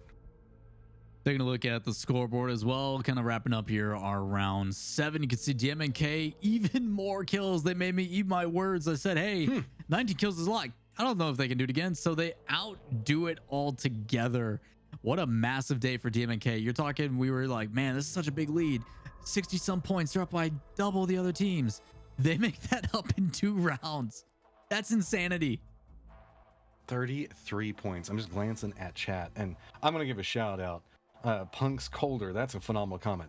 This just in, DMNK takes the fight to COVID-19 and saves planet Earth. It definitely feels that way as they have now climbed into 3rd place. What? And if they can string together another victory, they can contest up against Flying Camels already. You know, I've completely changed my entire idea of how this format's supposed to work. You know what? Consistency, you know, solid performance. No. 1. Just 1 big game, kill the whole lobby. You're fine. That's all you need. I mean, DMNK just having to do it twice. just think about the amount of kills that they are stacking up and how much of the lobby they are killing time and time again. We were seeing that Flying Camels in 1907, that's where their victories were coming into play. But now that there's a new contender that's eating up those points, you can see that they've kind of been stalled out. They haven't had the same opportunities to just run around and quite literally jump on top of every single team to just continue to escalate their leader. So now other teams are starting to encroach in, starting to catch up a little bit. Remember, we saw these massive drop-offs after these top 2 teams, but slowly that's being eroded away. You can also see how much is changing to the rest of the scoreboard. I mean, particularly look at 17 all the way up to, I would say, probably 5th, and how close a lot of these teams are. You get them kind of in groupings where like 17, 16, 15, 14, all within, 5 points. It takes up another jump then where that grouping is within 5 points, and then another. So there's different like tiers to it, but ultimately that's a game. You get a couple kills and maybe some placement otherwise, which is kind of, they go hand in hand when you're getting further on. But man, it is unreal how close these matches are actually going. And special shout out to OGC. These guys are playing obviously down 1 player, keeping it super close, obviously playing placement. And even though they're getting in some pretty rough engagements, still keeping it competitive. So special shout out to them for not giving up, because there's a couple teams that have. The heart that they have to be fighting with just 2, while other teams have been like, oh, we can't do anything and quit. That shows at least the heart of a competitor. And if anything, earns my respect. The fact that they're willing to play through this at a disadvantage and still manage to find ways to gather points while they know that they can't necessarily take all the team fights. They are finding ways to sneak their way in and get those placement points, which is putting them in not the best of positions, but a respectful position given against. Yeah, I mean, hey, worst case scenario, they get their full roster tomorrow. They pop off just like DNMK is doing. That name is just not easy to say quickly, but yeah, I mean, that stuff happens. you automatically jump up and all of a sudden you're back in the running. So you never know. You never know. It's exciting. We've still got 8 matches tomorrow, but before we do that, we got one last one here. So to you, Matchroom, I guess I'm going to present a question that I'm curious on your take. ATK, DNMK. It's kind of been the focus the last 3 rounds. It's going to be another one here. Yeah. We're going to hop on board. Do you think because of how well it's gone lately, they just keep doing it? Or do you think it's like, okay, we've gotten what we want out of it. Time to be a little bit smart. Well, the thing about it is now the question flips back over towards ATK. Remember, I was talking to DNMK and being like, why are you guys committing to this whenever it's not working? Well, it hasn't been working for ATK either. We've been seeing them kind of limp into the later stages. At this point, I would say they're the ones that need to switch something up. Or either that, again, just be the sacrifice and say, okay, maybe it is our job to stop the beast that is DNMK, trying to make something happen here. I don't think it's gonna happen, dude. They're the only team that's been able to stop them. Whenever the fights break out and they stop them in the early stages, that's the only time DNMK hasn't won around. Hey, man, when you're seeing it as they drop in, another team right next to him, it's the same old, same old. And this time, he's going to land on their spot. You want to talk about an ego challenge? Why not take their loot at the beginning as well? Oh, disrespectful, and I love it. And to walk away with an LMG to start it off in these earlier stages whenever people don't have strong armor. So much power to be found inside this, just bouncing around looking for more. One member down on DMK, so it is an exchange between the two of them, but gotta be careful peeking up the top of that. They do have the numbers on top versus the numbers on bottom. ATK has control of the top of this, but now it's going to be a little bit more problematic as it goes. Don't forget there's been a lot of other third parties that have been getting involved. So if this goes on too long, that's where we're going to start seeing teams like, I don't know, Dojo making their play into it, or maybe even 25, who's been also aggressing into the tail end of these fights. Yeah, I think FE is a little bit too far, but again, all 3 players back on DMNK, just healing up. But not going to go well for the first side of it. So again, going to have to drop back down, see if they can find an angle with the high ground coming into play. Now it's a 1v3, 1v2 technically. Maybe up to Swika. Can he play this off? Throws out the silence. And here comes Dojo trying to play surprise, and they've got a lot of loot to show for it. This is just such a huge opportunity for Dojo to absolutely decimate both these squads. You can see that they came in with a firm plan. They were paying attention to what's going on, and they've been able to perform from this position several times. Whenever we've been able to see Dojo really take it to these teams in the earlier sections, they know exactly where the retreat angles are, and you can see Kalachi just trying to get away from this. Not a lot of good options on retreat as everybody from Dojo is positioned around it, but somehow managing to just navigate the buildings, jump through, and finding new angles. But notice how Dojo knows exactly where he's moving through, finally spots him out, gets the angle onto him, trying to run away, and somehow just narrowly keeps finding angle upon angle to creep away, but the hunt is still on. No options, and there we go. It is finally finished. Dojo Unity coming in and playing spoiler. Hey, man, we talked about the difference maker of how it could be, and now you're looking at it. DMNK and ATK both removed, and all it took was that third party. We talked about the potential of it possibly happening, but this time it does come to fruition. They get the reward for it, and now they've got multiple bodies to loot from and all of Fragment to work with. That is a lot of loot in a high density area. If Circle had gone and favored them, boy, that would have been the pinnacle of everything that you could want. You can see where, with our eye in the sky and our extra knowledge, we know that it is going to leave that location. 20 going ahead and getting the ultimate high ground right now to try to harass Orpheus as well as Desmos off in a different angle. Cake Man also in a little bit of trouble, but the way we see them kind of separated out, looks like this might just be a little bit more of a hello bullets situation where both teams are just kind of shooting each other until maybe Gutbuster could go down here. 20 also pretty low. Cake Man and the rest of the squad starting to feel a little bit more in control, and Anka now starting to make the more aggressive plays into position. Aggressive plays into positioning, of course. This is going to be the way to do it. Take that high grounding. Surprise from behind and a punch to boot. And it's not over yet. More engagement, a reload, and trying to jump around and get the shot. So they are going to finish off one, but they need to be careful. A lot of noise being made in this one. Also trying to get off a revive. Come on, compadre, get up. Swap the shields and going to pick this player up. Here's a team we haven't seen in a while, but Flying Camels finding themselves in a low ground disadvantage position right now. See, the armor not the best. Microfiber still sitting on white armor at this stage, so looks like they're just trying to make sure that they can get the proper angle on how to handle this fight. They have the information to work with, but it looks like the other team is just trying to backtrack away from it, not content and really wanting to fight this one out. So looks like that is going to be XR that does get the positioning, but Microfiber says, screw it, I don't care anymore. I've got blue armor now. It jumps in and takes a face full of lead, getting instantly dropped on his approach, but gets a little bit of vengeance back as the team does manage to get a couple of secures out of this. So now Flying Camel should be able to get the res up, and you can see it is just near on hellfire in front of them. Vision quite limited, but they do have control angle to play from. Res does come through, and now it's just a matter of sweeping through and picking up the remnants. Doing a good job here. And again, this is the Flying Camels that we came to love at the very beginning. That aggressive play, no hesitation. You know, you see some damage, and when those red numbers are popping up, it's like, hey man, like maybe they'll get it by the time we get here, but that's a lot of opportunity for us to slow them down and catch up. So glad to see that aggression coming back.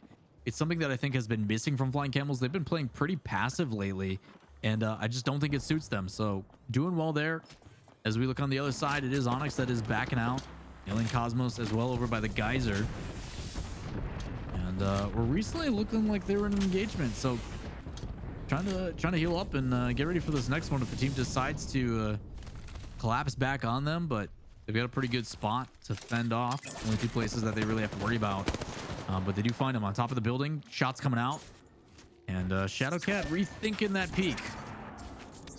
Yeah, Salem down off of this, so 25 Esports looks like they're going to have to just go for a reset. They do have enough control inside of this to where they should be fairly safe, but here comes the sin. Jumps coming into play. 25 Esports making a jump of their own when it coming right back behind it, starting tossing a couple grenades. Alien Cosmos wants this one already down for Alien Cosmos as they make their approach. Quick exchange of fire between them. Another one starting to get in a terrible position, does go down as well. Now just one up, but do manage to squeeze it out in the end, and do manage to take down 25 Esports and should be able to get both of these reses.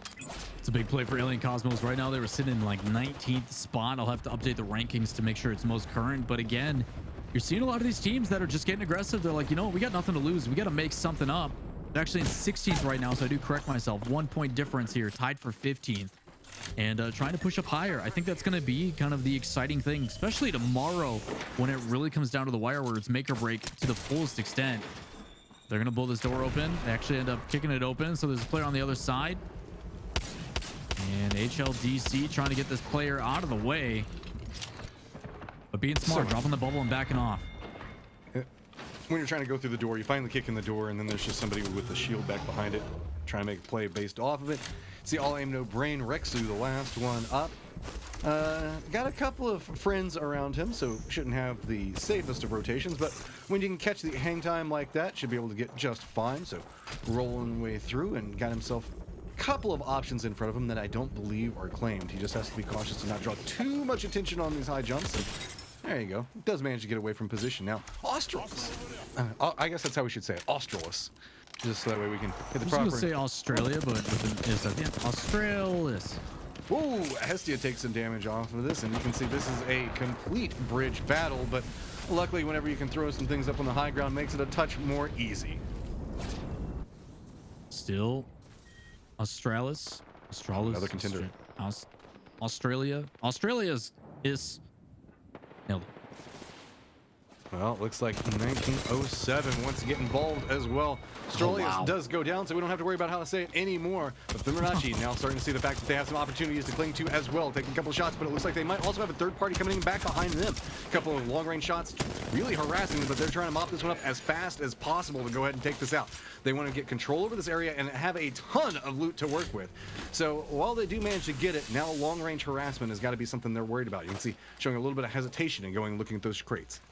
Yeah, the other side of it as well is just making sure they secure those kills. Obviously, with teams trying to third party from the outsides, they may get the downs, but securing those kills is actually a big deal, and those points add up quickly. Taking the side of Rexu, who is just hiding at this point, and rightfully so. I'm pretty sure this is, if I remember, all aim, no brain. This is the one that was up top that was hiding and just trying to find a spot. And the crazy thing is we're into this lobby now, and you look how many teams are left. We're halfway through. Yeah, I mean, this is about to be rough. Geyser going to be our centralized point everybody's going to have to make their way to. Geyser has a lot of peculiar things that can happen around it, just with the long, I guess, compounds and how people navigate those. You have teams ending up sharing them. Naturally, the Geyser itself being a key factor for how a lot of things break down. HLDC back to the south of this could find themselves bumping into Fibonacci to the west in just a little bit.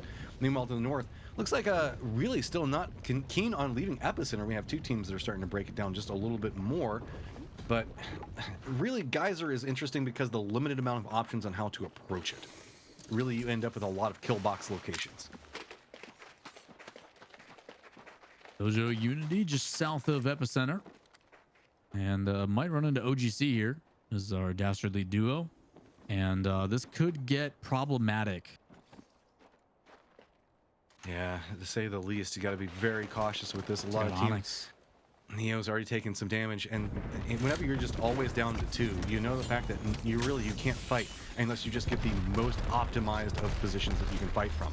Funka now finding their own approach into this, stepping into the doorway. Orpheus takes a lot of damage off of that. Desmos also taking a lot of damage, goes down. Cake Man now still sitting on some shields. We can see being contested at the time, trying to figure out a way to make a play around this one. But now it is just Cake Man who has to just beat feet and get out of this position, realizing this fight has turned entirely against him and his squad. Yeah, it's a tough one for him on the back end and still being chased down. I'm trying to find some hard cover and should be able to buy a little bit of time no matter what. And smart play, just trying to see any information that he can get. And that shield battery off, gonna reload and try to take a different position. And at this point, it's like you got the cliff to the other side. You can probably rotate down to the southwest, but at what point are you gonna just run into another team? So probably going to take a little bit of time on that one while they have a breather and just figure out, do I want to go back and get the banners? How do I want to play this one out?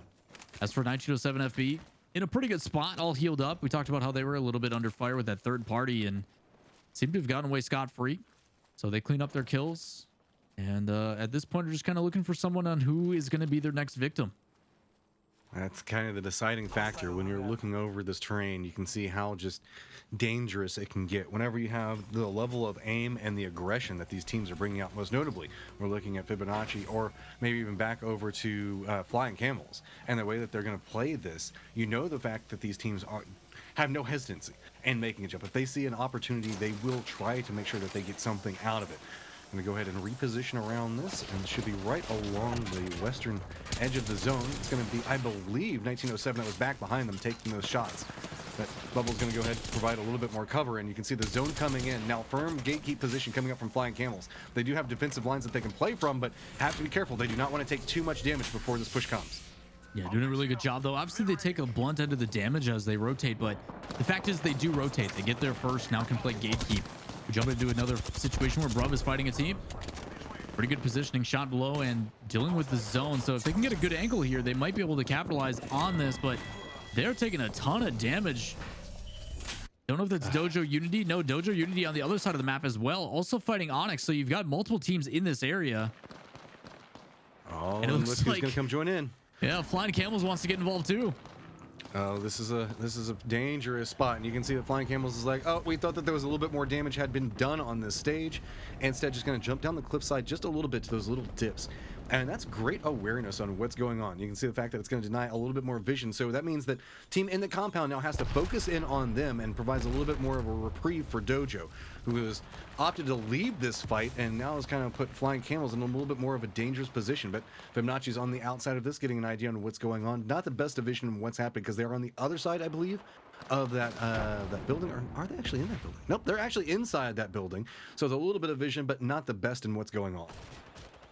Pretty happy for Flying Camels, though, to back out of that one. Obviously, they're pushing into another team, and they're still on the back end, but they need to be careful because FB is right above them as well. This team has been pretty stagnant, not actually taking any fights, just waiting for it to develop. So curious. This is kind of the two teams that are at the top. And under a pretty big threat. Yeah, 1907 having the high ground. A ton of damage here. Yeah, I mean, they're just looking in on everything that's going in right now. Really refereeing a lot of the fights with the position that they're playing from. A lot of these teams are really being forced to make it very difficult, or really just entirely stalling their rotations to try to make it into zone or the positions that they wanted to play. That's opened up kind of the centralized points a little bit more, as now you can see that 1907 very aware of where the next circle is going to be going to go ahead and try to get the position before anybody else moves, because there is so much strength to be had in some of these compounds, and you can just control so much of the movement and what's going on. Well, FP doing a really good job utilizing that Bloodhound. They know there's two people in the area, possibly OGC, maybe a team with the leftover, but shots coming out from the further compound. You also still have all aim, no brain, still alive and still in it, playing for placement. HLDC on the outside, trying to push in.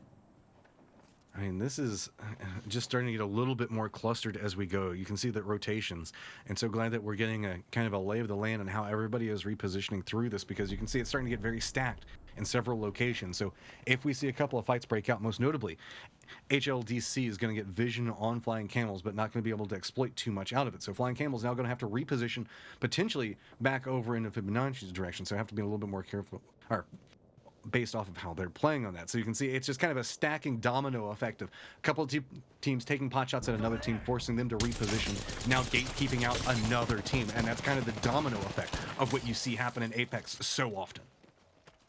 Flying Camels need to be careful, though. They've got a team over to their east. There's another one to the north. And there it is. You can see the team on the outside. Shots coming in. Do they want to engage this one, or do they want to back off? Because now they're stuck between two. And what they thought was a great gatekeeping position, they're now stuck in a really bad spot. Possibly getting high ground here. Not sure if he can make the jump. He does. That's a great reposition, and it provides an angle for the teammates. At this point, I'm going to assume anytime Flying Camels think that there's a jump that can work, it's going to work. These guys seem to know the ins and outs of how to play this legend so well. I mean, you can see the fact that they always know the distance just to a T. Now, jumping down, trying to make sure the fact that they're still playing for position, because you don't want to have too many teams just trying to hold down. All right, I respect it. Okay. I mean, if you can't take fights and you're still in the late game, respect. Just do a little bit of dance. Make a little bit of love. Get down and tight. So you gotta put the spacings on it. Try to avoid the DMCA. All right, now let's see what we've got going on. Dojo Unity in a little bit of a situation now as they're trying to figure out how they want to approach, and they've got rocks all around them, so their approach options are extremely limited. Dojo Unity still in the same spot, controlling that high ground, and for pretty good fashion. They do push up a little bit just to make sure that there's nobody that can kind of rotate back through their direction. And use that to get up high here on the inside, trying to get closer to the zone. They do have a team in that compound that's just south of them. As for Flying Camels, they were able to push up all the way through. Another team in the area. I'm pretty sure 1907 FB was around the corner as well. So a lot of dangerous squads still up for grabs here, as we have 7 squads remaining.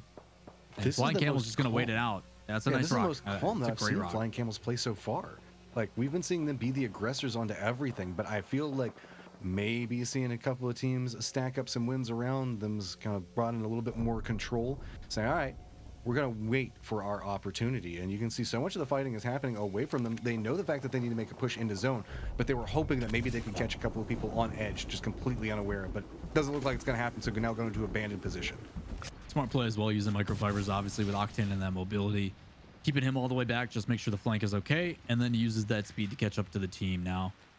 Thought FB was up top. They are actually just on the other side of the compound. So we're going to have a fight in Geyser. A lot of positioning you take inside. There's going to be some teams that obviously try to fight for the top side of these buildings. The difficulty with no Watson on most of these teams as well. Defensive isn't going to play. So it's going to be pretty much Gibraltar and his shield and seeing what they can do with it. Oh, Geyser. Just doing Geyser things. I mean, this is what you see so much. Like, 2 teams that can see each other through the glass can't do anything because there's another team that's holding down the long hallway, or I guess tunnel, whatever you want to call it, into the other section of the compound. It's just an awkward situation where everybody has a lot of information but can't do anything. The scary thing for FB is, like, do they go down inside and pigeonhole themselves to one direction as the zone pushes in?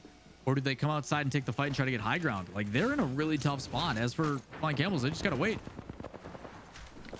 Yeah, I mean, it's essentially a game of chicken right now. Everybody's just trying to get an idea on what's going on, because Flying Camels can't commit to a fight because they know at range, if they do that, they come after him. Pick one.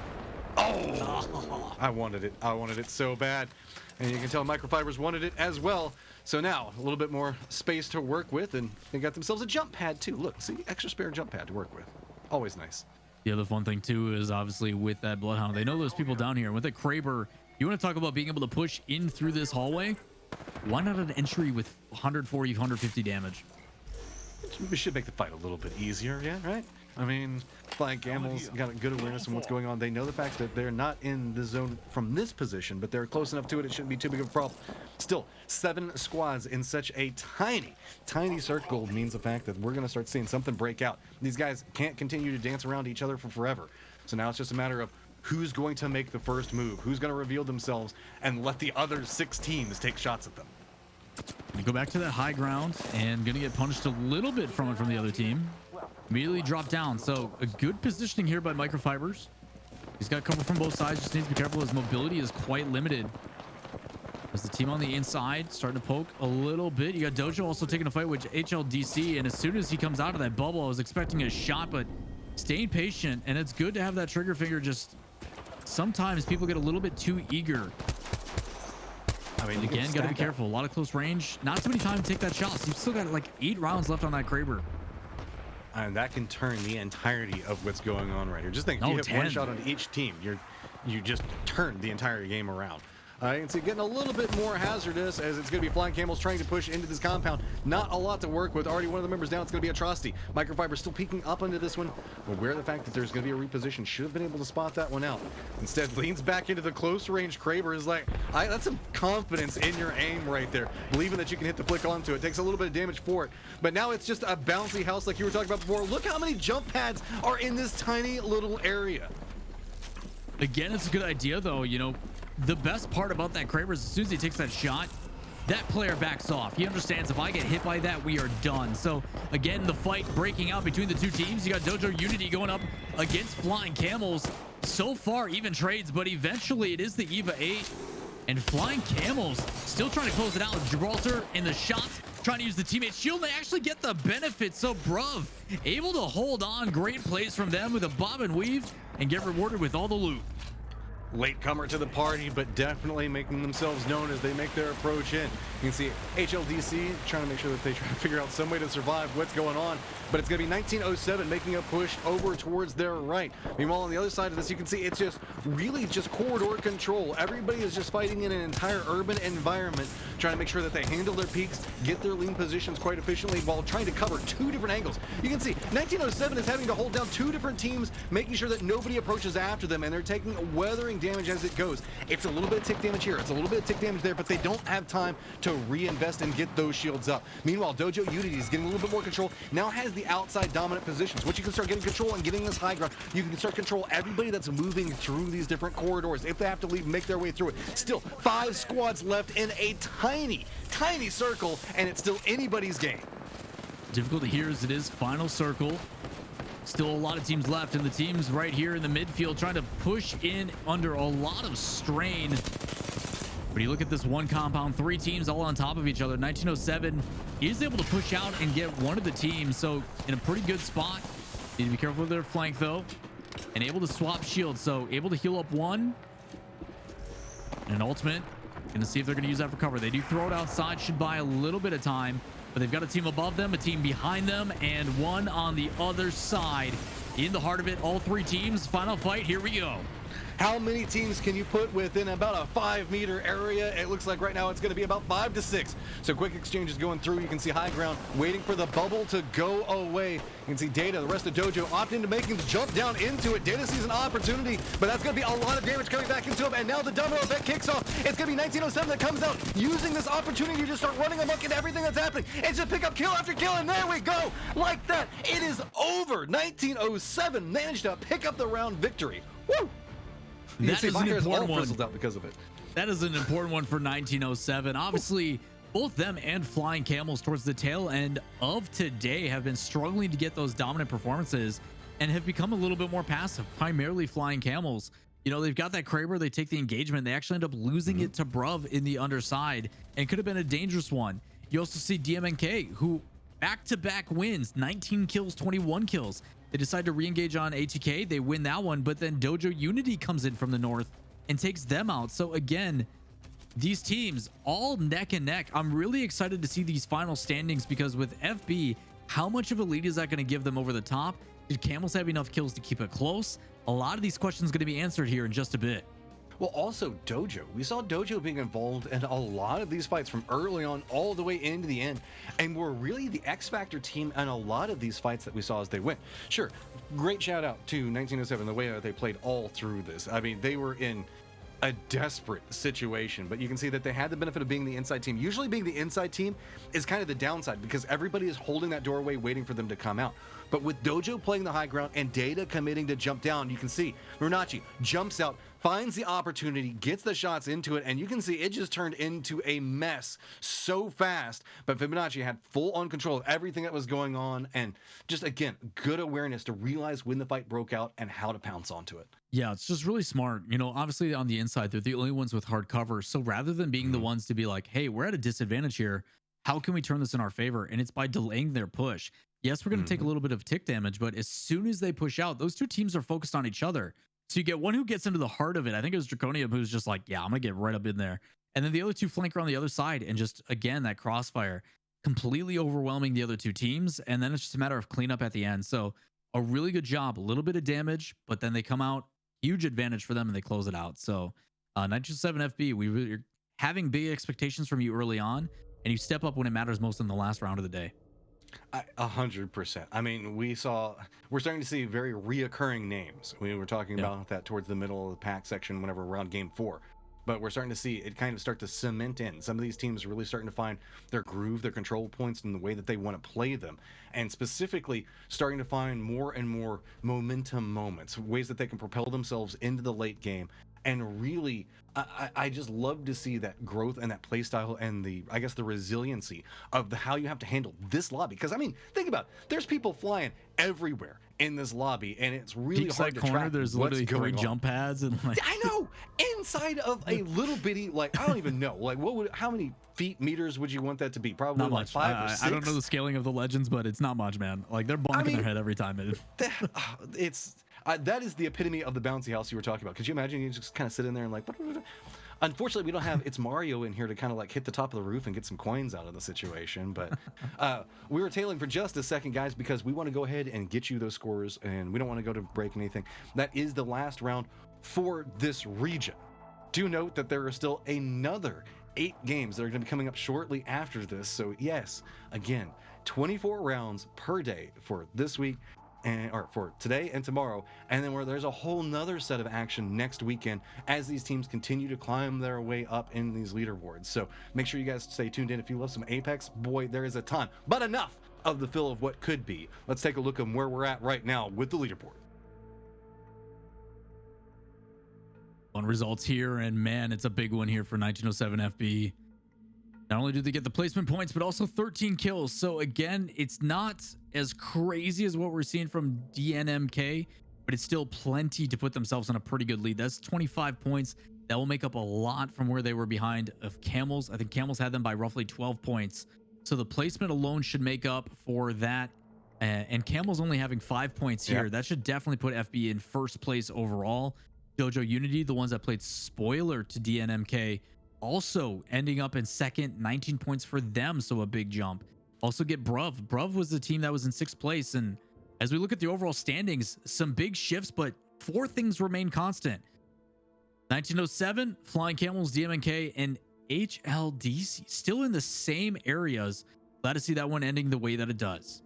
Dojo right back behind them, and Bruv as well. 25 esports. We're starting to see again this left side of the leaderboard is starting to get a little bit back and forth. White Rabbit Gaming getting themselves a round win, jumping up into the left side of the leaderboard, but then slowly sliding back down into it.